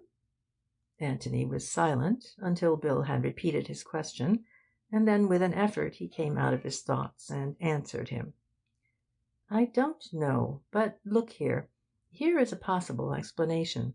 I don't know if it's the right one. I don't know, Bill. I'm rather frightened. Frightened of what may have happened, of what may be going to happen. However, here is an explanation. See if you can find any fault with it." With his legs stretched out and his hands deep in his pockets, he lay back on the garden seat, looking up to the blue summer sky above him, and just as if he saw up there the events of yesterday being enacted over again, he described them slowly to Bill as they happened. "We'll begin at the moment when Mark shoots Robert. Call it an accident. Probably it was. Mark would say it was, anyhow. He is in a panic, naturally, but he doesn't lock the door and run away. For one thing, the key is on the outside of the door. For another, he is not quite such a fool as that. But he is in a horrible position. He is known to be on bad terms with his brother. He has just uttered some foolish threat to him, which may possibly have been overheard. What is he to do? He does the natural thing, the thing which Mark would always do in such circumstances. He consults Cayley, the invaluable, inevitable Cayley. Cayley is just outside. Cayley must have heard the shot. Cayley will tell him what to do. He opens the door. Just as Cayley is coming to see what's the matter, he explains rapidly. "What's to be done, Kay? What's to be done? It was an accident. I swear it was an accident. He threatened me. He would have shot me if I hadn't. Think of something, quick." Cayley has thought of something. "Leave it to me," he says. "You clear out altogether. I shot him, if you like. I'll do all the explaining. Get away. Hide. Nobody saw you go in. Into the passage, quick. I'll come to you there as soon as I can." Good Cayley. Faithful Cayley. Mark's courage comes back. Cayley will explain all right. Cayley will tell the servants that it was an accident. He will ring up the police. Nobody will suspect Cayley. Cayley has no quarrel with Robert. And then Cayley will come into the passage and tell him that it is all right. And Mark will go out by the other end and saunter slowly back to the house. He will be told the news by one of the servants. Robert accidentally shot? Good heavens! So, greatly reassured, Mark goes into the library, and Cayley goes to the door of the office and locks it. And then he bangs on the door and shouts, "Let me in!" Anthony was silent. Bill looked at him and shook his head. "Yes, Tony, but that doesn't make sense. What's the point of Cayley behaving like that?" Anthony shrugged his shoulders without answering. "And what has happened to Mark since?" Anthony shrugged his shoulders again. "Well, the sooner we go into that passage the better," said Bill. "You're ready to go?" "Quite," said Bill, surprised. "You're quite ready for what we might find?" "You're being dashed mysterious, old boy." "I know I am." He gave a little laugh and went on. "Perhaps I'm being an ass, just a melodramatic ass. Well, I hope I am." He looked at his watch. "It's safe, is it? They're still busy at the pond?" "We'd better make certain. Could you be a sleuth hound, Bill? One of those that travel on their stomachs very noiselessly?" I mean, could you get near enough to the pond to make sure that Cayley is still there without letting him see you?' 'Rather!' He got up eagerly. 'You wait!' Anthony's head shot up suddenly. 'Why, that was what Mark said!' he cried. 'Mark?' 'Yes, what Elsie heard him say.' 'Oh, that!' 'Yes, I suppose she couldn't have made a mistake, Bill. She did hear him?' 'She couldn't have mistaken his voice, if that's what you mean.' 'Oh? Mark had an extraordinary, characteristic voice.' 'Ah!' 'Rather high pitched, you know, and well, one can't explain, but' 'Yes?' 'Well, rather like this, you know, or even more, if anything.' He rattled these words off in Mark's rather monotonous, high pitched voice, and then laughed, and added in his natural voice, 'I say, that was really rather good.' Anthony nodded quickly. 'That was like it,' he said. 'Exactly.' 'Yes.' He got up and squeezed Bill's arm. 'Well, just go and see about Cayley, and then we'll get moving. I shall be in the library.' 'Right.' Bill nodded, and walked off in the direction of the pond. This was glorious fun, this was life. The immediate programme could hardly be bettered. First of all, he was going to stalk Cayley. There was a little copse above the level of the pond, and about 100 yards away from it. He would come into this from the back, creep cautiously through it, taking care that no twigs crackled, and then, drawing himself on his stomach to the edge, peer down upon the scene below. People were always doing that sort of thing in books, and he had been filled with a hopeless envy of them. Well, now he was actually going to do it himself. What fun! And then, when he had got back, unobserved, to the house, and reported to Anthony, they were going to explore the secret passage. Again, what fun! Unfortunately, there seemed to be no chance of buried treasure, but there might be buried clues. Even if you found nothing, you couldn't get away from the fact that a secret passage was a secret passage, and anything might happen in it. But even that wasn't the end of this exciting day. They were going to watch the pond that night. They were going to watch Cayley under the moonlight, watch him as he threw into the silence of the pond what? The revolver? Well, anyhow, they were going to watch him. What fun! To Anthony, who was older, and who realised into what deep waters they were getting, it did not seem fun. But it was amazingly interesting. He saw so much, and yet somehow it was all out of focus. It was like looking at an opal and discovering, with every movement of it, some new colour, some new gleam of light reflected, and yet never really seeing the opal as a whole. He was too near to it, or too far away. He strained his eyes, and he relaxed his eyes. It was no good. His brain could not get hold of it. But there were moments when he almost had it, and then turned away from it. He had seen more of life than Bill, but he had never seen murder before, and this, which was in his mind now, and to which he was afraid to listen, was not just the hot-blooded killing which any man may come to if he lose control. It was something much more horrible, too horrible to be true. Then let him look again for the truth. He looked again, but it was all out of focus. 'I will not look again,' he said aloud, as he began to walk towards the house. Not yet, anyway. He would go on collecting facts and impressions. Perhaps the one fact would come along, by itself, which would make everything clear. Chapter 14. Mr. Beverley qualifies for the stage. Bill had come back, and had reported, rather breathless, that Cayley was still at the pond. 'But I don't think they're getting up much except mud,' he said. I ran most of the way back so as to give us as much time as possible." Anthony nodded. "Well, come along then," he said. "The sooner the quicker." They stood in front of the row of sermons. Anthony took down the Reverend Theodore Ussher's famous volume, and felt for the spring. Bill pulled. The shelves swung open toward them. "By Jove," said Bill, "it is a narrow way."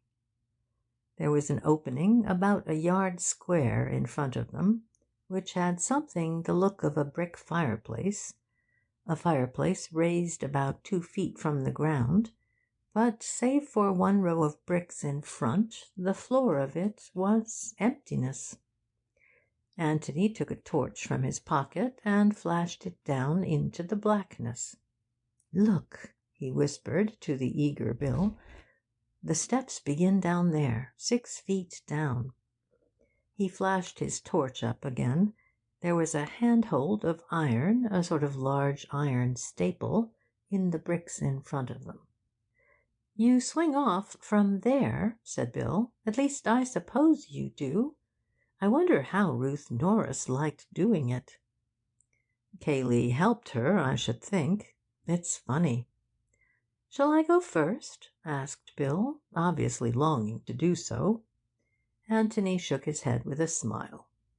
"I think I will, if you don't mind very much, Bill. Just in case." "In case of what?" "Well, in case." Bill had to be content with that, but he was too much excited to wonder what Anthony meant. "Right-o," he said. "Go on." "Well, we'll just make sure we can get back again first. It really wouldn't be fair on the inspector if we got stuck down here for the rest of our lives. He's got enough to do trying to find Mark. But if he has to find you and me as well, we can always get out at the other end." "Well, we're not certain yet. I think I'd better just go down and back. I promise faithfully not to explore." "Right you are." Anthony sat down on the ledge of bricks, swung his feet over, and sat there for a moment, his legs dangling.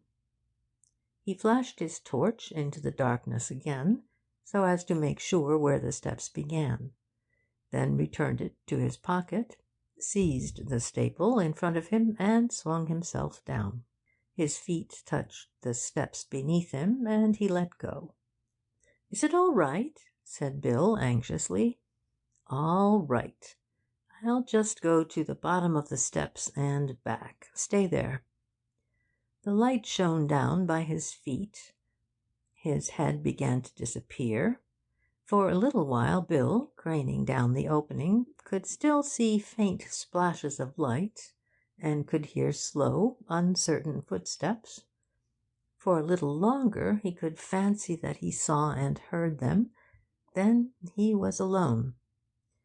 Well, not quite alone. There was a sudden voice in the hall outside. "Good Lord!" said Bill, turning round with a start. "Cayley!" If he was not so quick in thought as Anthony, he was quick enough in action. Thought was not demanded now. To close the secret door safely but noiselessly, to make sure that the books were in the right places, to move away to another row of shelves, so as to be discovered deep in Badminton or Baedeker, or whomever the kind gods should send to his aid. The difficulty was not to decide what to do, but to do all this in 5 seconds rather than in 6. "Ah, there you are," said Cayley from the doorway. "Hallo," said Bill in surprise, looking up from the 4th volume of The Life and Works of Samuel Taylor Coleridge. "Have they finished?" "Finished what?" "The pond," said Bill, wondering why he was reading Coleridge on such a fine afternoon. Desperately he tried to think of a good reason. Verifying a quotation? An argument with Anthony? That would do, but what quotation? "Oh, no, they're still at it. Where's Gillingham?" The Ancient Mariner, water, water everywhere.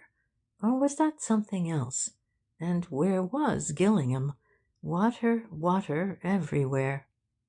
Tony, oh, he's about somewhere. We're just going down to the village. They aren't finding anything at the pond, are they? No, but they like doing it. Something off their minds when they can say they've done it. Bill, deep in his book, looked up and said, "Yes," and went back to it again. He was just getting to the place. "What's the book?" said Cayley, coming up to him. Out of the corner of his eye he glanced at the shelf of sermons as he came. Bill saw that glance and wondered. Was there anything there to give away the secret? "I was just looking up a quotation," he drawled. "Tony and I had a bet about it. You know that thing about water, water everywhere, and not a drop to drink?" But what on earth, he wondered to himself, were they betting about? Nor any drop to drink, to be accurate. Bill looked at him in surprise. Then a happy smile came on his face. "Quite sure?" he said. "Of course." "Then you've saved me a lot of trouble. That's what the bet was about." He closed the book with a slam, put it back in its shelf, and began to feel for his pipe and tobacco. "I was a fool to bet with Tony," he added. "He always knows that sort of thing." So far, so good. But here was Cayley still in the library, and there was Anthony, all unsuspecting, in the passage.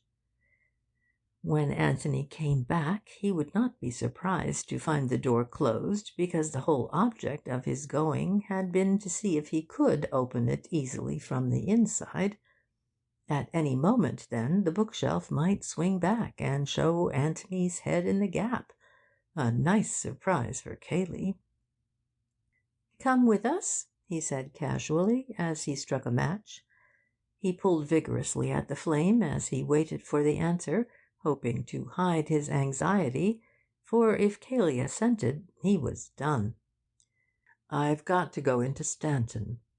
Bill blew out a great cloud of smoke with an expiration which covered also a heartfelt sigh of relief. "Oh, a pity. You're driving, I suppose?" "Yes. The car will be here directly. There's a letter I must write first." He sat down at a writing table and took out a sheet of notepaper. He was facing the secret door. If it opened, he would see it. At any moment now it might open. Bill dropped into a chair and thought.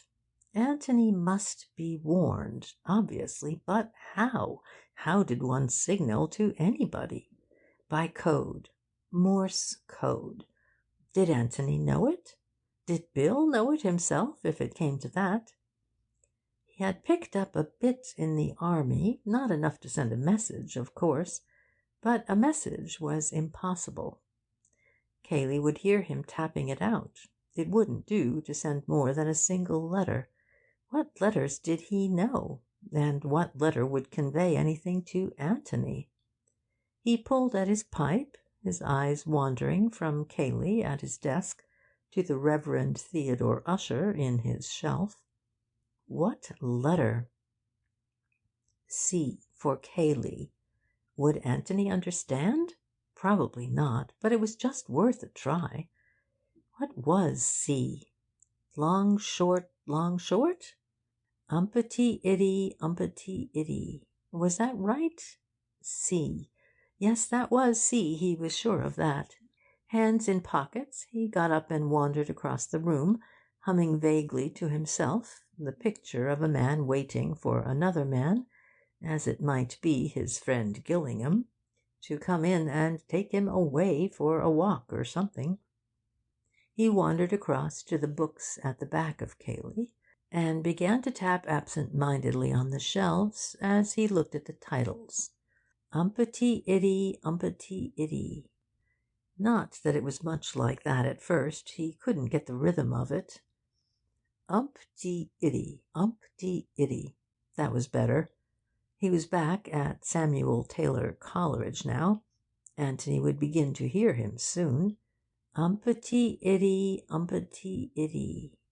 Just the aimless tapping of a man who is wondering what book he will take out with him to read on the lawn. Would Anthony hear?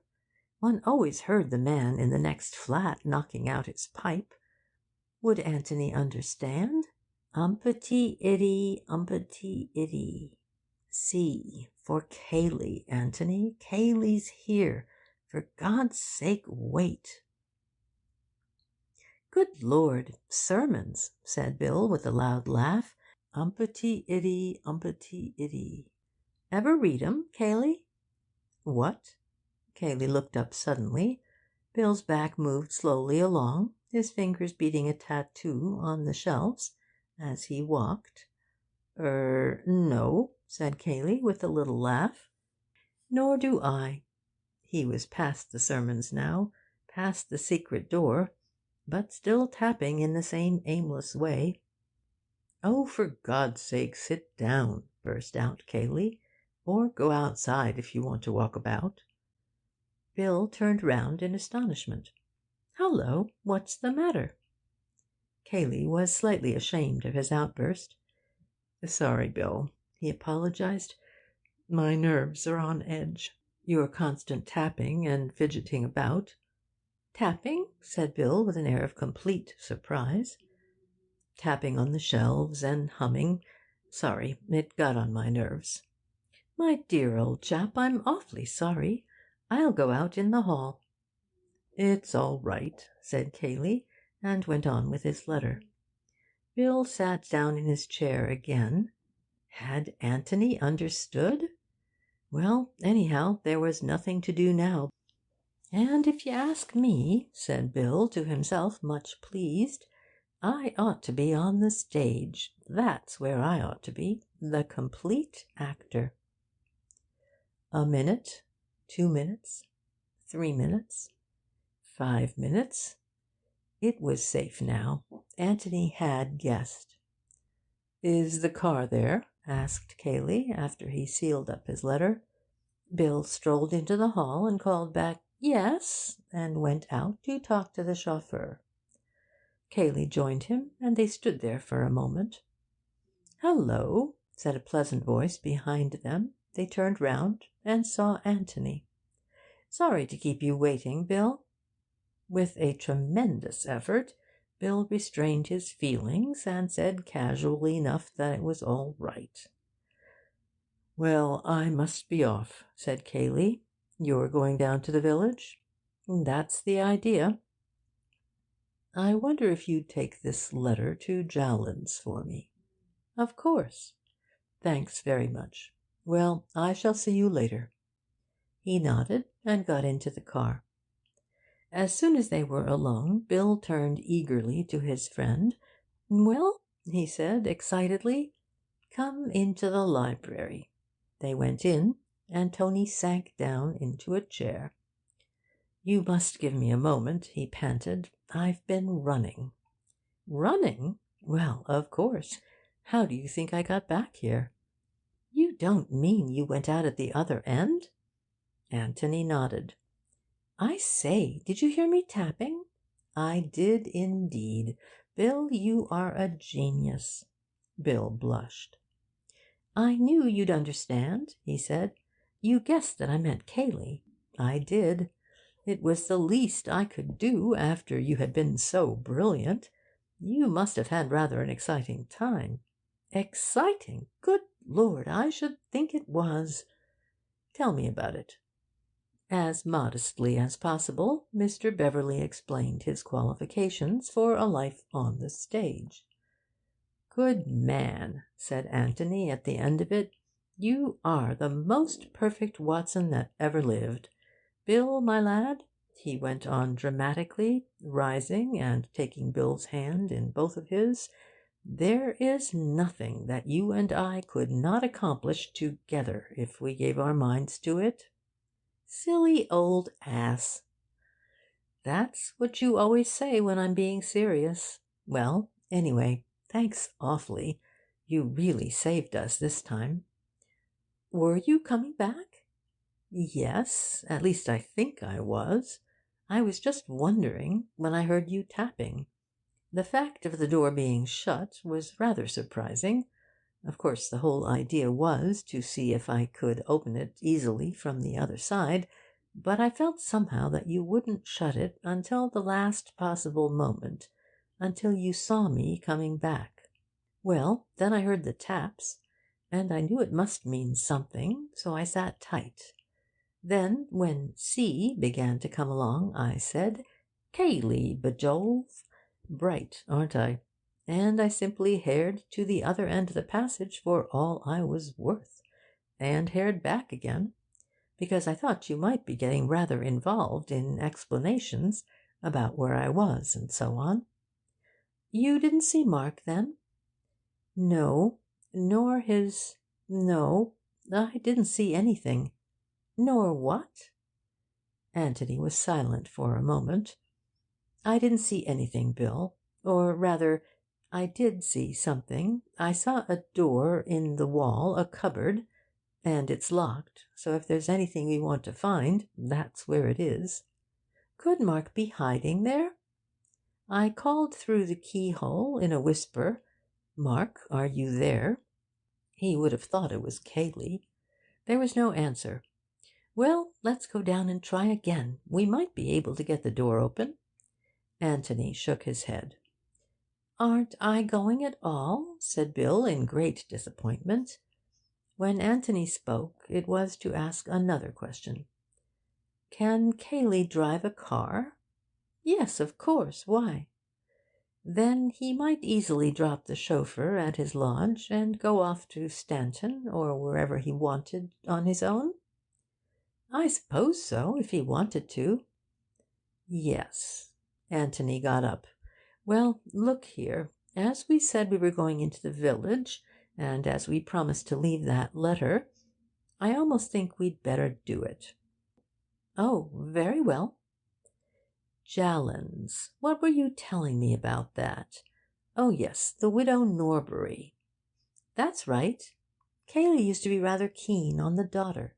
The letter's for her." "Yes. Well, let's take it, just to be on the safe side." "Am I going to be done out of that secret passage altogether?" asked Bill fretfully. "There's nothing to see, really, I promise you." "You're very mysterious. What's upset you? You did see something down there, I'm certain of it." "I did, and I've told you about it." "No, you haven't. You only told me about the door in the wall." "That's it, Bill, and it's locked, and I'm frightened of what's behind it." "But then we shall never know what's there if we aren't going to look." "We shall know to-night," said Anthony, taking Bill's arm and leading him to the hall, "when we watch our dear friend Cayley dropping it into the pond." Chapter 15. Mrs. Norbury confides in dear Mr. Gillingham. They left the road and took the path across the fields, which sloped gently downwards toward Jallands. Anthony was silent, and since it is difficult to keep up a conversation with a silent man for any length of time, Bill had dropped into silence too. Or rather, he hummed to himself, hit at thistles in the grass with his stick, and made uncomfortable noises with his pipe. But he noticed that his companion kept looking back over his shoulder, almost as if he wanted to remember for a future occasion the way by which they were coming. Yet there was no difficulty about it, for they remained all the time in view of the road, and the belt of trees above the long park wall, which bordered its further side, stood out clearly against the sky. Anthony, who had just looked round again, turned back with a smile. "What's the joke?" said Bill, glad of the more social atmosphere. "Cayley. Didn't you see?" "See what?" "The car going past on the road there." "So that's what you were looking for? You've got jolly good eyes, my boy, if you recognise the car at this distance, after only seeing it twice." "Well, I have got jolly good eyes. I thought he was going to Stanton. He hoped you'd think so, obviously. Then where is he going? The library, probably, to consult our friend Ussher, after making quite sure that his friends Beverley and Gillingham really were going to Jallands, as they said. Bill stopped suddenly in the middle of the path. I say, do you think so? Anthony shrugged his shoulders. I shouldn't be surprised. We must be devilishly inconvenient for him, hanging about the house. Any moment he can get, when we're definitely somewhere else, must be very useful to him. Useful for what? Well, useful for his nerves, if for nothing else. We know he's mixed up in this business. We know he's hiding a secret or two. Even if he doesn't suspect that we're on his tracks, he must feel that at any moment we might stumble on something. Bill gave a grunt of assent, and they went slowly on again. What about tonight? He said, after a lengthy blow at his pipe. Try a piece of grass, said Anthony, offering it to him. Bill pushed it through the mouthpiece, blew again, said, That's better, and returned the pipe to his pocket. How are we going to get out without Cayley knowing? Well, that wants thinking over. It's going to be difficult. I wish we were sleeping at the inn. Is this Miss Norbury, by any chance? Bill looked up quickly. They were close to Jallands now, an old thatched farmhouse which, after centuries of sleep, had woken up to a new world, and had forthwith sprouted wings, however, of so discreet a growth that they had not brought with them any obvious change of character, and Jallands, even with a bathroom, was still Jallands. To the outward view, at any rate. Inside, it was more clearly Mrs. Norbury's. Yes, Angela Norbury, murmured Bill. Not bad looking, is she? The girl who stood by the little white gate of Jallands was something more than not bad looking, but in this matter Bill was keeping his superlatives for another. In Bill's eyes she must be judged and condemned by all that distinguished her from Betty Calladine. To Anthony, unhampered by these standards of comparison, she seemed, quite simply, beautiful. Cayley asked us to bring a letter along, explained Bill, when the necessary handshakings and introductions were over. Here you are. You will tell him, won't you, how dreadfully sorry I am about what has happened? It seems so hopeless to say anything, so hopeless even to believe it, if it is true what we've heard. Bill repeated the outline of events of yesterday. Yes, and Mr. Ablett hasn't been found yet? She shook her head in distress. It still seems to have happened to somebody else, somebody we didn't know at all. Then, with a sudden grave smile, which included both of them, But you must come in and have some tea. It's awfully decent of you, said Bill awkwardly, but You will, won't you? She said to Anthony. Thank you very much. Mrs. Norbury was delighted to see them, as she always was to see any man in her house who came up to the necessary standard of eligibility. When her life work was completed, and summed up in those beautiful words, "A marriage has been arranged and will shortly take place between Angela, daughter of the late John Norbury," then she would utter a grateful Nunc Dimittis and depart in peace to a better world, if heaven insisted, but preferably to her new son-in-law's more dignified establishment.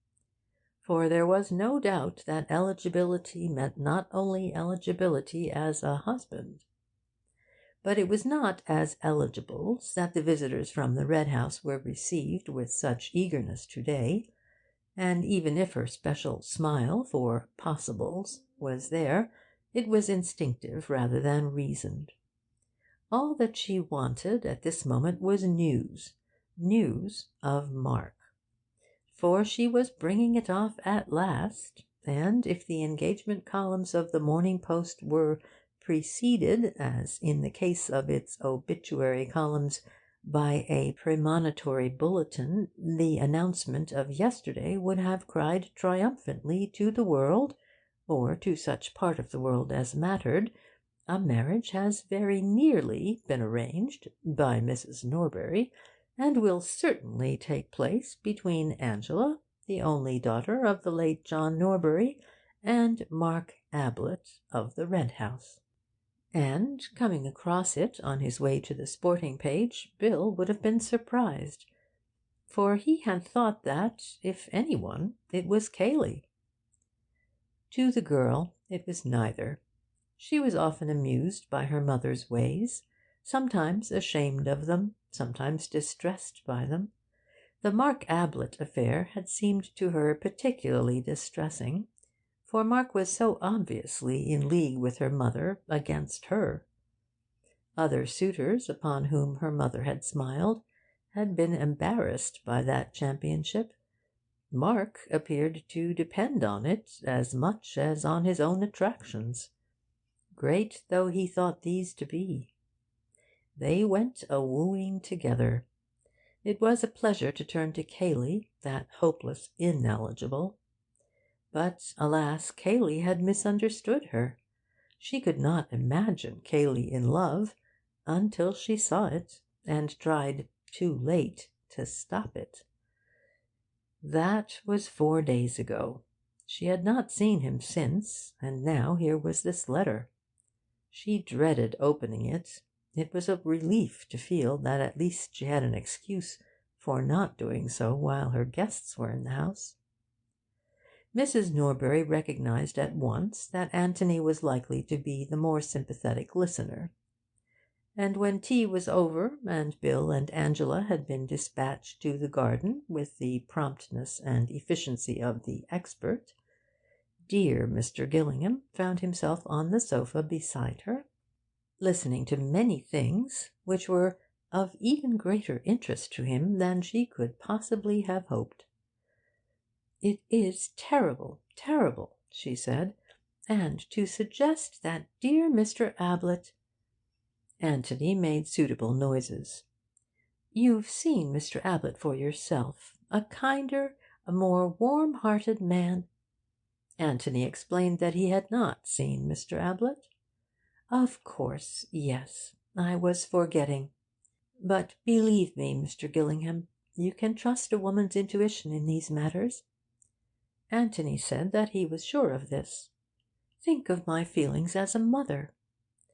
Anthony was thinking of Miss Norbury's feelings as a daughter, and wondering if she guessed that her affairs were now being discussed with a stranger.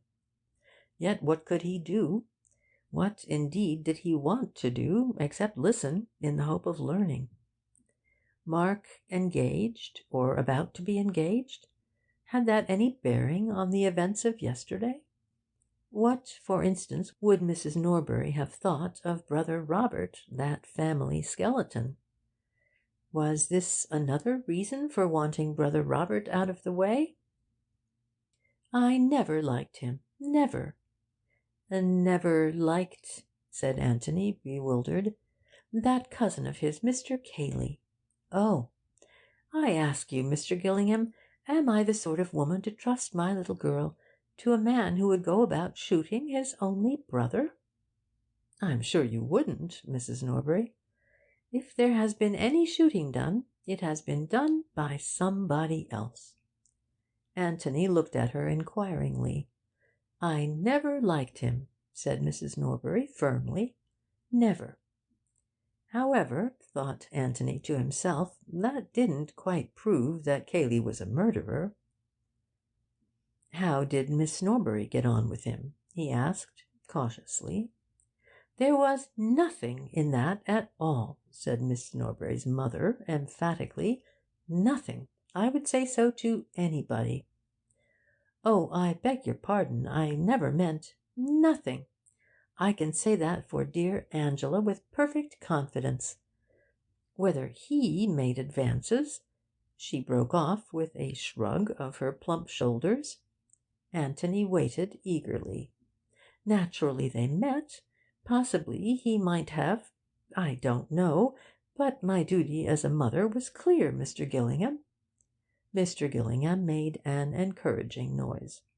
I told him quite frankly that—how shall I put it?—that he was trespassing.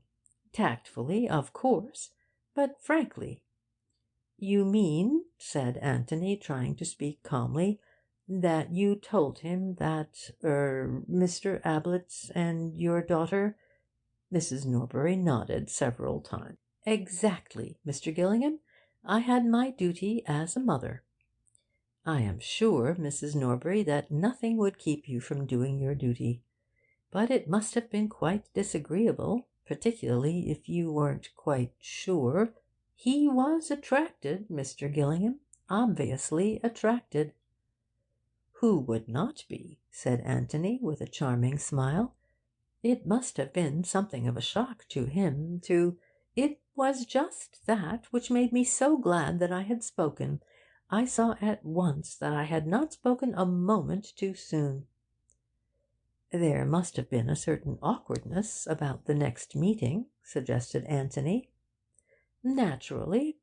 He has not been here since. No doubt they would have been bound to meet up at the Red House sooner or later." "Oh, this was only quite lately?" "Last week, Mr. Gillingham. I spoke just in time." "Ah," said Anthony under his breath. He had been waiting for it.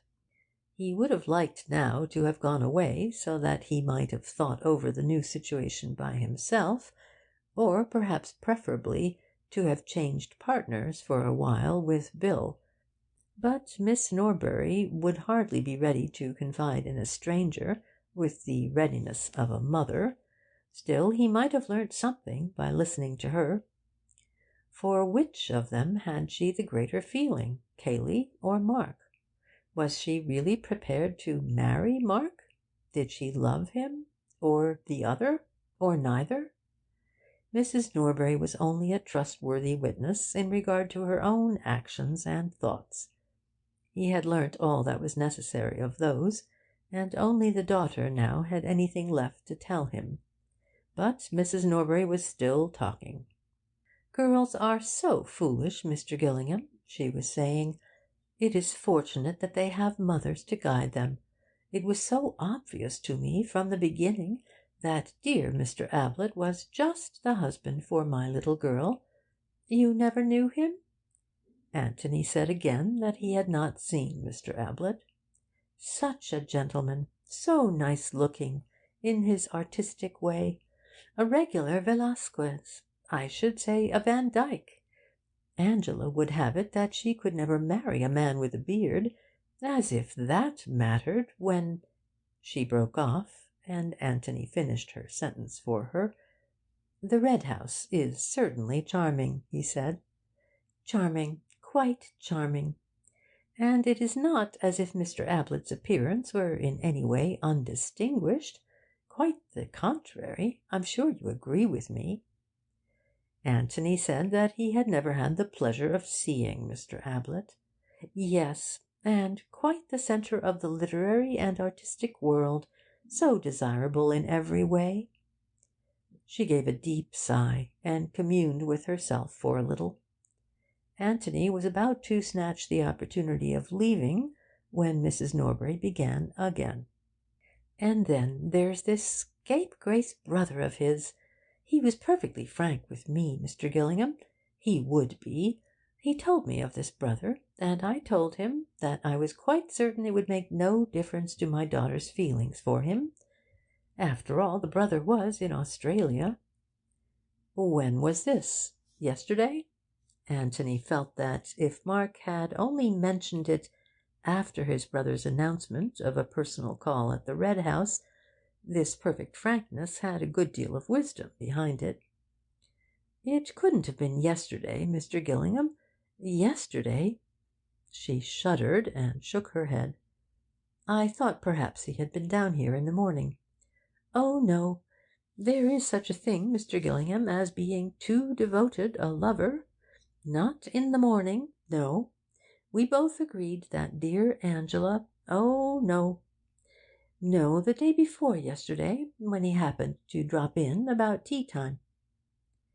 It occurred to Anthony that Mrs. Norbury had come a long way from her opening statement that Mark and Miss Norbury were practically engaged.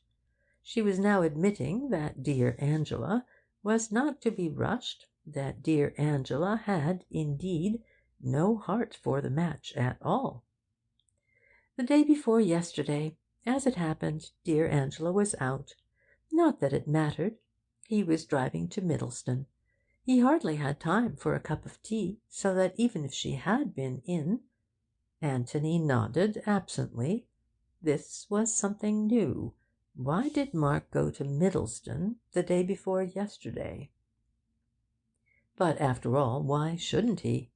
100 reasons unconnected with the death of Robert might have taken him there. He got up to go. He wanted to be alone at least with Bill. Mrs. Norbury had given him many things to think over, but the great outstanding fact which had emerged was this, that Cayley had reason to hate Mark. Mrs. Norbury had given him that reason. To hate? Well, to be jealous, anyhow. But that was enough. "You see," he said to Bill as they walked back, "we know that Cayley is perjuring himself and risking himself over this business, and that must be for one of two reasons: either to save Mark or to endanger him. That is to say, he is either wholeheartedly for him or wholeheartedly against him. Well, now we know that he is against him, definitely against him." "But I say, you know," protested Bill, "one doesn't necessarily try to ruin one's rival in love." "Doesn't one?" said Anthony, turning to him with a smile. Bill blushed. "Well, of course one never knows, but I mean— You mightn't try to ruin him, Bill, but you wouldn't perjure yourself in order to get him out of trouble of his own making." "Lord, no." "So that, of the two alternatives, the other is the more likely." They had come to the gate into the last field which divided them from the road, and having gone through it, they turned round and leant against it, resting for a moment and looking down at the house which they had left. "Jolly little place, isn't it?" said Bill. "Very, but rather mysterious." "In what way?" "Well, where's the front door?" "The front door? Why, you've just come out of it." "But isn't there a drive, or a road, or anything?" Bill laughed. "No, that's the beauty of it to some people, and that's why it's so cheap, and why the Norburys can afford it, I expect. They're not too well off." "But what about luggage, and tradesmen, and that kind of thing?" "Oh, there's a cart track, but motor cars can't come any nearer than the road." He turned round and pointed. "Up there. So the week-end millionaire people don't take it. At least, they'd have to build a road and a garage and all the rest of it, if they did." "I see," said Anthony carelessly, and they turned round and continued their walk up the road. But later on he remembered this casual conversation at the gate, and saw the importance of it. Chapter 16. Getting Ready for the Night. What was it which Cayley was going to hide in that pond that night? Anthony thought that he knew now. It was Mark's body. From the beginning he had seen this answer coming, and had drawn back from it. For if Mark had been killed, it seemed such a cold-blooded killing. Was Cayley equal to it? Bill would have said no, but that was because he had breakfast with Cayley, and lunch with him, and dinner with him, had ragged him and played games with him.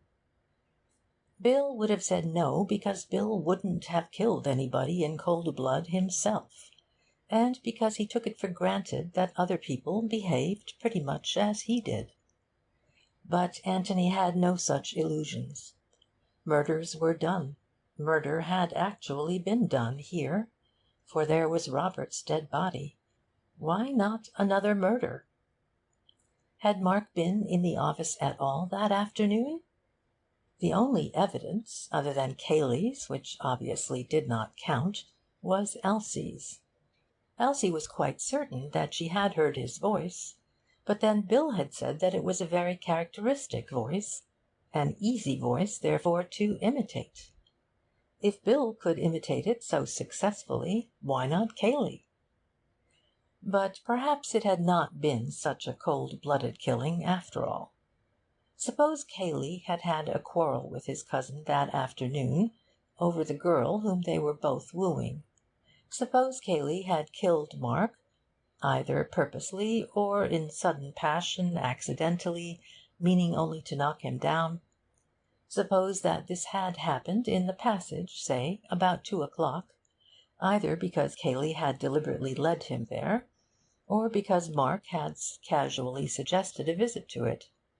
One could imagine Mark continually gloating over that secret passage. Suppose Cayley, there with the body at his feet, feeling already the rope around his neck, his mind darting this way and that in frantic search for a way of escape, and suppose that suddenly and irrelevantly he remembers that Robert is coming to the house at 3:00 that afternoon. Automatically he looks at his watch. In a half-hour's time. In half an hour's time. He must think of something quickly, quickly. Shall he bury the body in the passage and let it be thought that Mark ran away, frightened at the mere thought of his brother's arrival? But there was the evidence of the breakfast table.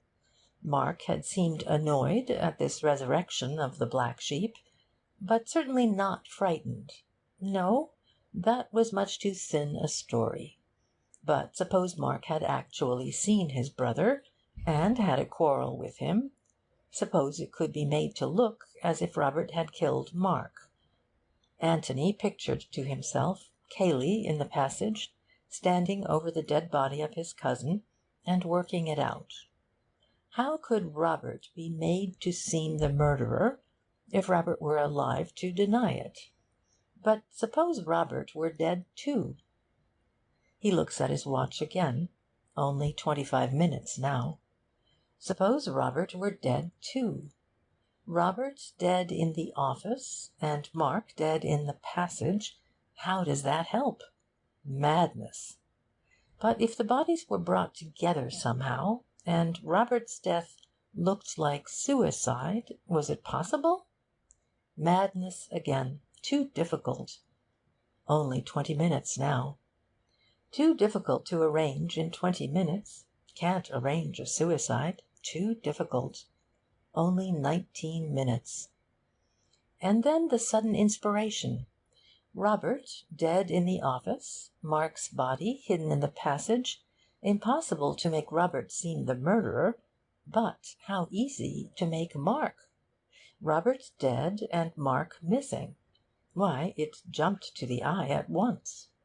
Mark had killed Robert, accidentally, yes, that would be more likely, and then had run away. Sudden panic. He looks at his watch again. 15 minutes. But plenty of time now. The thing arranges itself. Was that the solution, Anthony wondered? It seemed to fit in with the facts as they knew them, but then so did that other theory which he had suggested to Bill in the morning. "Which one?" said Bill. They had come back from Jallan's through the park, and were sitting in the copse above the pond, from which the inspector and his fishermen had now withdrawn. Bill had listened with open mouth to Anthony's theory, and, save for an occasional "By Jove!" had listened in silence. "Smart man, Cayley," had been his only comment at the end. Which other theory? That Mark had killed Robert accidentally, and had gone to Cayley for help, and that Cayley, having hidden him in the passage, locked the office door from the outside and hammered on it. "Yes, but you were so dashed mysterious about that. I asked you what the point of it was, and you wouldn't say anything." He thought for a little, and then went on. "I suppose you meant that Cayley deliberately betrayed Mark, and tried to make him look like a murderer?" "I wanted to warn you that we should probably find Mark in the passage, alive or dead." "And now you don't think so?" "Now I think that his dead body is there." "Meaning that Cayley went down and killed him afterwards? After you had come? After the police had come?" "Well, that's what I shrink from, Bill. It's so horribly cold-blooded. Cayley may be capable of it, but I hate to think of it." "But, dash it all, your other way is cold-blooded enough. According to you, he goes up to the office and deliberately shoots a man with whom he has no quarrel, whom he hasn't seen for 15 years. "Yes, but to save his own neck. That makes a difference. My theory is that he quarrelled violently with Mark over the girl, and killed him in sudden passion. Anything that happened after that would be self-defence. I don't mean that I excuse it, but that I understand it. And I think that Mark's dead body is in the passage now, and has been there since, say, 2:30 yesterday afternoon. And to-night Cayley is going to hide it in the pond." Bill pulled at the moss on the ground beside him, threw away a handful or two, and said slowly, "You may be right, but it's all guesswork, you know." Anthony laughed. "Good Lord, of course it is," he said, "and to-night we shall know if it's a good guess or a bad one." Bill brightened up suddenly. "To-night," he said. "I say, to-night's going to be rather fun. How do we work it?" Anthony was silent for a little. "Of course," he said at last, "we ought to inform the police, so that they can come here and watch the pond to-night." "Of course," grinned Bill. "But I think that perhaps it is a little early to put our theories before them." "I think perhaps it is," said Bill solemnly. Anthony looked up at him with a sudden smile. "Bill, you old bounder." "Well, dash it, it's our show. I don't see why we shouldn't get our little bit of fun out of it." "Neither do I. All right, then. We'll do without the police to-night." "We shall miss them," said Bill sadly, "but 'tis better so." There were two problems in front of them. First, the problem of getting out of the house without being discovered by Cayley, and secondly, the problem of recovering whatever it was which Cayley dropped into the pond that night. "Let's look at it from Cayley's point of view," said Anthony. "He may not know that we're on his track, but he can't help being suspicious of us. He's bound to be suspicious of everybody in the house, and more particularly of us, because we're presumably more intelligent than the others."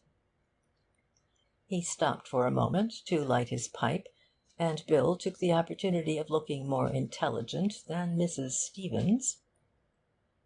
"Now, he has got something to hide to-night, and he's going to take good care that we aren't watching him. Well, what will he do? See that we are asleep first, before he starts out. Yes, come and tuck us up and see that we're nice and comfortable. Yes, that's awkward," said Bill, "but we could lock our doors, and then he wouldn't know that we weren't there." "Have you ever locked your door?" "Never." "No, and you could bet that Cayley knows that. Anyway, he'd bang on it, and you wouldn't answer, and then what would he think?" Bill was silent, crushed. "Then I don't see how we're going to do it," he said, after deep thought. "He'll obviously come to us just before he starts out, and that doesn't give us time to get to the pond in front of him." "Let's put ourselves in his place," said Anthony, puffing slowly at his pipe. "He's got the body, or whatever it is, in the passage. He won't come upstairs carrying it in his arms and look in at our doors to see if we're awake. He'll have to make sure about us first, and then go down for the body afterwards. So that gives us a little time." "Yes," said Bill thoughtfully, "we might just do it, but it'll be a bit of a rush." "But wait.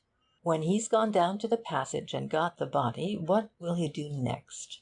"Come out again?" said Bill helpfully. "Yes, but at which end?" Bill sat up with a start. "By Jove, you mean that he will go out at the far end, by the bowling green?" "Don't you think so? Just imagine him walking across the lawn, in full view of the house, at midnight, with a body in his arms. Think of the awful feeling he would have in the back of the neck, wondering if anybody, a restless sleeper, had chosen just that moment to wander to the window and look out into the night. There's still plenty of moonlight, Bill. Is he going to walk across the park in the moonlight, with all those windows staring at him? Not if he can help it. But he can get out by the bowling green, and then come to the pond without ever being in sight of the house at all." "You're right, and that will just about give us time. Good. Now what's the next thing?" "The next thing is to mark the exact place in the pond where he drops whatever he drops." "So that we can fish it out again?" "If we can see what it is, we shan't want to. The police can have a go at it to-morrow. But if it's something we can't identify from a distance, then we must try and get it out, to see whether it's worth telling the police about." "Yes," said Bill, wrinkling his forehead. "Of course, the trouble with water is that one bit of it looks pretty much like the next bit. I don't know if that had occurred to you." "It had," smiled Anthony. "Let's come and have a look at it." They walked to the edge of the copse, and lay down there in silence, looking at the pond beneath. "See anything?" said Anthony at last. "What?" "The fence on the other side." "What about it?" "Well, it's rather useful, that's all." "Said Sherlock Holmes enigmatically," added Bill. A moment later his friend Watson had hurled him into the pond. Anthony laughed. "I love being Sherlocky," he said. "Why is that fence useful, my dear Holmes?" said Bill obediently. "Because you can take a bearing on it. You see—" "Yes, you needn't stop to explain to me what a bearing is." "I wasn't going to. But you're lying here," he looked up, "underneath this pine tree. Cayley comes out in the old boat and drops his parcel in. You take a line from here on to the boat and mark it off on the fence there. Say it's the 5th post from the end. Well, then I take a line from my tree, we'll find one for me directly, and it comes on to the 20th post, say. And where the two lines meet, there shall the eagles be gathered together. QED. And there, I almost forgot to remark, will the taller eagle, Beverley by name, do his famous diving act, as performed nightly at the Hippodrome." Bill looked at him uneasily. "I say, really? It's beastly dirty water, you know." "I'm afraid so, Bill. So it is written in the book of Ussher. Of course, I knew that one of us would have to, but I hoped—oh, well, it's a warm night." "Just the night for a bathe," agreed Anthony, getting up. "Well, now, let's have a look for my tree." They walked down to the margin of the pond and looked back. Bill's tree stood up and took the evening, tall and unmistakable, 50 feet nearer to heaven than its neighbours. But it had its fellow at the other end of the copse, not quite so tall, perhaps, but equally conspicuous. "That's where I shall be," said Anthony, pointing to it. Now, for the Lord's sake, count your posts accurately." "Thanks very much, but I shall do it for my own sake," said Bill with feeling. "I don't want to spend the whole night diving."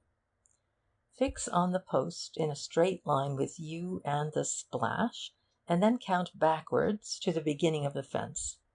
"Right, old boy. Leave it to me. I can do this on my head."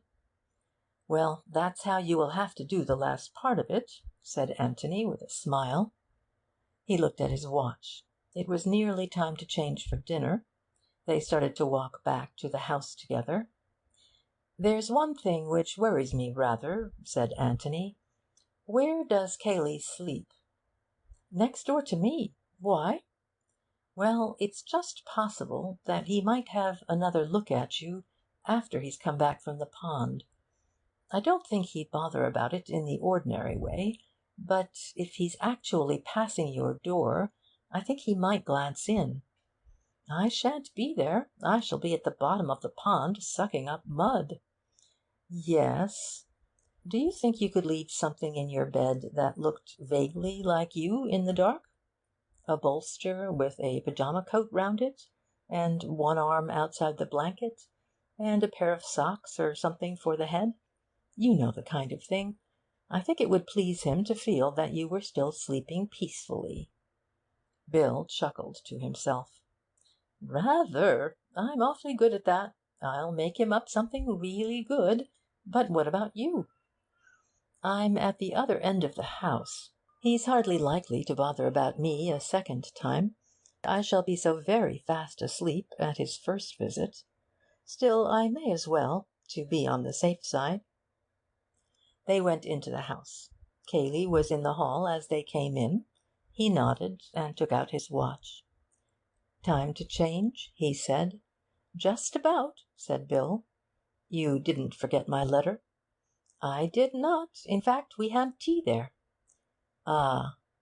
He looked away and said carelessly, "How were they all?" "They sent all sorts of sympathetic messages to you, and all that sort of thing." "Oh, yes."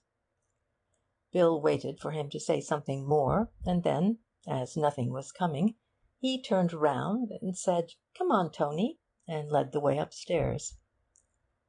"Got all you want?" he said at the top of the stairs. "I think so. Come and see me before you go down." "Right-o." Anthony shut his bedroom door behind him and walked over to the window. He pushed open a casement and looked out. His bedroom was just over the door at the back of the house. The side wall of the office, which projected out into the lawn beyond the rest of the house, was on his left. He could step out on to the top of the door, and from there drop easily to the ground. Getting back would be a little more difficult. There was a convenient water pipe which would help. He had just finished his dressing when Bill came in. "Final instructions?" he asked, sitting down on the bed. "By the way, how are we amusing ourselves after dinner? I mean, immediately after dinner?" "Billiards." "Right-o. Anything you like." "Don't talk too loud," said Anthony in a lower voice. "We're more or less over the hall, and Cayley may be there." He led the way to the window. "We'll go out this way to-night. Going downstairs is too risky. It's easy enough. Better put on tennis shoes." "Right. I say, in case I don't get another chance alone with you, what do I do when Cayley comes to tuck me up?" "It's difficult to say. Be as natural as you can. I mean, if he just knocks lightly and looks in, be asleep. Don't overdo the snoring. But if he makes a hell of a noise, you'll have to wake up and rub your eyes and wonder what on earth he's doing in your room at all. You know the sort of thing." "Right. And about the dummy figure. I'll make it up directly we come upstairs, and hide it under the bed." "Yes. I think we'd better go completely to bed ourselves. We shan't take a moment dressing again, and it will give him time to get safely to the passage. Then come into my room." "Right. Are you ready?" "Yes." They went downstairs together. Chapter 17. Mr. Beverley Takes the Water. Cayley seemed very fond of them that night. After dinner was over, he suggested a stroll outside. They walked up and down the gravel in front of the house, saying very little to each other, until Bill could stand it no longer. For the last 20 turns he had been slowing down, hopefully, each time they came to the door, but the hint had always been lost on his companions, and each time another turn had been taken. But in the end he had been firm. "What about a little billiards?" he said, shaking himself free from the others. "Will you play?" said Anthony to Cayley. "I'll watch you," he said, and he had watched them resolutely until the game, and then another game after that, had been played. They went into the hall and attacked the drinks. "Well, thank heaven for bed," said Bill, putting down his glass. "Are you coming?" "Yes," said Anthony, and finished his drink. He looked at Cayley. "I've just got one or two little things to do," said Cayley. "I shan't be long following you." "Well, good night, then." "Good night." "Good night," called Bill from halfway up the stairs. "Good night, Tony." "Good night." Bill looked at his watch. 11:30. Not much chance of anything happening for another hour. He pulled open a drawer and wondered what to wear on their expedition. Grey flannel trousers, flannel shirt, and a dark coat. Perhaps a sweater, as they might be lying out in the copse for some time. And, good idea, a towel. He would want it later on, and meanwhile he could wear it round his waist. Tennis shoes. There. Everything was ready. Now then for the dummy figure. He looked at his watch again before getting into bed. 12:15. How long to wait before Cayley came up? He waited for his eyes to become accustomed to the new darkness. He could only just make out the bed in the corner of the room. Cayley would want more light than that, if he were to satisfy himself from the door that the bed was occupied. He pulled the curtains a little way back. That was about right. He could have another look later on, when he had the dummy figure in the bed. How long would it be before Cayley came up? It wasn't that he wanted his friends, Beverley and Gillingham, to be asleep before he started on his business at the pond. All that he wanted was to be sure that they were safely in their bedrooms. Cayley's business would make no noise, give no sign, to attract the most wakeful member of the household, so long as the household was really inside the house. But if he wished to reassure himself about his guests, he would have to wait until they were far enough on their way to sleep not to be disturbed by him as he came up to reassure himself. So it amounted to the same thing, really. He would wait until they were asleep. Until they were asleep. Asleep. With a great effort, Bill regained the mastery over his wandering thoughts and came awake again. This would never do. It would be fatal if he went to sleep. If he went to sleep. To sleep. And then in an instant he was intensely awake. Suppose Cayley never came at all? Suppose Cayley was so unsuspicious that, as soon as they had gone upstairs, he had dived down into the passage and set about his business? Suppose even now he was at the pond, dropping into it that secret of his? Good heavens, what fools they had been! How could Anthony have taken such a risk? Put yourself in Cayley's place, he had said.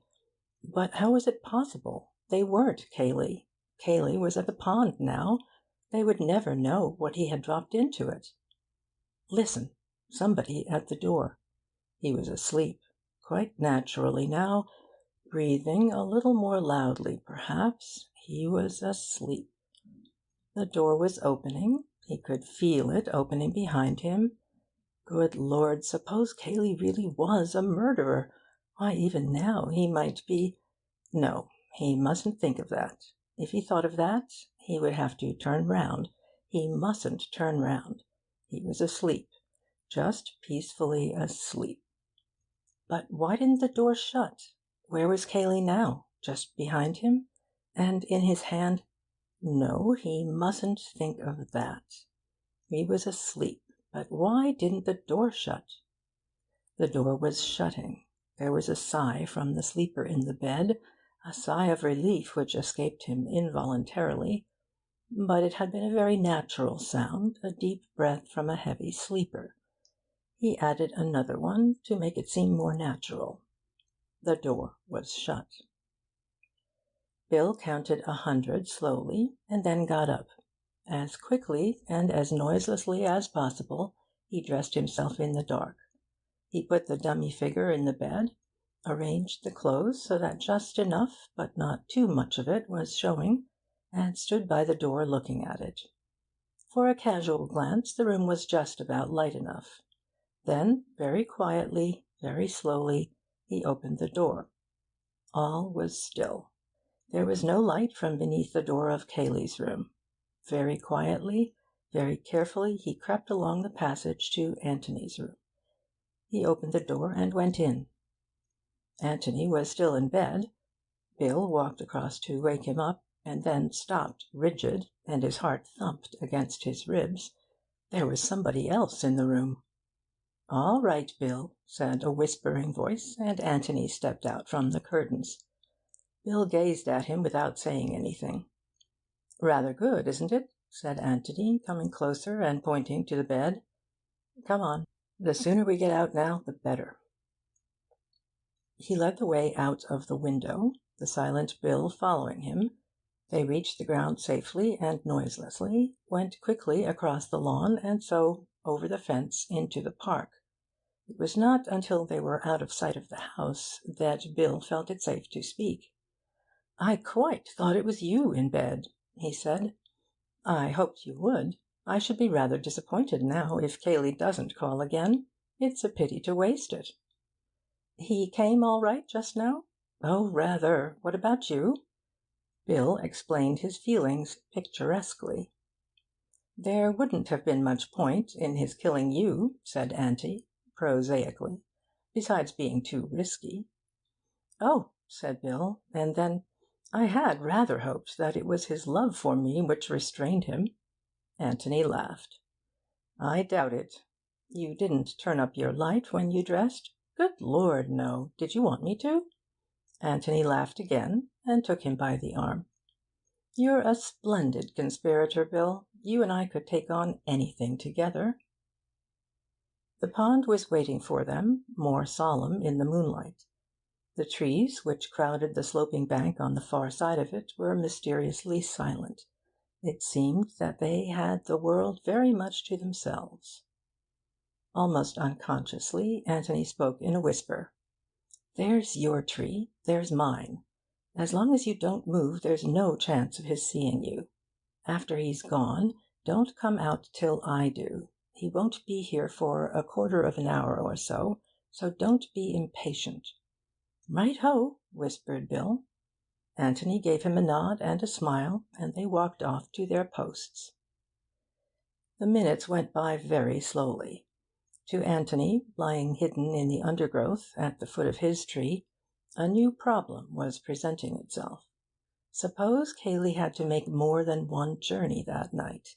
He might come back to find them in the boat, one of them indeed in the water, and if they decided to wait in hiding, on the chance of Cayley coming back again, what was the least time they could safely allow?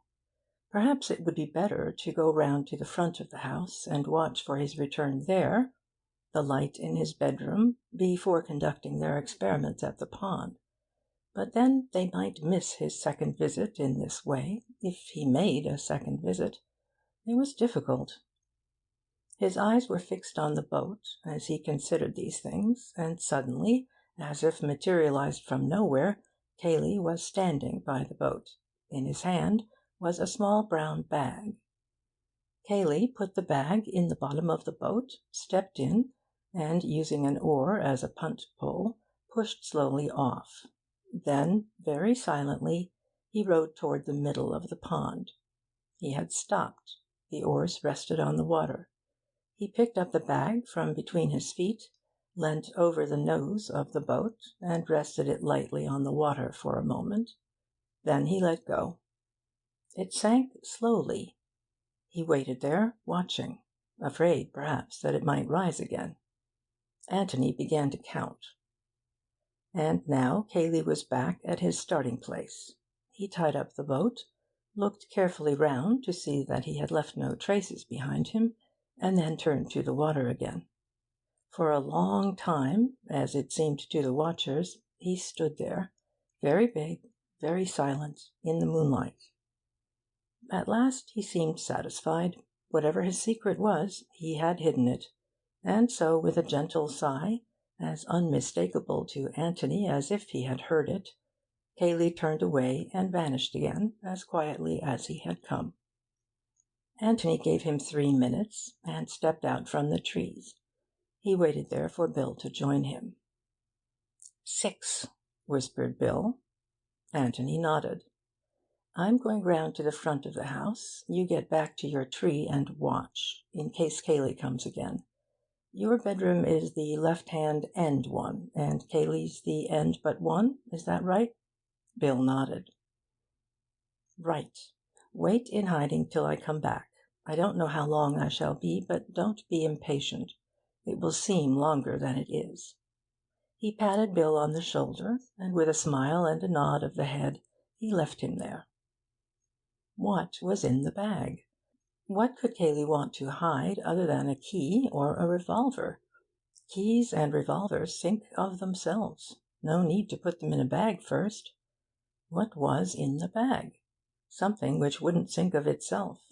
Something which needed to be helped with stones before it would hide itself safely in the mud. Well, they would find that out. There was no object in worrying about it now.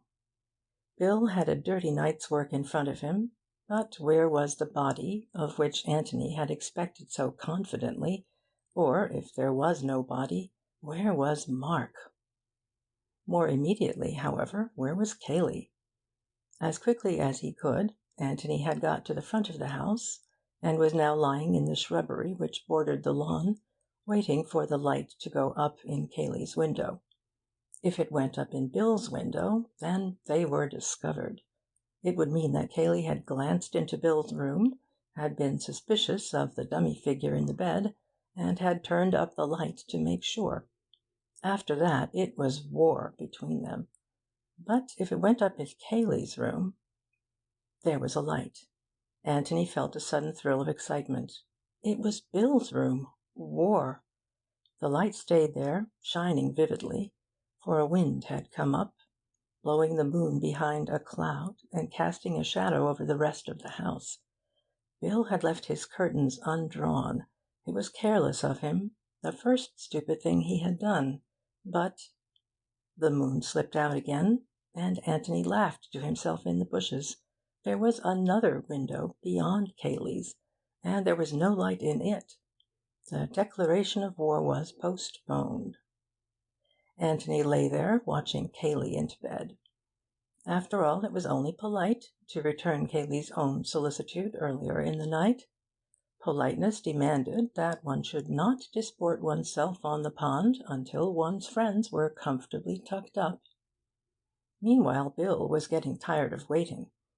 His chief fear was that he might spoil everything by forgetting the number. 6. It was the 6th post. 6.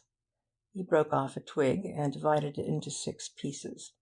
These he arranged on the ground in front of him. 6. He looked at the pond, counted up to the 6th post, and murmured 6 to himself again. Then he looked down at his twigs. 1, 2, 3, 4, 5, 6, 7. 7? Was it 7? Or was that 7th bit of a twig an accidental bit, which had been on the ground anyhow? Surely it was 6. Had he said 6 to Anthony? If so, Anthony would remember, and it was all right. 6. He threw away the 7th twig, and collected the other 6 together. Perhaps they would be safer in his pocket. 6. The height of a tall man. Well, his own height. 6 feet. Yes, that was the way to remember it. Feeling a little safer on the point, he began to wonder about the bag, and what Anthony would say to it, and the possible depth of the water and of the mud at the bottom, and was still so wondering, and saying, "Good Lord, what a life!" to himself, when Anthony reappeared. Bill got up and came down the slope to meet him. 6, he said firmly. 6th post from the end. Good, smiled Anthony. Mine was the 18th, a little way past it. What did you go off for? To see Cayley into bed. Is it all right? Yes. Better hang your coat over the 6th post, and then we shall see it more easily. I'll put mine on the 18th. Are you going to undress here or in the boat? Some here and some in the boat. You're quite sure that you wouldn't like to do the diving yourself? Quite. Thanks. They had walked round to the other side of the pond. Coming to the 6th post of the fence, Bill took off his coat and put it in position, and then finished his undressing, while Anthony went off to mark the 18th post. When they were ready, they got into the boat, Anthony taking the oars. Now, Bill, tell me as soon as I'm in line with your 2 marks. He rowed slowly towards the middle of the pond. You're about there now, said Bill at last. Anthony stopped rowing and looked about him. Yes, that's pretty well right. He turned the boat's nose round until it was pointing to the pine tree under which Bill had lain. You see my tree and the other coat? Yes, said Bill. Right. Now then, I'm going to row gently along this line until we're dead in between the 2. Get it as exactly as you can, for your own sake. Steady, said Bill warningly. Back a little more forward. Right. Anthony left the oars on the water and looked around. As far as he could tell, they were in an exact line with each pair of landmarks. Now then, Bill, in you go. Bill pulled off his shirt and trousers and stood up. You mustn't dive from the boat, old boy, said Anthony hastily. You'll shift its position. Slide in gently. Bill slid in from the stern and swam slowly round to Anthony. What's it like? Said Anthony. Cold. Well, here's luck to it. He gave a sudden kick, flashed for a moment in the water, and was gone. Anthony steadied the boat and took another look at his landmarks.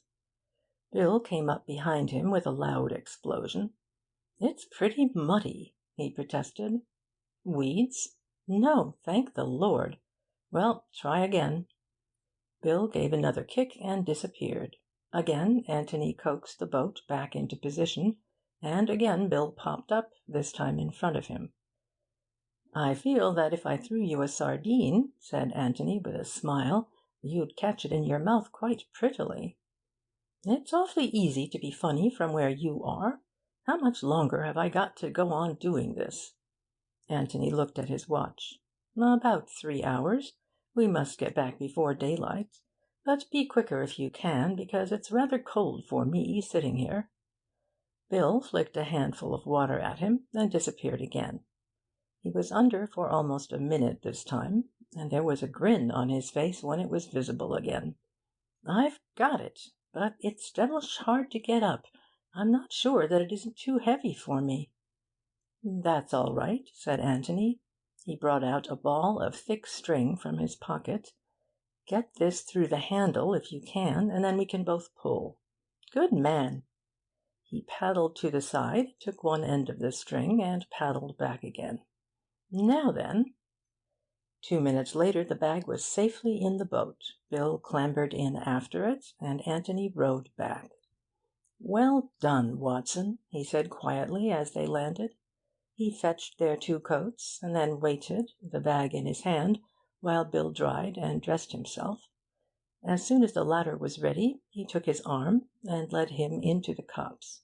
He put the bag down and felt in his pockets. I shall light a pipe before I open it, he said. What about you? Yes. With great care they filled and lit their pipes. Bill's hand was a little unsteady. Anthony noticed it and gave him a reassuring smile. Ready? Yes. They sat down, and taking the bag between his knees, Anthony pressed the catch and opened it. "Clothes," said Bill. Anthony pulled out the top garment and shook it out. It was a wet brown flannel coat. "Do you recognise it?" "Mark's brown flannel suit." "The one he is advertised as having run away in?" "Yes, it looks like it. Of course he has had a dashed lot of clothes." Anthony put his hand in the breast pocket and took out some letters. He considered them doubtfully for a moment. "I suppose I'd better read them," he said. "I mean, just to see." He looked inquiringly at Bill, who nodded. Anthony turned on his torch and glanced at them. Bill waited anxiously. "Yes, Mark. Hullo! What is it?" "The letter that Cayley was telling the inspector about. From Robert. 'Mark, your loving brother is coming to see you.' Yes, I suppose I had better keep this. Well, there's his coat. Let's have out the rest of it." He took the remaining clothes from the bag and spread them out. "They're all here," said Bill. "Shirt, tie, socks, underclothes, shoes. Yes, all of them." "All that he was wearing yesterday?" "Yes." "What do you make of it?" Bill shook his head and asked another question. "Is it what you expected?" Anthony laughed suddenly. "It's too absurd," he said. "I expected well, you know what I expected. A body. A body in a suit of clothes. Well, perhaps it would be safer to hide them separately. The body here and the clothes in the passage, where they would never betray themselves. And now he takes a great deal of trouble to hide the clothes here, and doesn't bother about the body at all." He shook his head. "I'm a bit lost for the moment, Bill, and that's the fact." "Anything else there?" Anthony felt in the bag. "Stones and yes, there's something else." He took it out and held it up.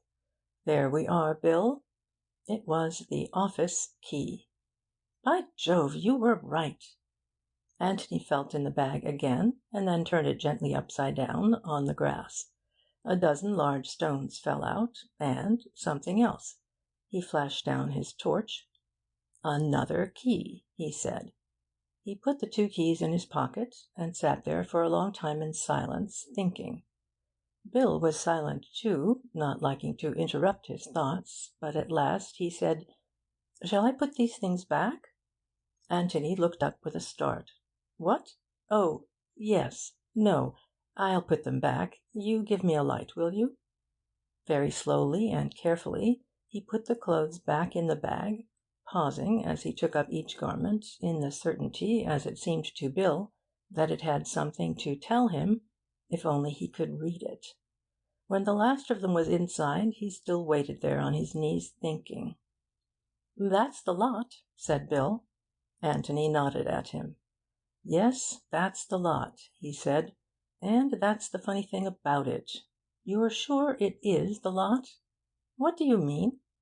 "Give me the torch a moment." He took it and flashed it over the ground between them. "Yes, that's the lot. It's funny." He stood up, the bag in his hands. "Now let's find a hiding place for these, and then—" He said no more, but stepped off through the trees, Bill following him meekly. As soon as they had got the bag off their hands, and were clear of the copse, Anthony became more communicative. He took the two keys out of his pocket.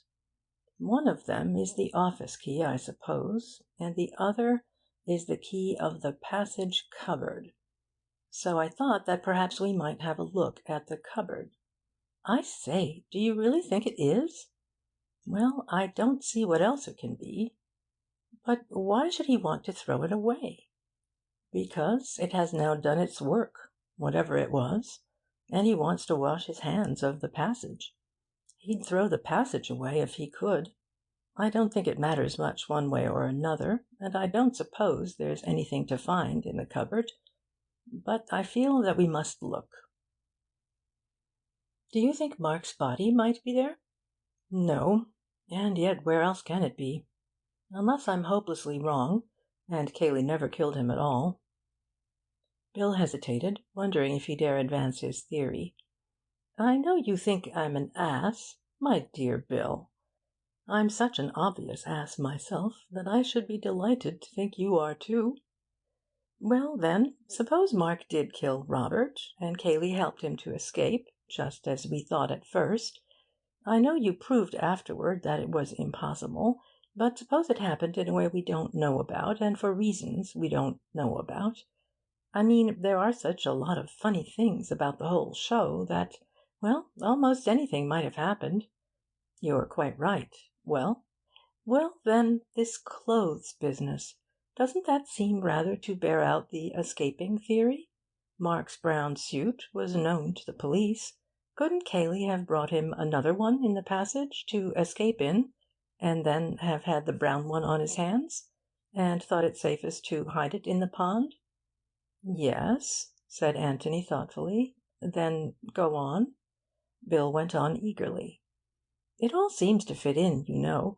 I mean, even with your first theory, that Mark killed him accidentally, and then came to Cayley for help. Of course, if Cayley had played fair, he'd have told Mark that he had nothing to be afraid of. But he isn't playing fair. He wants to get Mark out of the way because of the girl. Well, this is his chance. He makes Mark as frightened as possible, tells him that his only hope is to run away. Well, naturally, he does all he can to get him well away, because if Mark is caught, the whole story of Cayley's treachery comes out. Yes, but isn't it overdoing it, rather, to make him change his underclothes and everything? It wastes a good deal of time, you know. Bill was pulled up short, and said, "Oh," in great disappointment. I dare say the underclothes could be explained, but here's the difficulty. Why did Mark need to change from brown to blue, or whatever it was, when Cayley was the only person who saw him in brown? The police description of him says that he's in a brown suit. Yes, because Cayley told the police. You see, even if Mark had had lunch in his brown suit, and the servants had noticed it, Cayley would always have pretended that he had changed into blue after lunch, because only Cayley saw him afterwards. So if Cayley had told the inspector that he was wearing blue, Mark could have escaped quite comfortably in his brown without needing to change at all. "But that's just what he did do," cried Bill triumphantly. "What fools we are!" Anthony looked at him in surprise, and then shook his head. "Yes, yes," insisted Bill. "Of course. Don't you see? Mark did change after lunch, and, to give him more of a chance of getting away, Cayley lied and said that he was wearing the brown suit in which the servants had seen him. Well, then, he was afraid that the police might examine Mark's clothes and find the brown suit still there, so he hid it, and then dropped it in the pond afterwards." He turned eagerly to his friend, but Anthony said nothing. Bill began to speak again, and was promptly waved into silence. "Don't say anything more, old boy. You've given me quite enough to think about. Don't let's bother about it tonight. We'll just have a look at this cupboard, and then get to bed." But the cupboard had not much to tell them that night. It was empty, save for a few old bottles. "Well, that's that," said Bill. But Anthony, on his knees, with the torch in his hand, continued to search for something. "What are you looking for?" asked Bill at last. "Something that isn't there," said Anthony, getting up and dusting his trousers. And he locked the door again. Chapter 18. Guesswork. The inquest was at 3 o'clock. Thereafter, Anthony could have no claim on the hospitality of the Red House. By 10 o'clock his bag was packed and waiting to be taken to the George. To Bill, coming upstairs after a more prolonged breakfast, this early morning bustle was a little surprising. "What's the hurry?" he asked. "None, but we don't want to come back here after the inquest. Get your packing over now, and then we can have the morning to ourselves." "Right-ho!" He turned to go to his room, and then came back again. "I say, are we going to tell Cayley that we're staying at the George?" "You're not staying at the George, Bill, not officially. You are going back to London. Oh! Yes. Ask Cayley to have your luggage sent to Stanton, ready for you when you catch a train there after the inquest. You can tell him that you've got to see the Bishop of London at once. The fact that you are hurrying back to London to be confirmed will make it seem more natural that I should resume my interrupted solitude at the George as soon as you have gone. Then where do I sleep tonight? Officially, I suppose, in Fulham Place. Unofficially, I suspect, in my bed, unless they've got another spare room at the George. I've put your confirmation robe, I mean your pyjamas and brushes and things, in my bag, ready for you. Is there anything else you want to know? No? Then go and pack, and meet me at 10:30 beneath the blasted oak, or in the hall, or somewhere. I want to talk and talk and talk, and I must have my Watson. Good, said Bill, and he went off to his room. An hour later, having communicated their official plans to Cayley, they wandered out together into the park. Well, said Bill, as they sat underneath a convenient tree, talk away. I had many bright thoughts in my bath this morning, began Anthony. The brightest one of all was that we were being damn fools and working at this thing from the wrong end altogether. Well, that's helpful. Of course, it's very hampering, being a detective, when you don't know anything about detecting, and when nobody knows that you're doing detection, and you can't have people up to cross-examine them, and you've neither the energy nor the means to make proper inquiries, and, in short, when you're doing the whole thing in a thoroughly amateur, haphazard way. For amateurs, I don't think we're doing it all badly, protested Bill. No, not for amateurs. But if we had been professionals, I believe we should have got at it from the other end, the Robert end. We've been wondering about Mark and Cayley all the time. Now let's wonder about Robert for a bit. We know so little about him. Well, let's see what we do know. First of all, then, we know vaguely that he was a bad lot, the sort of brother who is hushed up in front of other people. Yes? We know that he announced his approaching arrival to Mark in a rather unpleasant letter, which I have in my pocket. Yes? And then we know rather a curious thing. We know that Mark told you all that this black sheep was coming. Now, why did he tell you? Bill was thoughtful for a moment. I suppose, he said slowly, that he knew we were bound to see him, and thought that the best way was to be quite frank about him. But were you bound to see him? You were all away playing golf. We were bound to see him if he stayed in the house that night.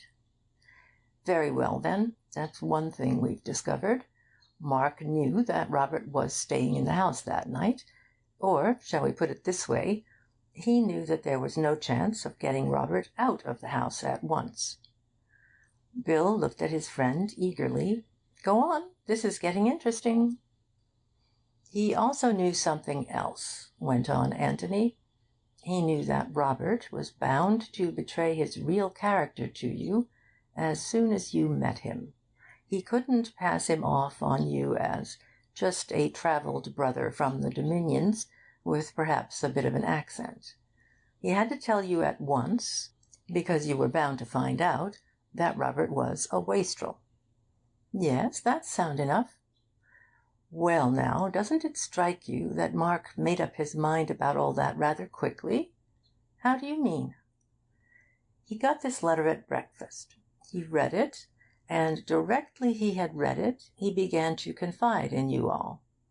That is to say, in about 1 second, he thought out the whole business and came to a decision, to 2 decisions. He considered the possibility of getting Robert out of the way before you came back, and decided that it was impossible. He considered the possibility of Robert's behaving like an ordinary, decent person in public, and decided that it was very unlikely. He came to these two decisions instantaneously as he was reading the letter. Isn't that rather quick work? Well, what's the explanation? Anthony waited until he had refilled and lighted his pipe before answering. What's the explanation? Well, let's leave it for a moment and take another look at the two brothers, in conjunction, this time, with Mrs. Norbury. Mrs. Norbury? Said Bill, surprised. Yes. Mark hoped to marry Miss Norbury. Now, if Robert really was a blot upon the family honour, Mark would want to do one of two things. Either keep it from the Norburys altogether, or else, if it had to come out, tell them himself before the news came to them indirectly. Well, he told them. But the funny thing is that he told them the day before Robert's letter came. Robert came and was killed the day before yesterday, Tuesday. Mark told Mrs. Norbury about him on Monday. What do you make of that? Coincidence? Said Bill, after careful thought. He'd always meant to tell her. His suit was prospering, and just before it was finally settled, he told her. That happened to be Monday. On Tuesday he got Robert's letter, and felt jolly glad that he'd told her in time. Well, it might be that, but it's rather a curious coincidence. And here is something which makes it very curious indeed. It only occurred to me in the bath this morning. Inspiring place, a bathroom. Well, it's this. He told her on Monday morning, on his way to Middleston in the car. Well? Well. Sorry, Tony, I'm dense this morning. In the car, Bill. And how near can you get the car to Jallands? About 600 yards.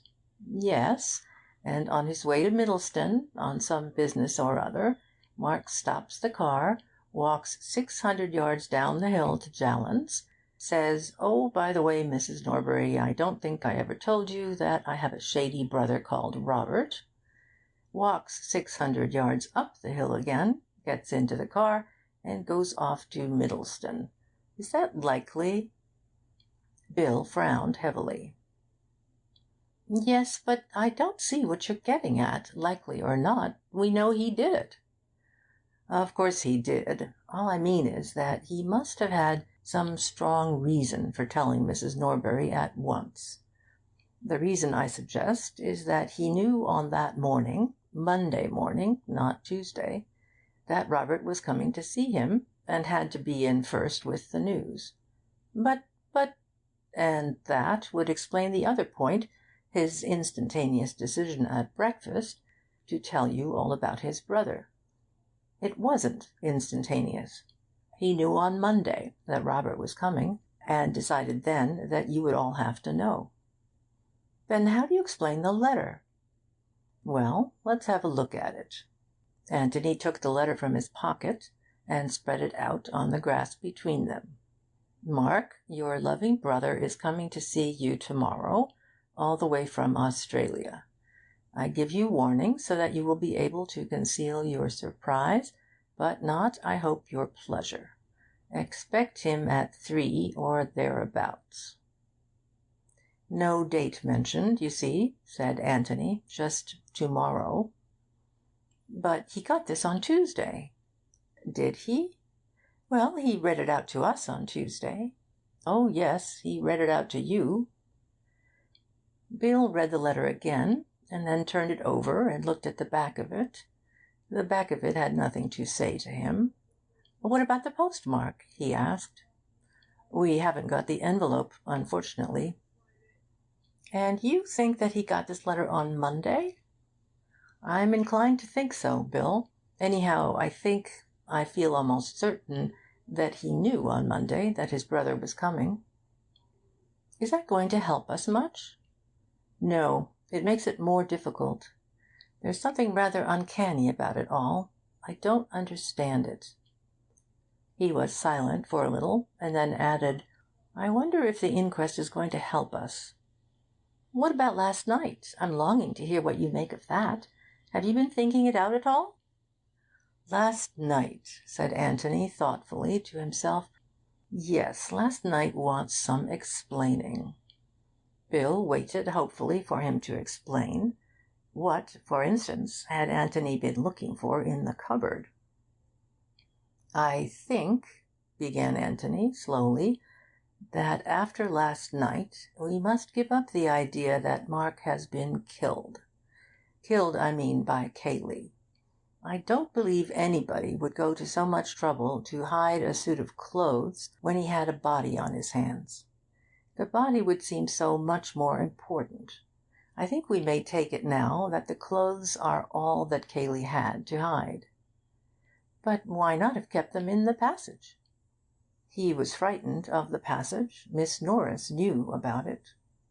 "Well, then, in his own bedroom, or even in Mark's.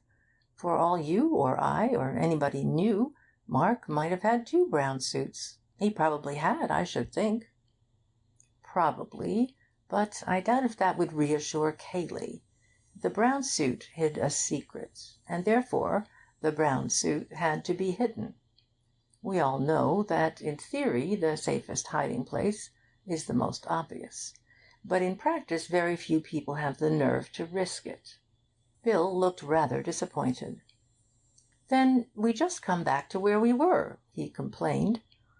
"Mark killed his brother, and Cayley helped him to escape through the passage, either in order to compromise him, or because there was no other way out of it, and he helped him by telling a lie about his brown suit." Anthony smiled at him in genuine amusement. "Bad luck, Bill," he said sympathetically. "There's only one murder after all. I'm awfully sorry about it. It was my fault, for—" "Shut up, you ass! You know I didn't mean that." "Well, you seemed awfully disappointed." Bill said nothing for a little, and then, with a sudden laugh, confessed. "It was so exciting yesterday," he said apologetically, "and we seemed to be just getting there and discovering the most wonderful things, and now—" "And now?" "Well, it's so much more ordinary." Anthony gave a shout of laughter. "Ordinary?" he cried. "Ordinary? Well, I'm dashed! Ordinary! If only one thing would happen in an ordinary way, we might do something. But everything is ridiculous." Bill brightened up again. "Ridiculous? How?" "Every way. Take those ridiculous clothes we found last night. You can explain the brown suit, but why the underclothes? You can explain the underclothes in some absurd way, if you like. You can say that Mark always changed his underclothes whenever he interviewed anybody from Australia.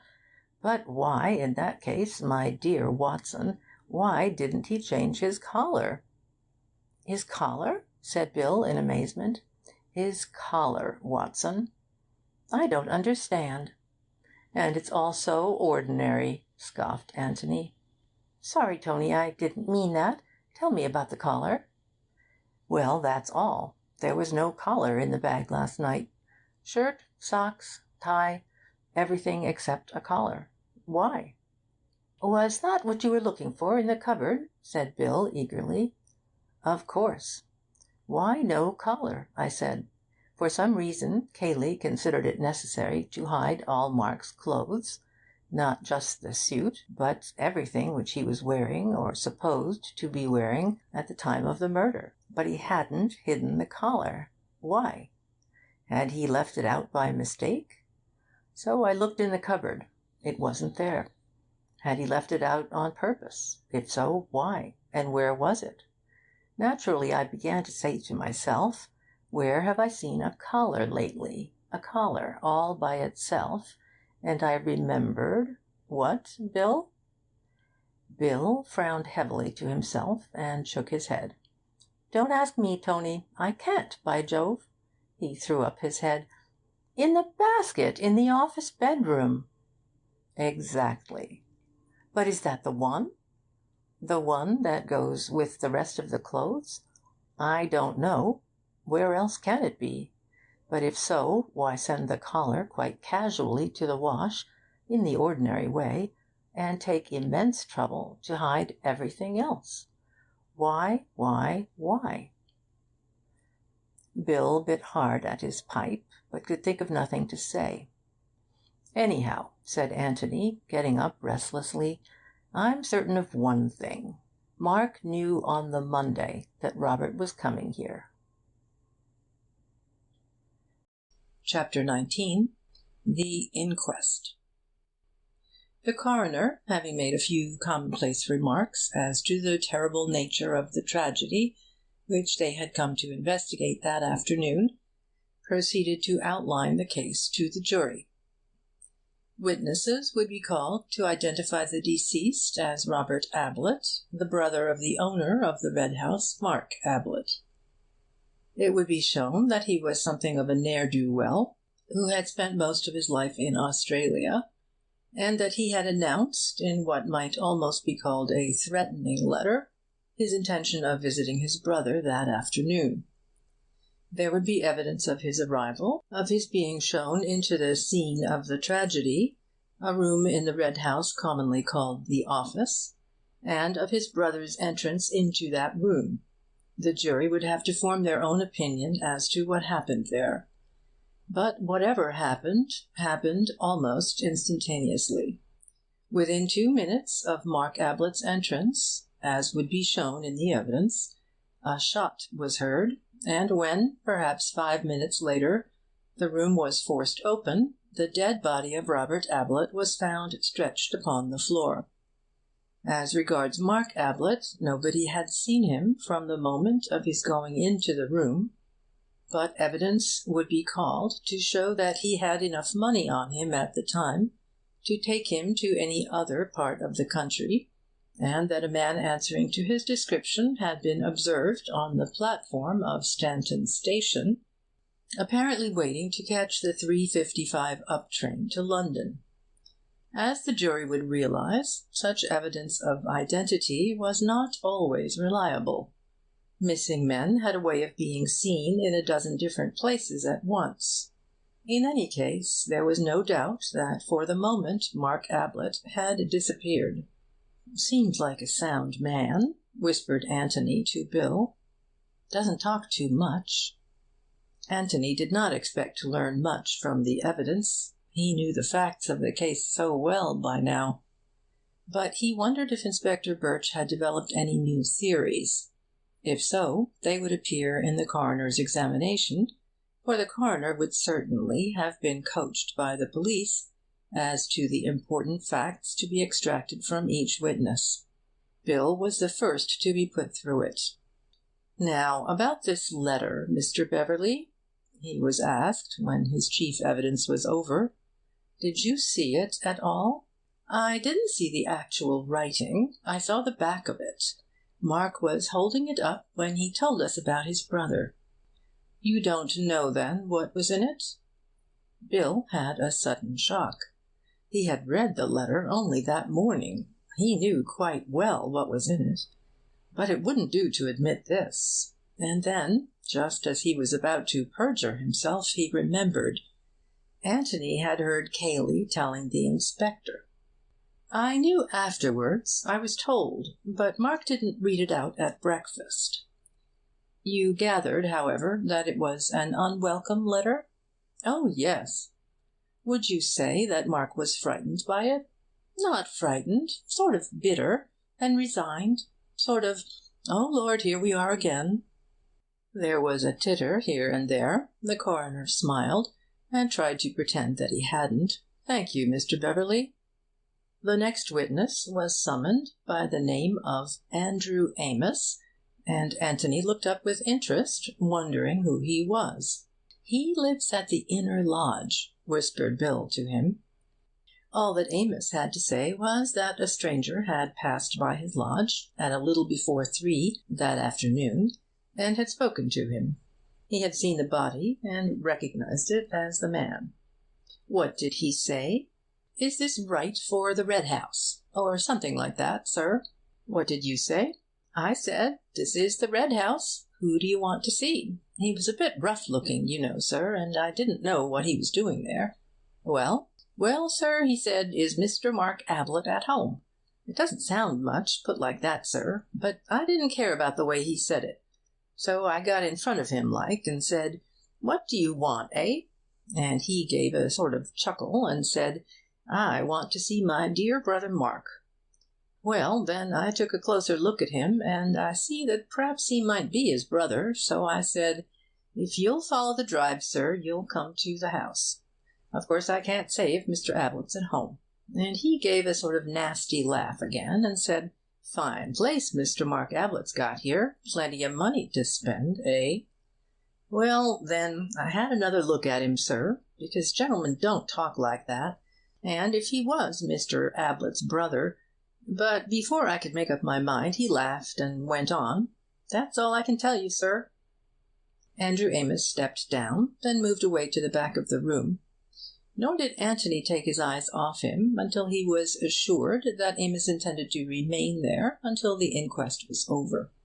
"Who's Amos talking to now?" he whispered to Bill. "Parsons, one of the gardeners. He's at the outside lodge on the Stanton Road. They're all here today, sort of a holiday for 'em." "I wonder if he's giving evidence too," thought Antony. He was. He followed Amos. He had been at work on the lawn in front of the house, and had seen Robert Ablett arrive. He didn't hear the shot, not to notice. He was a little hard of hearing. He had seen a gentleman arrive about 5 minutes after Mr. Robert. "Can you see him in court now?" asked the coroner. Parsons looked round slowly. Antony caught his eye and smiled. "That's him," said Parsons, pointing. Everybody looked at Antony. "That was about 5 minutes afterwards?" "About that, sir." "Did anybody come out of the house before this gentleman's arrival?" "No, sir. That is to say, I didn't see him." Stevens followed. She gave her evidence much as she had given it to the inspector. Nothing new was brought out by her examination. Then came Elsie. As the reporters scribbled down what she had overheard, they added in brackets, "Sensation," for the first time that afternoon. "How soon after you had heard this did the shot come?" asked the coroner. "Almost at once, sir." "A minute?" "I couldn't really say, sir. It was so quick." "Were you still in the hall?" "Oh, no, sir. I was just outside Mrs. Stevens' room, the housekeeper, sir." "You didn't think of going back to the hall to see what had happened?" "Oh, no, sir. I just went in to Mrs. Stevens, and she said, 'Oh, what was that?' frightened like. And I said that was in the house, Mrs. Stevens, that was. Just like something going off, it was." "Thank you," said the coroner. There was another emotional disturbance in the room as Cayley went into the witness box. Not sensation this time, but an eager and, as it seemed to Antony, sympathetic interest. Now they were getting to grips with the drama. He gave his evidence carefully, unemotionally. The lies with the same slow deliberation as the truth. Antony watched him intently, wondering what it was about him which had this odd sort of attractiveness. For Antony, who knew that he was lying, and lying, as he believed, not for Mark's sake, but for his own, yet could not help sharing some of that general sympathy with him. "Was Mark ever in possession of a revolver?" asked the coroner. "Not to my knowledge. I think I should have known if he had been." "You were alone with him all that morning? Did he talk about this visit of Robert's at all?" "I didn't see very much of him in the morning. I was at work in my room, and outside, and so on. We lunched together, and he talked of it then a little." "In what terms?" "Well," he hesitated, and then went on, "I can't think of a better word than peevishly. Occasionally he said, 'What do you think he wants?' or 'Why couldn't he have stayed where he was?' or 'I don't like the tone of his letter. Do you think he means trouble?' He talked rather in that kind of way. Did he express his surprise that his brother should be in England? I think he was always afraid that he would turn up one day. Yes. You didn't hear any conversation between the brothers when they were in the office together? No. I happened to go into the library just after Mark had gone in, and I was there all the time. Was the library door open? Oh, yes. Did you see or hear the last witness at all? No. If anybody had come out of the office while you were there in the library, would you have heard it? I think so, unless they had come out very quietly on purpose. Would you call Mark a hasty-tempered man? Cayley considered this carefully before answering.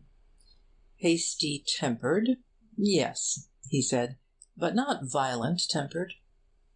Was he fairly athletic, active, quick? Active and quick, yes. Not particularly strong. Yes. One question more. Was Mark in the habit of carrying any considerable sum of money about with him? Yes, he always had £100 note on him, and perhaps £10 or £20 as well. Thank you, Mr. Cayley. Cayley went back heavily to his seat. Damn it, said Anthony to himself. Why do I like the fellow? Anthony Gillingham? Again, the eager interest of the room could be felt. Who was this stranger who had got mixed up in the business so mysteriously? Anthony smiled at Bill and stepped up to give his evidence. He explained how he came to be staying at the George at Woodham, how he had heard that the Red House was in the neighbourhood, how he had walked over to see his friend Beverley, and had arrived just after the tragedy. Thinking it over afterwards, he was fairly certain that he had heard the shot, but it had not made any impression on him at the time. He had come to the house from the Woodham end, consequently had seen nothing of Robert Ablett, who had been a few minutes in front of him. From this point his evidence coincided with Cayley's. You and the last witness reached the French windows together and found them shut? Yes. You pushed them in and came to the body. Of course, you had no idea whose body it was? No. Did Mr. Cayley say anything? He turned the body over, just so as to see its face, and when he saw it, he said, "Thank God." Again, the reporters wrote, "Sensation." Did you understand what he meant by that? I asked him who it was, and he said that it was Robert Ablett. Then he explained that he was afraid at first it was the cousin with whom he lived, Mark. Yes. Did he seem upset? Very much so at first, less when he found that it wasn't Mark. There was a sudden snigger from a nervous gentleman in the crowd at the back of the room, and a coroner put on his glasses and stared sternly in the direction from which it came. The nervous gentleman hastily decided that the time had come to do up his bootlace.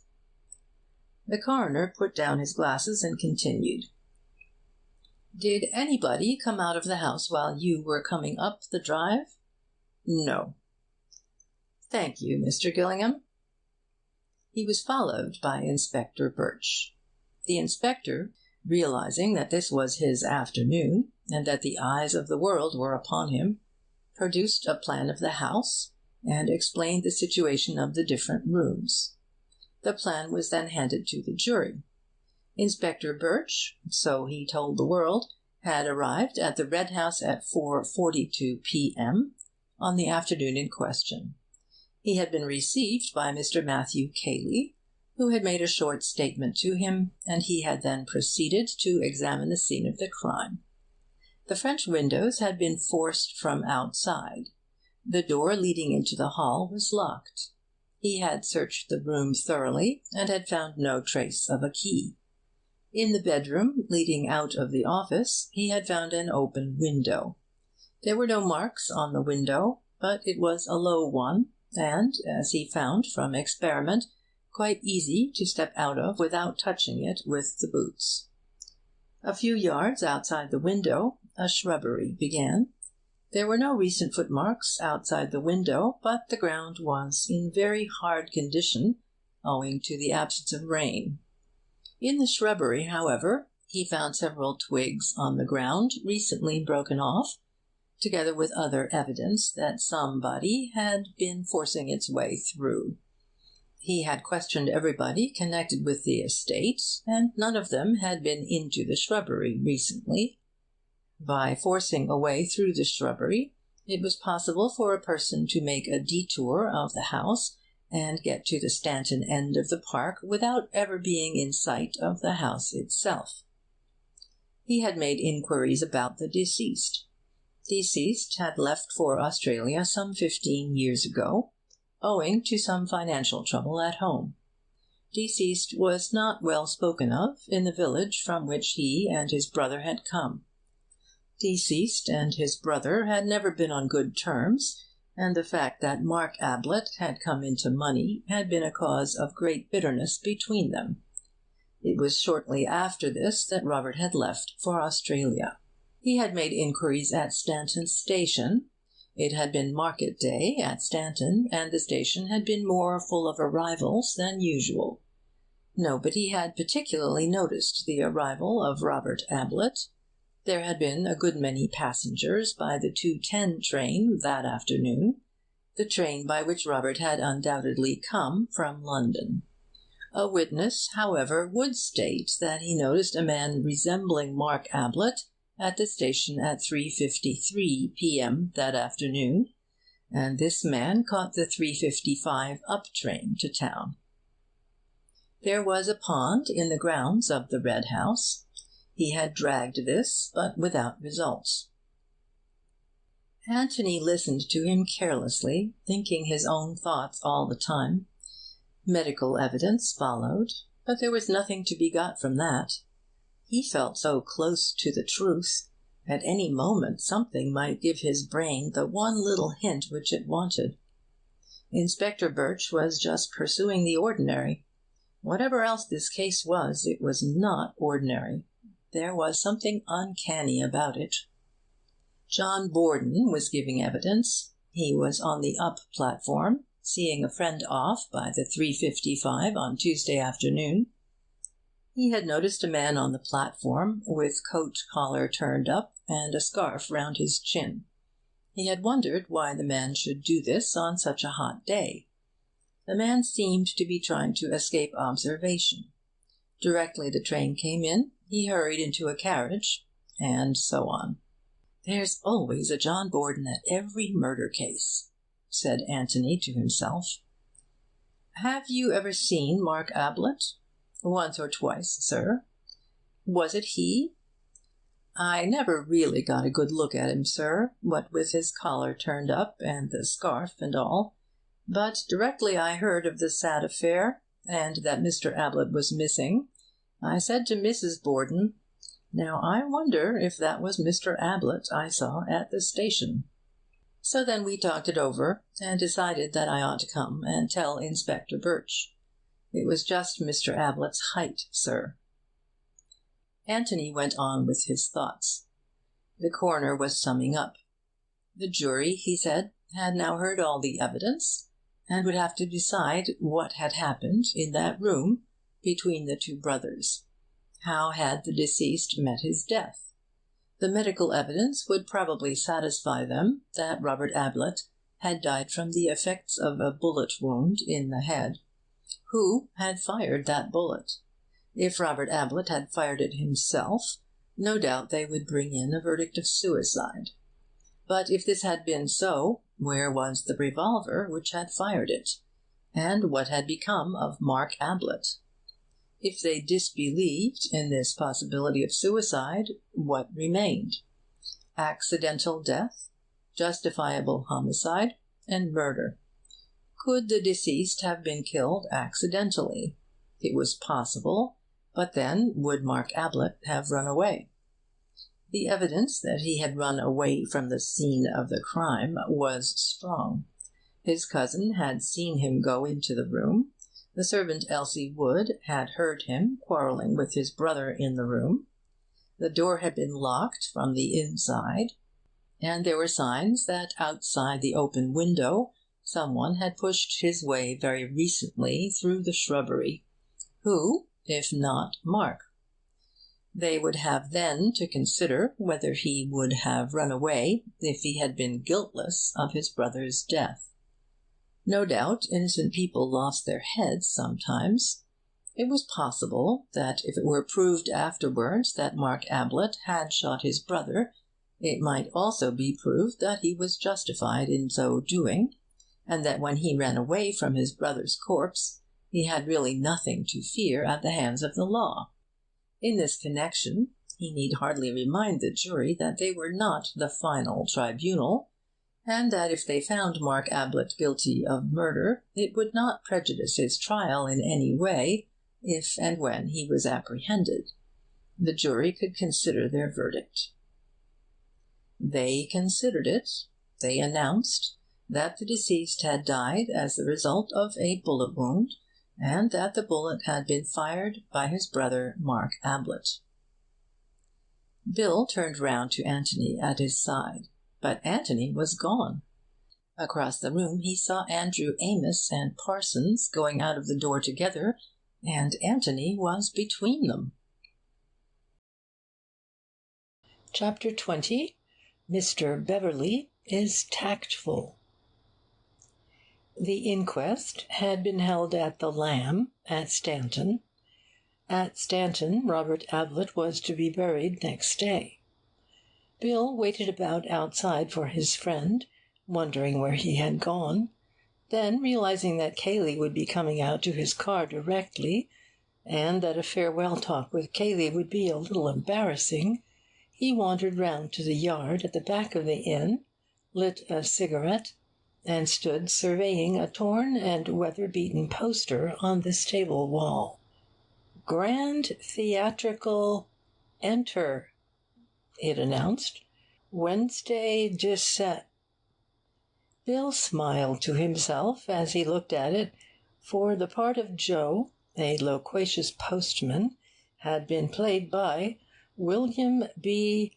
Bever, as the remnants of the poster still maintained, and he had been much less loquacious than the author had intended, having forgotten his words completely. But it had all been great fun, and then he stopped smiling, for there would be no more fun now at the Red House. "Sorry to keep you waiting," said the voice of Anthony behind him. "My old friends, Amos and Parsons, insisted on giving me a drink." He slipped his hand into the crook of Bill's arm and smiled happily at him. "Why were you so keen about them?" asked Bill, a little resentfully. "I couldn't think where on earth you'd got to." Anthony didn't say anything. He was staring at the poster. "When did this happen?" he asked. "What?" Anthony waved to the poster. "Oh, that. Last Christmas. It was rather fun." Anthony began to laugh to himself. "Were you good?" "Rotten. I don't profess to be an actor." "Mark good?" "Oh, rather. He loves it." "Reverend Henry Stutters, Mr. Matthew K.," read Anthony. "Was that our friend Cayley?" "Yes." "Any good?" "Well, much better than I expected. He wasn't keen, but Mark made him." "Miss Norris wasn't playing, I see." "My dear Tony, she's a professional. Of course she wasn't." Anthony laughed again. "A great success, was it?" "Oh, rather." "I'm a fool, a damned fool," Anthony announced. "And a damned fool," he said again under his breath, as he led Bill out of the yard into the road. "And a damned fool. Even now," he broke off, and then asked suddenly, "Did Mark ever have much trouble with his teeth?" "He went to his dentist a good deal. But what on earth—" Anthony laughed a third time. "What luck!" he chuckled. "But how do you know?" "We go to the same man. Mark recommended him to me. Cartwright in Wimpole Street." "Cartwright in Wimpole Street," repeated Anthony thoughtfully. "Yes, I can remember that. Cartwright in Wimpole Street. Did Cayley go to him too, by any chance?" "I expect so. Oh, yes, I know he did. But what was Mark's general health like?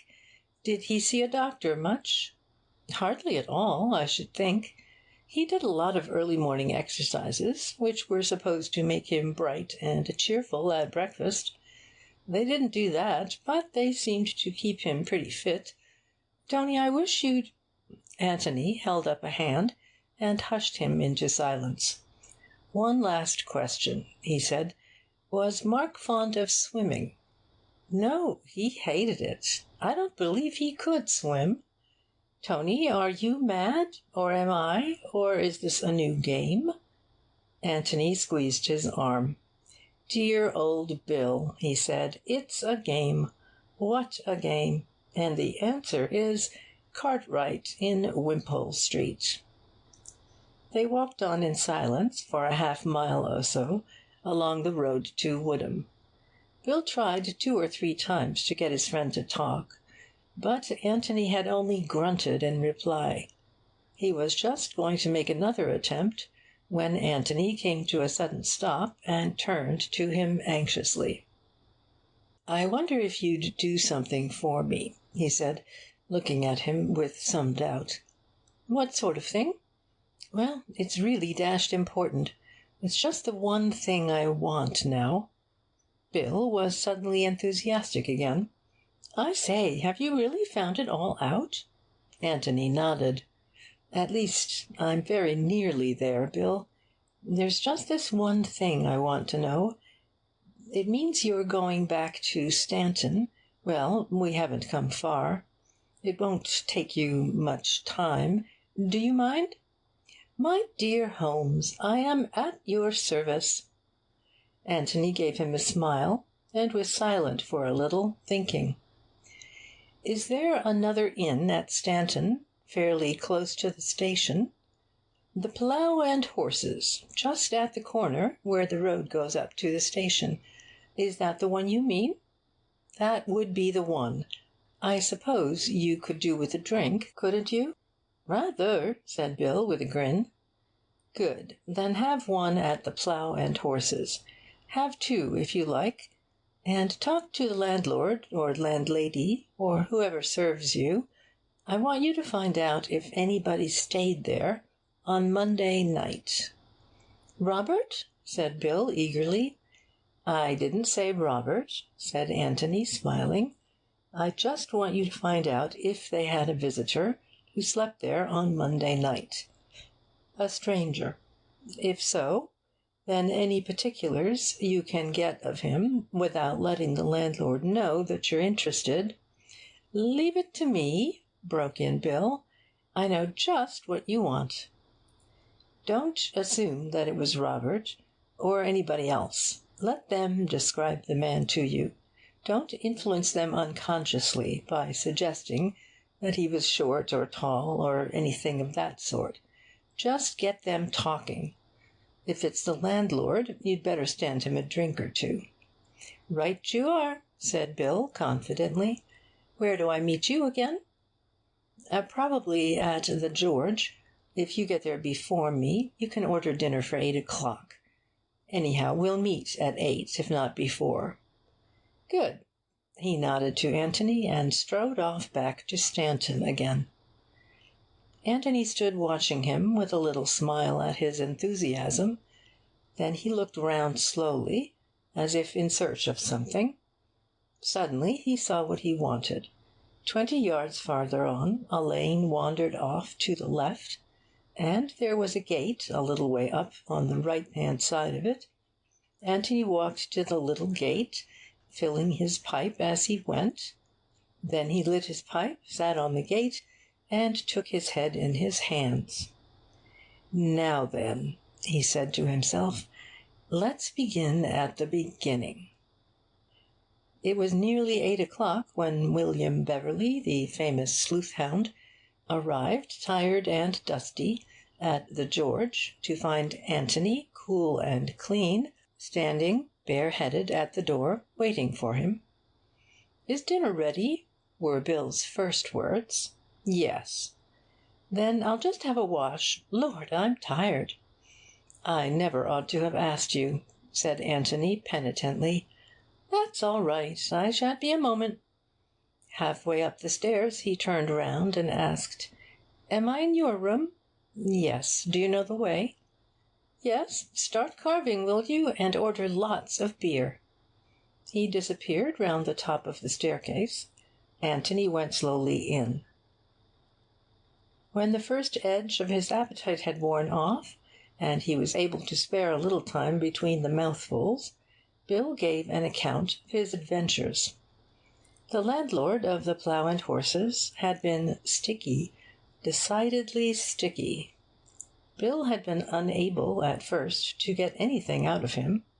But Bill had been tactful. Lord bless you, how tactful he had been! He kept on about the inquest, and what a queer affair it had been, and so on, and how there'd been an inquest in his wife's family once, which he seemed rather proud about, and I kept saying, "Pretty busy, I suppose, just now, what?"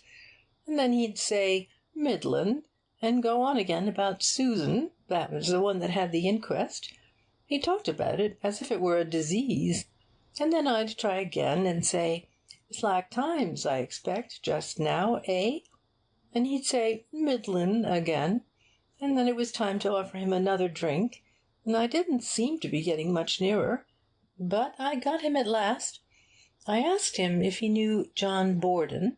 He was the man who said he'd seen Mark at the station. Well, he knew all about Borden, and after he told me all about Borden's wife's family, and how one of them had been burnt to death, after you with the beer, thanks, well, then I said carelessly that it must be very hard to remember anybody whom you had just seen once, so as to identify him afterwards, and he agreed that it would be middlin' hard, and then— "Give me 3 guesses," interrupted Anthony. "You asked him if he remembered everybody who came to his inn." "That's it. Bright, wasn't it?" "Brilliant. And what was the result?" "The result was a woman." "A woman?" said Anthony eagerly. "A woman," said Bill impressively. "Of course I thought it was going to be Robert. So did you, didn't you? But it wasn't. It was a woman. Came quite late on Monday night in a car, driving herself. Went off early next morning." "Did he describe her?" "Yes. She was middlin'. Middlin' tall, middlin' age, middlin' colour, and so on. Doesn't help much, does it? But still a woman." "Does that upset your theory?" Anthony shook his head. "No, Bill, not at all," he said. "You knew all the time? At least you guessed?" "Wait till tomorrow. I'll tell you everything tomorrow." "Tomorrow!" said Bill in great disappointment. "Well, I'll tell you one thing tonight, if you'll promise not to ask any more questions, but you probably know it already." "What is it?" "Only that Mark Ablett did not kill his brother." "And Cayley did?" "That's another question, Bill. However, the answer is that Cayley didn't either." "Then who on earth—" "Have some more beer," said Anthony with a smile, and Bill had to be content with that. They were early to bed that evening, for both of them were tired. Bill slept loudly and defiantly, but Anthony lay awake, wondering. What was happening at the Red House now? Perhaps he would hear in the morning. Perhaps he would get a letter. He went over the whole story again from the beginning. Was there any possibility of a mistake? What would the police do? Would they ever find out? Ought he to have told them? Well, let them find out. It was their job. Surely he couldn't have made a mistake this time. No good wondering now. He would know definitely in the morning. In the morning, there was a letter for him. Chapter 21. Cayley's Apology. My dear Mr. Gillingham, I gather from your letter that you have made certain discoveries which you may feel it your duty to communicate to the police, and that in this case my arrest on a charge of murder would inevitably follow. Why, in these circumstances, you should give me such ample warning of your intentions, I do not understand, unless it is that you are not wholly out of sympathy with me. But whether or not you sympathize, at any rate you will want to know, and I want you to know, the exact manner in which Ablett met his death, and the reasons which made that death necessary. If the police have to be told anything, I would rather that they, too, knew the whole story. They, and even you, may call it murder, but by that time I shall be out of the way. Let them call it what they like. I must begin by taking you back to a summer day 15 years ago, when I was a boy of 13 and Mark a young man of 25.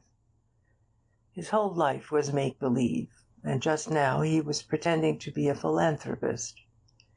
He sat in our little drawing-room, flicking his gloves against the back of his left hand, and my mother, good soul, thought what a noble young gentleman he was, and Philip and I, hastily washed and crammed into collars, stood in front of him nudging each other and kicking the backs of our heels and cursing him in our hearts for having interrupted our game. He had decided to adopt one of us, kind cousin Mark. Heaven knows why he chose me. Philip was 11, 2 years longer to wait. Perhaps that was why. Well, Mark educated me. I went to a public school and to Cambridge, and I became his secretary. Well, much more than his secretary, as your friend Beverley perhaps has told you. His land agent, his financial adviser, his courier, but this, most of all, his audience. Mark could never live alone. There must always be somebody to listen to him. I think in his heart he hoped I should be his Boswell. He told me one day that he had made me his literary executor. Poor devil! And he used to write me the absurdest long letters when I was away from him, letters which I read once and then tore up. The futility of the man! It was 3 years ago that Philip got into trouble. He had been hurried through a cheap grammar school and into a London office, and discovered there that there was not much fun to be got in this world on £2 a week. I had a frantic letter from him one day, saying that he must have 100 at once, or he would be ruined, and I went to Mark for the money. Only to borrow it, you understand. He gave me a good salary, and I could have paid it back in 3 months. But no, he saw nothing for himself in it, I suppose. No applause, no admiration. Philip's gratitude would be to me, not to him. I begged, I threatened, we argued, and while we were arguing, Philip was arrested. It killed my mother. He was always her favourite, but Mark, as usual, got his satisfaction out of it. He preened himself on his judgment of character in having chosen me and not Philip 12 years before. Later on, I apologized to Mark for the reckless things I had said to him, and he played the part of a magnanimous gentleman with his accustomed skill. But though outwardly we were as before to each other, from that day forward, though his vanity would never let him see it, I was his bitterest enemy. If that had been all, I wonder if I should have killed him. To live on terms of intimate friendship with a man whom you hate is dangerous work for your friend. because of his belief in me as his admiring and grateful protégé, and his belief in himself as my benefactor, he was now utterly in my power. I could take my time and choose my opportunity. Perhaps I should not have killed him, but I had sworn to have my revenge, and there he was, poor vain fool, at my mercy. I was in no hurry. 2 years later, I had to reconsider my position, for my revenge was being taken out of my hands. Mark began to drink. Could I have stopped him? I don't think so, but to my immense surprise I found myself trying to. Instinct, perhaps, getting the better of reason, or did I reason it out and tell myself that, if he drank himself to death, I should lose my revenge? Upon my word, I cannot tell you, but for whatever motive, I did genuinely want to stop it. Drinking is such a beastly thing anyhow. I could not stop him, but I kept him within certain bounds, so that nobody but myself knew his secret. Yes, I kept him outwardly decent, and perhaps now I was becoming like the cannibal who keeps his victim in good condition for his own ends. I used to gloat over Mark, thinking how utterly he was mine to ruin as I pleased. Financially, morally, whatever way would give me the most satisfaction. I had but to take my hand away from him, and he sank. But again I was in no hurry. Then he killed himself, that futile little drunkard, eaten up with his own selfishness and vanity, offered his beastliness to the truest and purest woman on earth. You have seen her, Mr. Gillingham, but you never knew Mark Ablett. Even if he had not become a drunkard, there was no chance for her of happiness with him. I had known him for many years, but never once had I seen him moved by any generous emotion.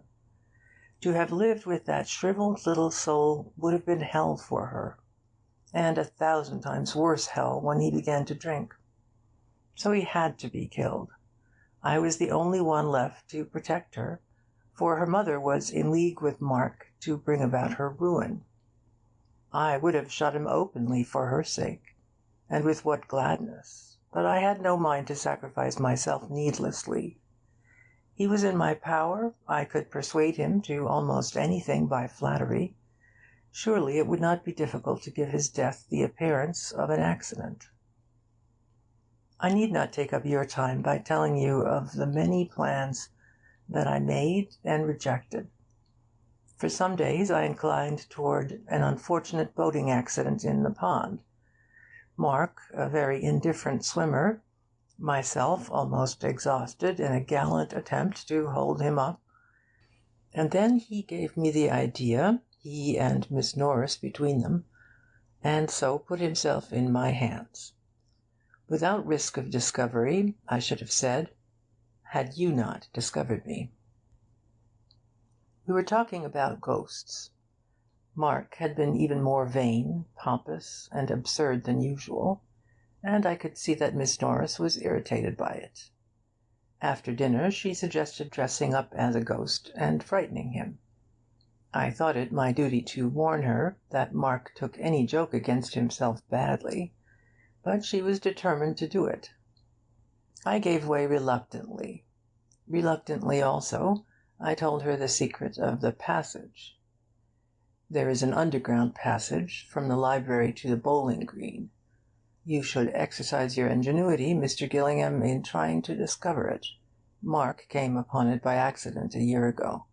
It was a godsend to him. He could drink there in greater secrecy. But he had to tell me about it. He wanted an audience, even for his vices. I told Miss Norris, and because it was necessary for my plan, that Mark should be thoroughly frightened. Without the passage, she could never have got close enough to the bowling green to alarm him properly.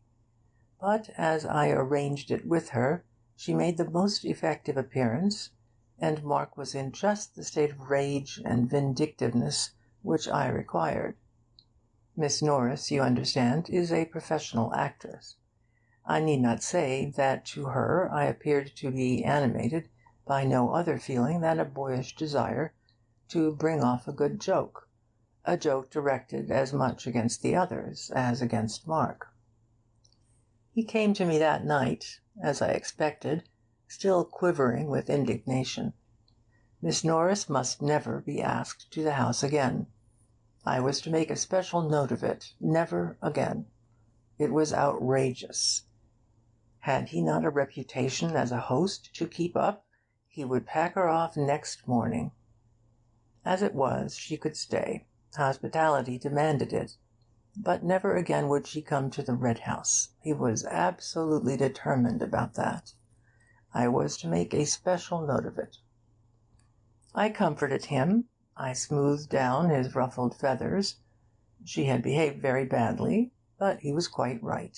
He must try not to show how much he disapproved of her. And, of course, she would never come again.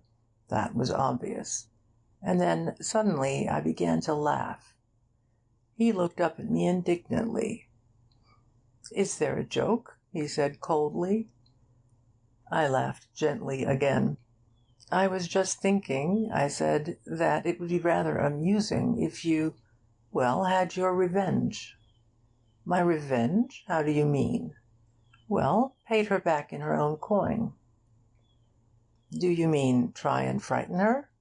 No, but dressed up and pulled her leg a bit. Made her look a fool in front of the others." I laughed to myself again. Serve her jolly well right.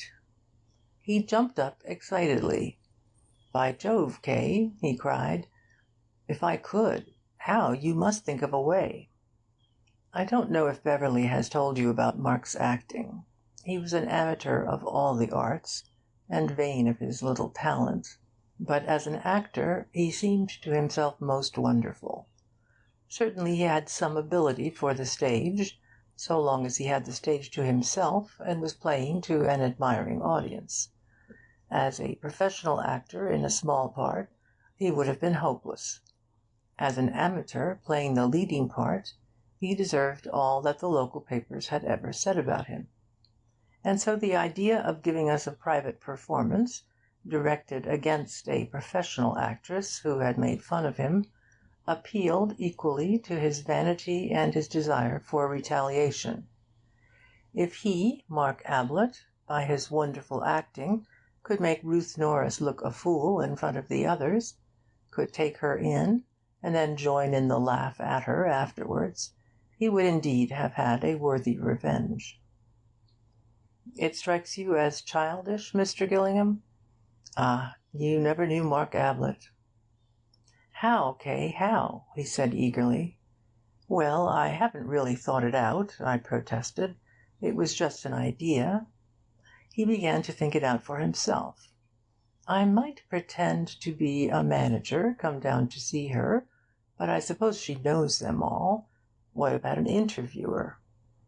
"It's going to be difficult," I said thoughtfully. "You've got rather a characteristic face, you know, and your beard—" "I'd shave it off," he snapped. "My dear Mark!"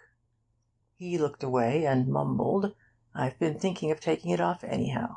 And besides, if I'm going to do the thing, I'm going to do it properly." "Yes, you always were an artist," I said, looking at him admiringly. He purred.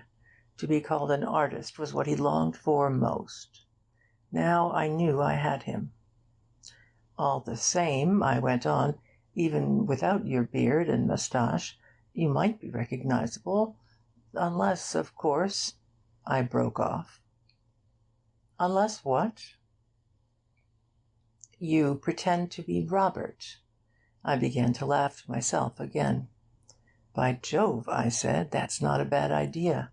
Pretend to be Robert, the wastrel brother, and make yourself objectionable to Miss Norris. Borrow money from her, and that sort of thing." He looked at me with his bright little eyes nodding eagerly. "Robert," he said, "yes. How shall we work it?"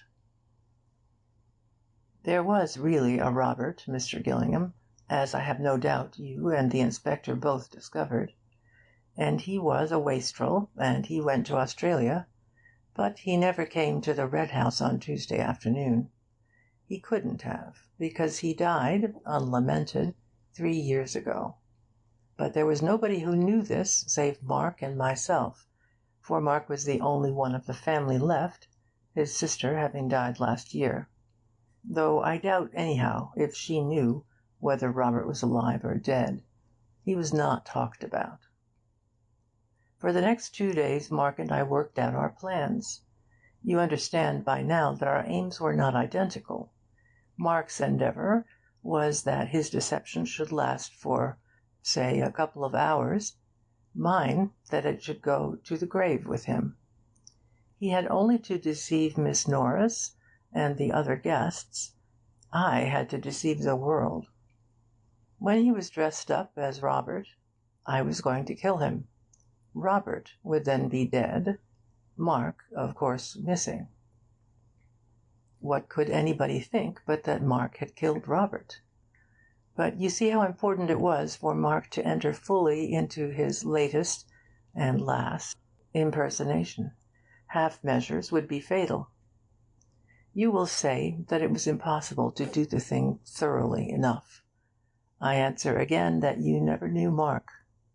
He was being what he wished most to be, an artist. No Othello ever blacked himself all over with such enthusiasm as did Mark.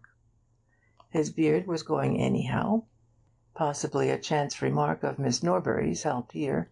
She did not like beards. But it was important for me that the dead man's hands should not be the hands of a manicured gentleman. 5 minutes playing upon the vanity of the artist settled his hands. He let the nails grow, and then cut them raggedly. Miss Norris would have noticed your hands at once, I said, besides, as an artist. So with his underclothes. It was hardly necessary to warn him that his pants might show above the edge of his socks. As an artist, he had already decided upon Robertian pants. I bought them and other things in London for him. Even if I had not cut out all trace of the maker's name, he would instinctively have done it. As an Australian and an artist, he could not have an East London address on his underclothes. Yes, we were doing the thing thoroughly, both of us. He as an artist, I as, well, you may say a murderer if you like. I shall not mind now. Our plans were settled. I went to London on the Monday and wrote him a letter from Robert. The artistic touch again. I also bought a revolver. On the Tuesday morning he announced the arrival of Robert at the breakfast table. Robert was now alive. We had 6 witnesses to prove it. 6 witnesses who knew that he was coming that afternoon. Our private plan was that Robert should present himself at 3 o'clock, in readiness for the return of the golfing party shortly afterwards. The maid would go and look for Mark, and, having failed to find him, come back to the office to find me entertaining Robert in Mark's absence. I would explain that Mark must have gone out somewhere, and would myself introduce the wastrel brother to the tea-table. Mark's absence would not excite any comment, for it would generally be felt, indeed Robert would suggest it, that he had been afraid of meeting his brother. Then Robert would make himself amusingly offensive to the guests, particularly, of course, Miss Norris, until he thought that the joke had gone far enough. That was our private plan. Perhaps I should say that it was Mark's private plan. My own was different. The announcement at breakfast went well. After the golfing party had gone off, we had the morning in which to complete our arrangements. What I was chiefly concerned about was to establish, as completely as possible, the identity of Robert. For this reason I suggested to Mark that, when dressed, he should go out by the secret passage to the bowling green, and come back by the drive, taking care to enter into conversation with the lodge-keeper. In this way I would have 2 more witnesses of Robert's arrival. First, the lodge-keeper, and secondly, one of the gardeners whom I would have working on the front lawn. Mark, of course, was willing enough. He could practise his Australian accent on the lodge-keeper. It was really amusing to see how readily he fell into every suggestion which I made. Never was a killing more carefully planned by its victim. He changed into Robert's clothes in the office bedroom. This was the safest way for both of us. When he was ready, he called me in, and I inspected him. It was extraordinary how well he looked the part. I suppose that the signs of his dissipation had already marked themselves on his face, but had been concealed hitherto by his moustache and beard. For now that he was clean-shaven, they lay open to the world from which we had so carefully hidden them, and he was indeed the wastrel which he was pretending to be. "By Jove, you're wonderful," I said. He smirked, and called my attention to the various artistic touches which I might have missed. "Wonderful," I said to myself again. Nobody could possibly guess. I peered into the hall. It was empty. We hurried across to the library. He got into the passage and made off.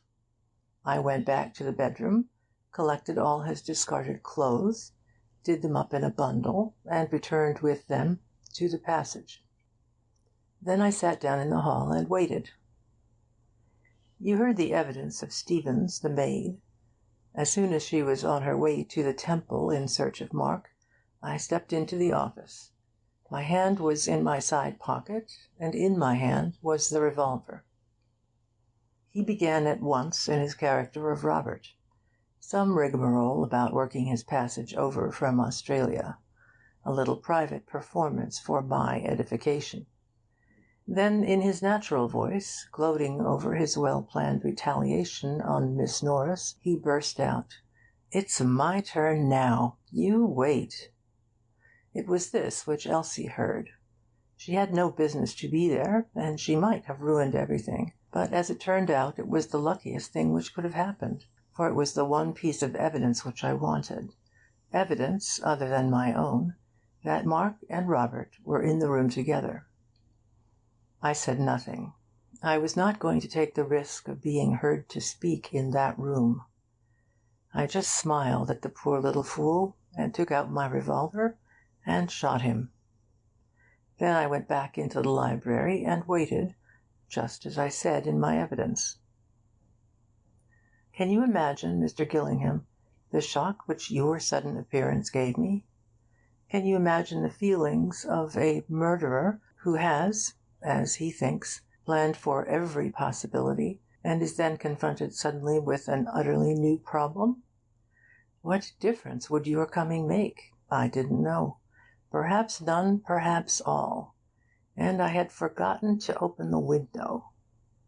I don't know whether you will think my plan for killing Mark a clever one.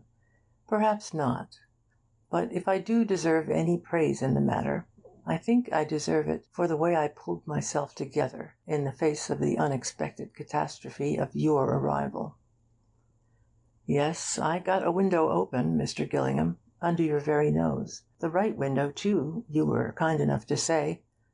And the keys, yes, that was clever of you, but I think I was cleverer. I deceived you over the keys, Mr. Gillingham, as I learnt when I took the liberty of listening to a conversation on the bowling green between you and your friend Beverley. Where was I? You must have a look for that secret passage, Mr. Gillingham. But what am I saying? Did I deceive you at all? You have found out the secret that Robert was Mark, and that is all that matters. How have you found out? I shall never know. Where did I go wrong? Perhaps you have been deceiving me all the time. Perhaps you knew about the keys, about the window, even about the secret passage. You are a clever man, Mr. Gillingham. I had Mark's clothes on my hands. I might have left them in the passage, but the secret of the passage was now out. Miss Norris knew it. That was the weakest point of my plan, perhaps, that Miss Norris had to know it. So I hid them in the pond, the inspector having obligingly dragged it for me first. A couple of keys joined them, but I kept the revolver. Fortunate, wasn't it, Mr. Gillingham? I don't think that there is any more to tell you. This is a long letter, but then it is the last which I shall write. There was a time when I hoped that there might be a happy future for me, not at the Red House, not alone. Perhaps it was never more than an idle daydream, for I am no more worthy of her than Mark was. But I could have made her happy, Mr. Gillingham. God, how I would have worked to make her happy. But now that is impossible. To offer her the hand of a murderer would be as bad as to offer her the hand of a drunkard. And Mark died for that. I saw her this morning. She was very sweet. It is a difficult world to understand. Well, well, we are all gone now. The Abletts and the Cayleys. I wonder what old grandfather Cayley thinks of it all. Perhaps it is as well that we have died out. Not that there was anything wrong with Sarah, except her temper. And she had the Ablett nose. You can't do much with that. I'm glad she left no children. Goodbye, Mr. Gillingham. I'm sorry that your stay with us was not of a pleasanter nature, but you understand the difficulties in which I was placed. Don't let Bill think too badly of me. He is a good fellow. Look after him. He will be surprised. The young are always surprised. And thank you for letting me end in my own way. I expect you did sympathize a little, you know. We might have been friends in another world, you and I and she. Tell her what you like, everything or nothing.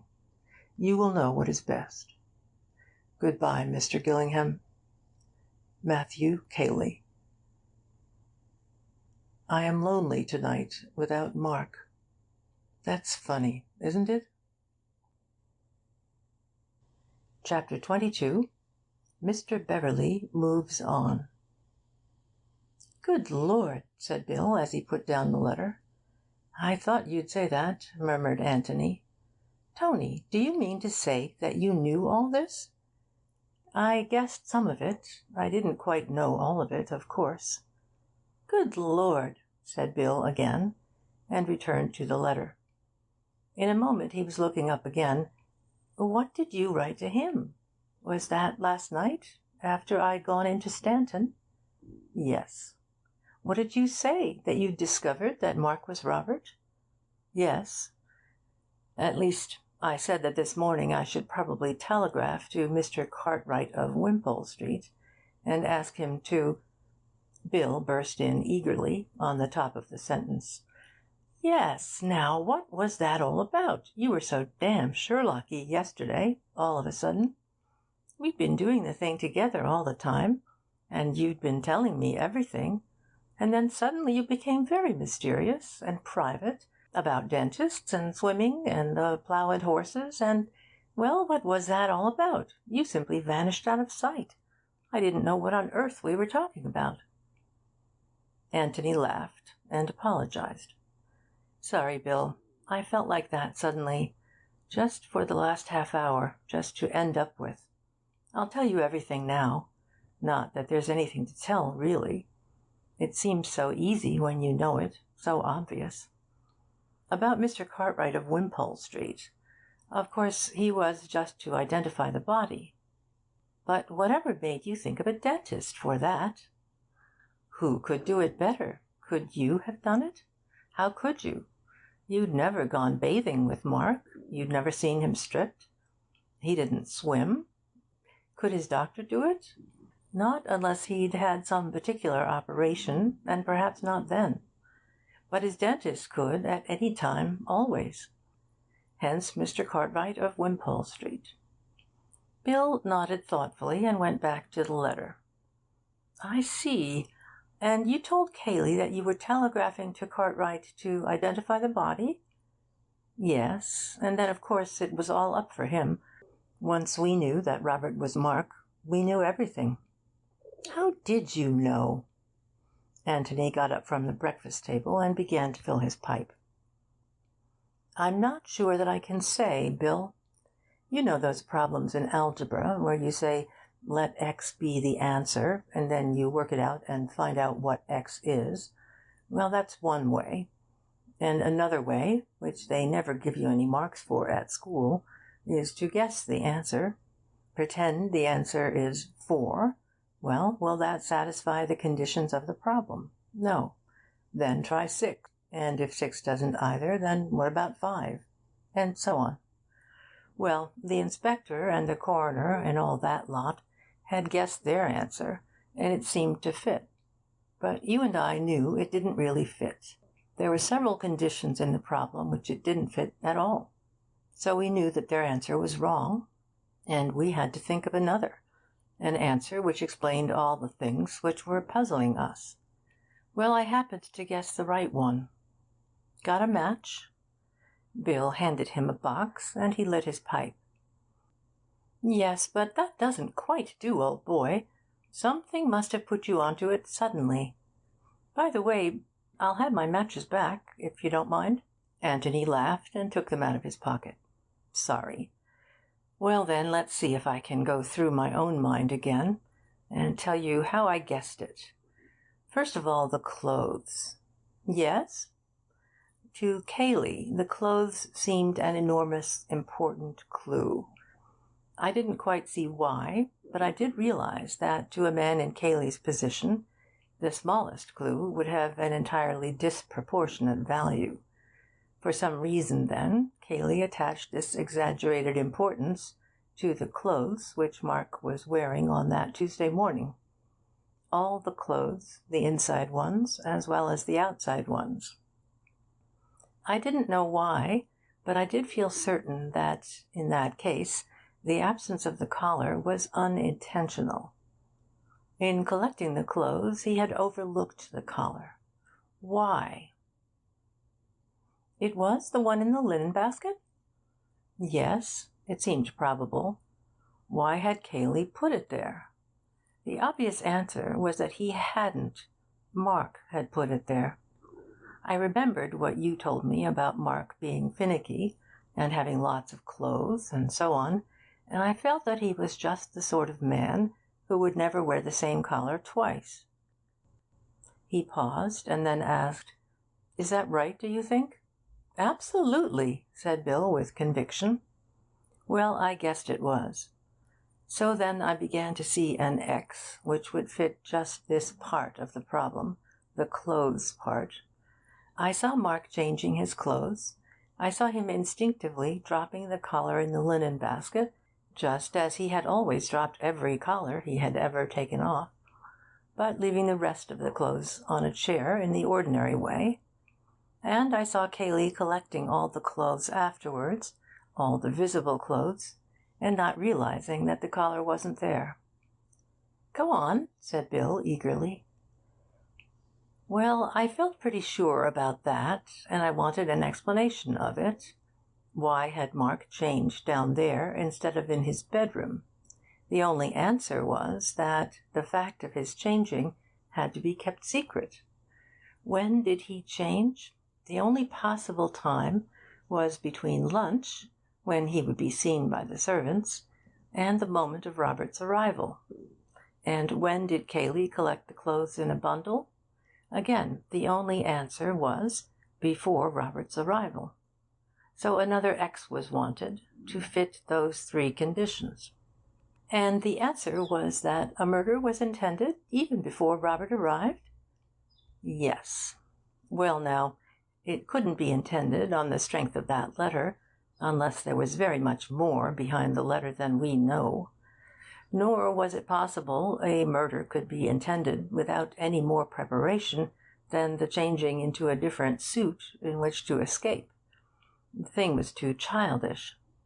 Also, if Robert was to be murdered, why go out of the way to announce his existence to you all, even at the cost of some trouble, to Mrs. Norbury? What did it all mean? I didn't know. But I began to feel now that Robert was an incident only, that the plot was a plot of Cayley's against Mark, either to get him to kill his brother, or to get his brother to kill him, and that for some inexplicable reason Mark seemed to be lending himself to the plot. He was silent for a little, and then said, almost to himself, "I had seen the empty brandy bottles in that cupboard." "You never said anything about them," complained Bill. "I only saw them afterwards. I was looking for the collar, you remember.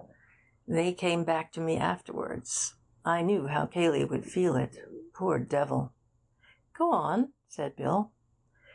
"Well, then, we had the inquest, and of course I noticed, and I suppose you did too, the curious fact that Robert had asked his way at the second lodge and not at the first. So I talked to Amos and Parsons. That made it more curious. Amos told me that Robert had gone out of his way to speak to him, had called to him, in fact. Parsons told me that his wife was out in their little garden at the first lodge all afternoon, and was certain that Robert had never come past it. He also told me that Cayley had put him on to a job on the front lawn that afternoon. So I had another guess. Robert had used the secret passage, the passage which comes out into the park between the first and second lodges. Robert, then, had been in the house. It was a put-up job between Robert and Cayley. But how could Robert be there without Mark knowing? Obviously Mark knew too. What did it all mean? "When was this?" interrupted Bill. "Just after the inquest? After you'd seen Amos and Parsons, of course?" "Yes, I got up and left them, and I came to look for you. I got back to the clothes then. Why did Mark change his clothes so secretly? Disguise? But then what about his face? That was much more important than clothes. His face, his beard. He'd have to shave off his beard. And then... Oh, idiot! I saw you looking at that poster. Mark acting. Mark made up. Mark disguised. Oh, priceless idiot. Mark was Robert. Matches, please." Bill passed over the matches again, waited till Anthony had relit his pipe, and then held out his hand for them, just as they were going into the other's pocket. "Yes," said Bill, thoughtfully. "Yes, but wait a moment. What about the Plough and Horses?" Anthony looked at him comically. "You'll never forgive me, Bill," he said. "You'll never come clue-hunting with me again." "What do you mean?" Anthony sighed. "It was a fake, Watson. I wanted you out of the way. I wanted to be alone. I'd guessed at my ex, and I wanted to test it every way, by everything we'd discovered. I simply had to be alone just then. So," he smiled and added, "well, I knew you wanted a drink." "You are a devil," said Bill, staring at him. "And your interest when I told you that a woman had been staying there. Well, it was only polite to be interested when you'd taken so much trouble. You brute! You Sherlock! And then you keep trying to steal my matches. Well, go on." "That's all. My ex fitted." "Did you guess Miss Norris and all that?" "Well, not quite. I didn't realize that Cayley had worked for it from the beginning, had put Miss Norris up to frightening Mark. I thought he'd just seized the opportunity." Bill was silent for a long time. Then, puffing at his pipe, he said slowly, "Has Cayley shot himself?" Anthony shrugged his shoulders. "Poor devil," said Bill.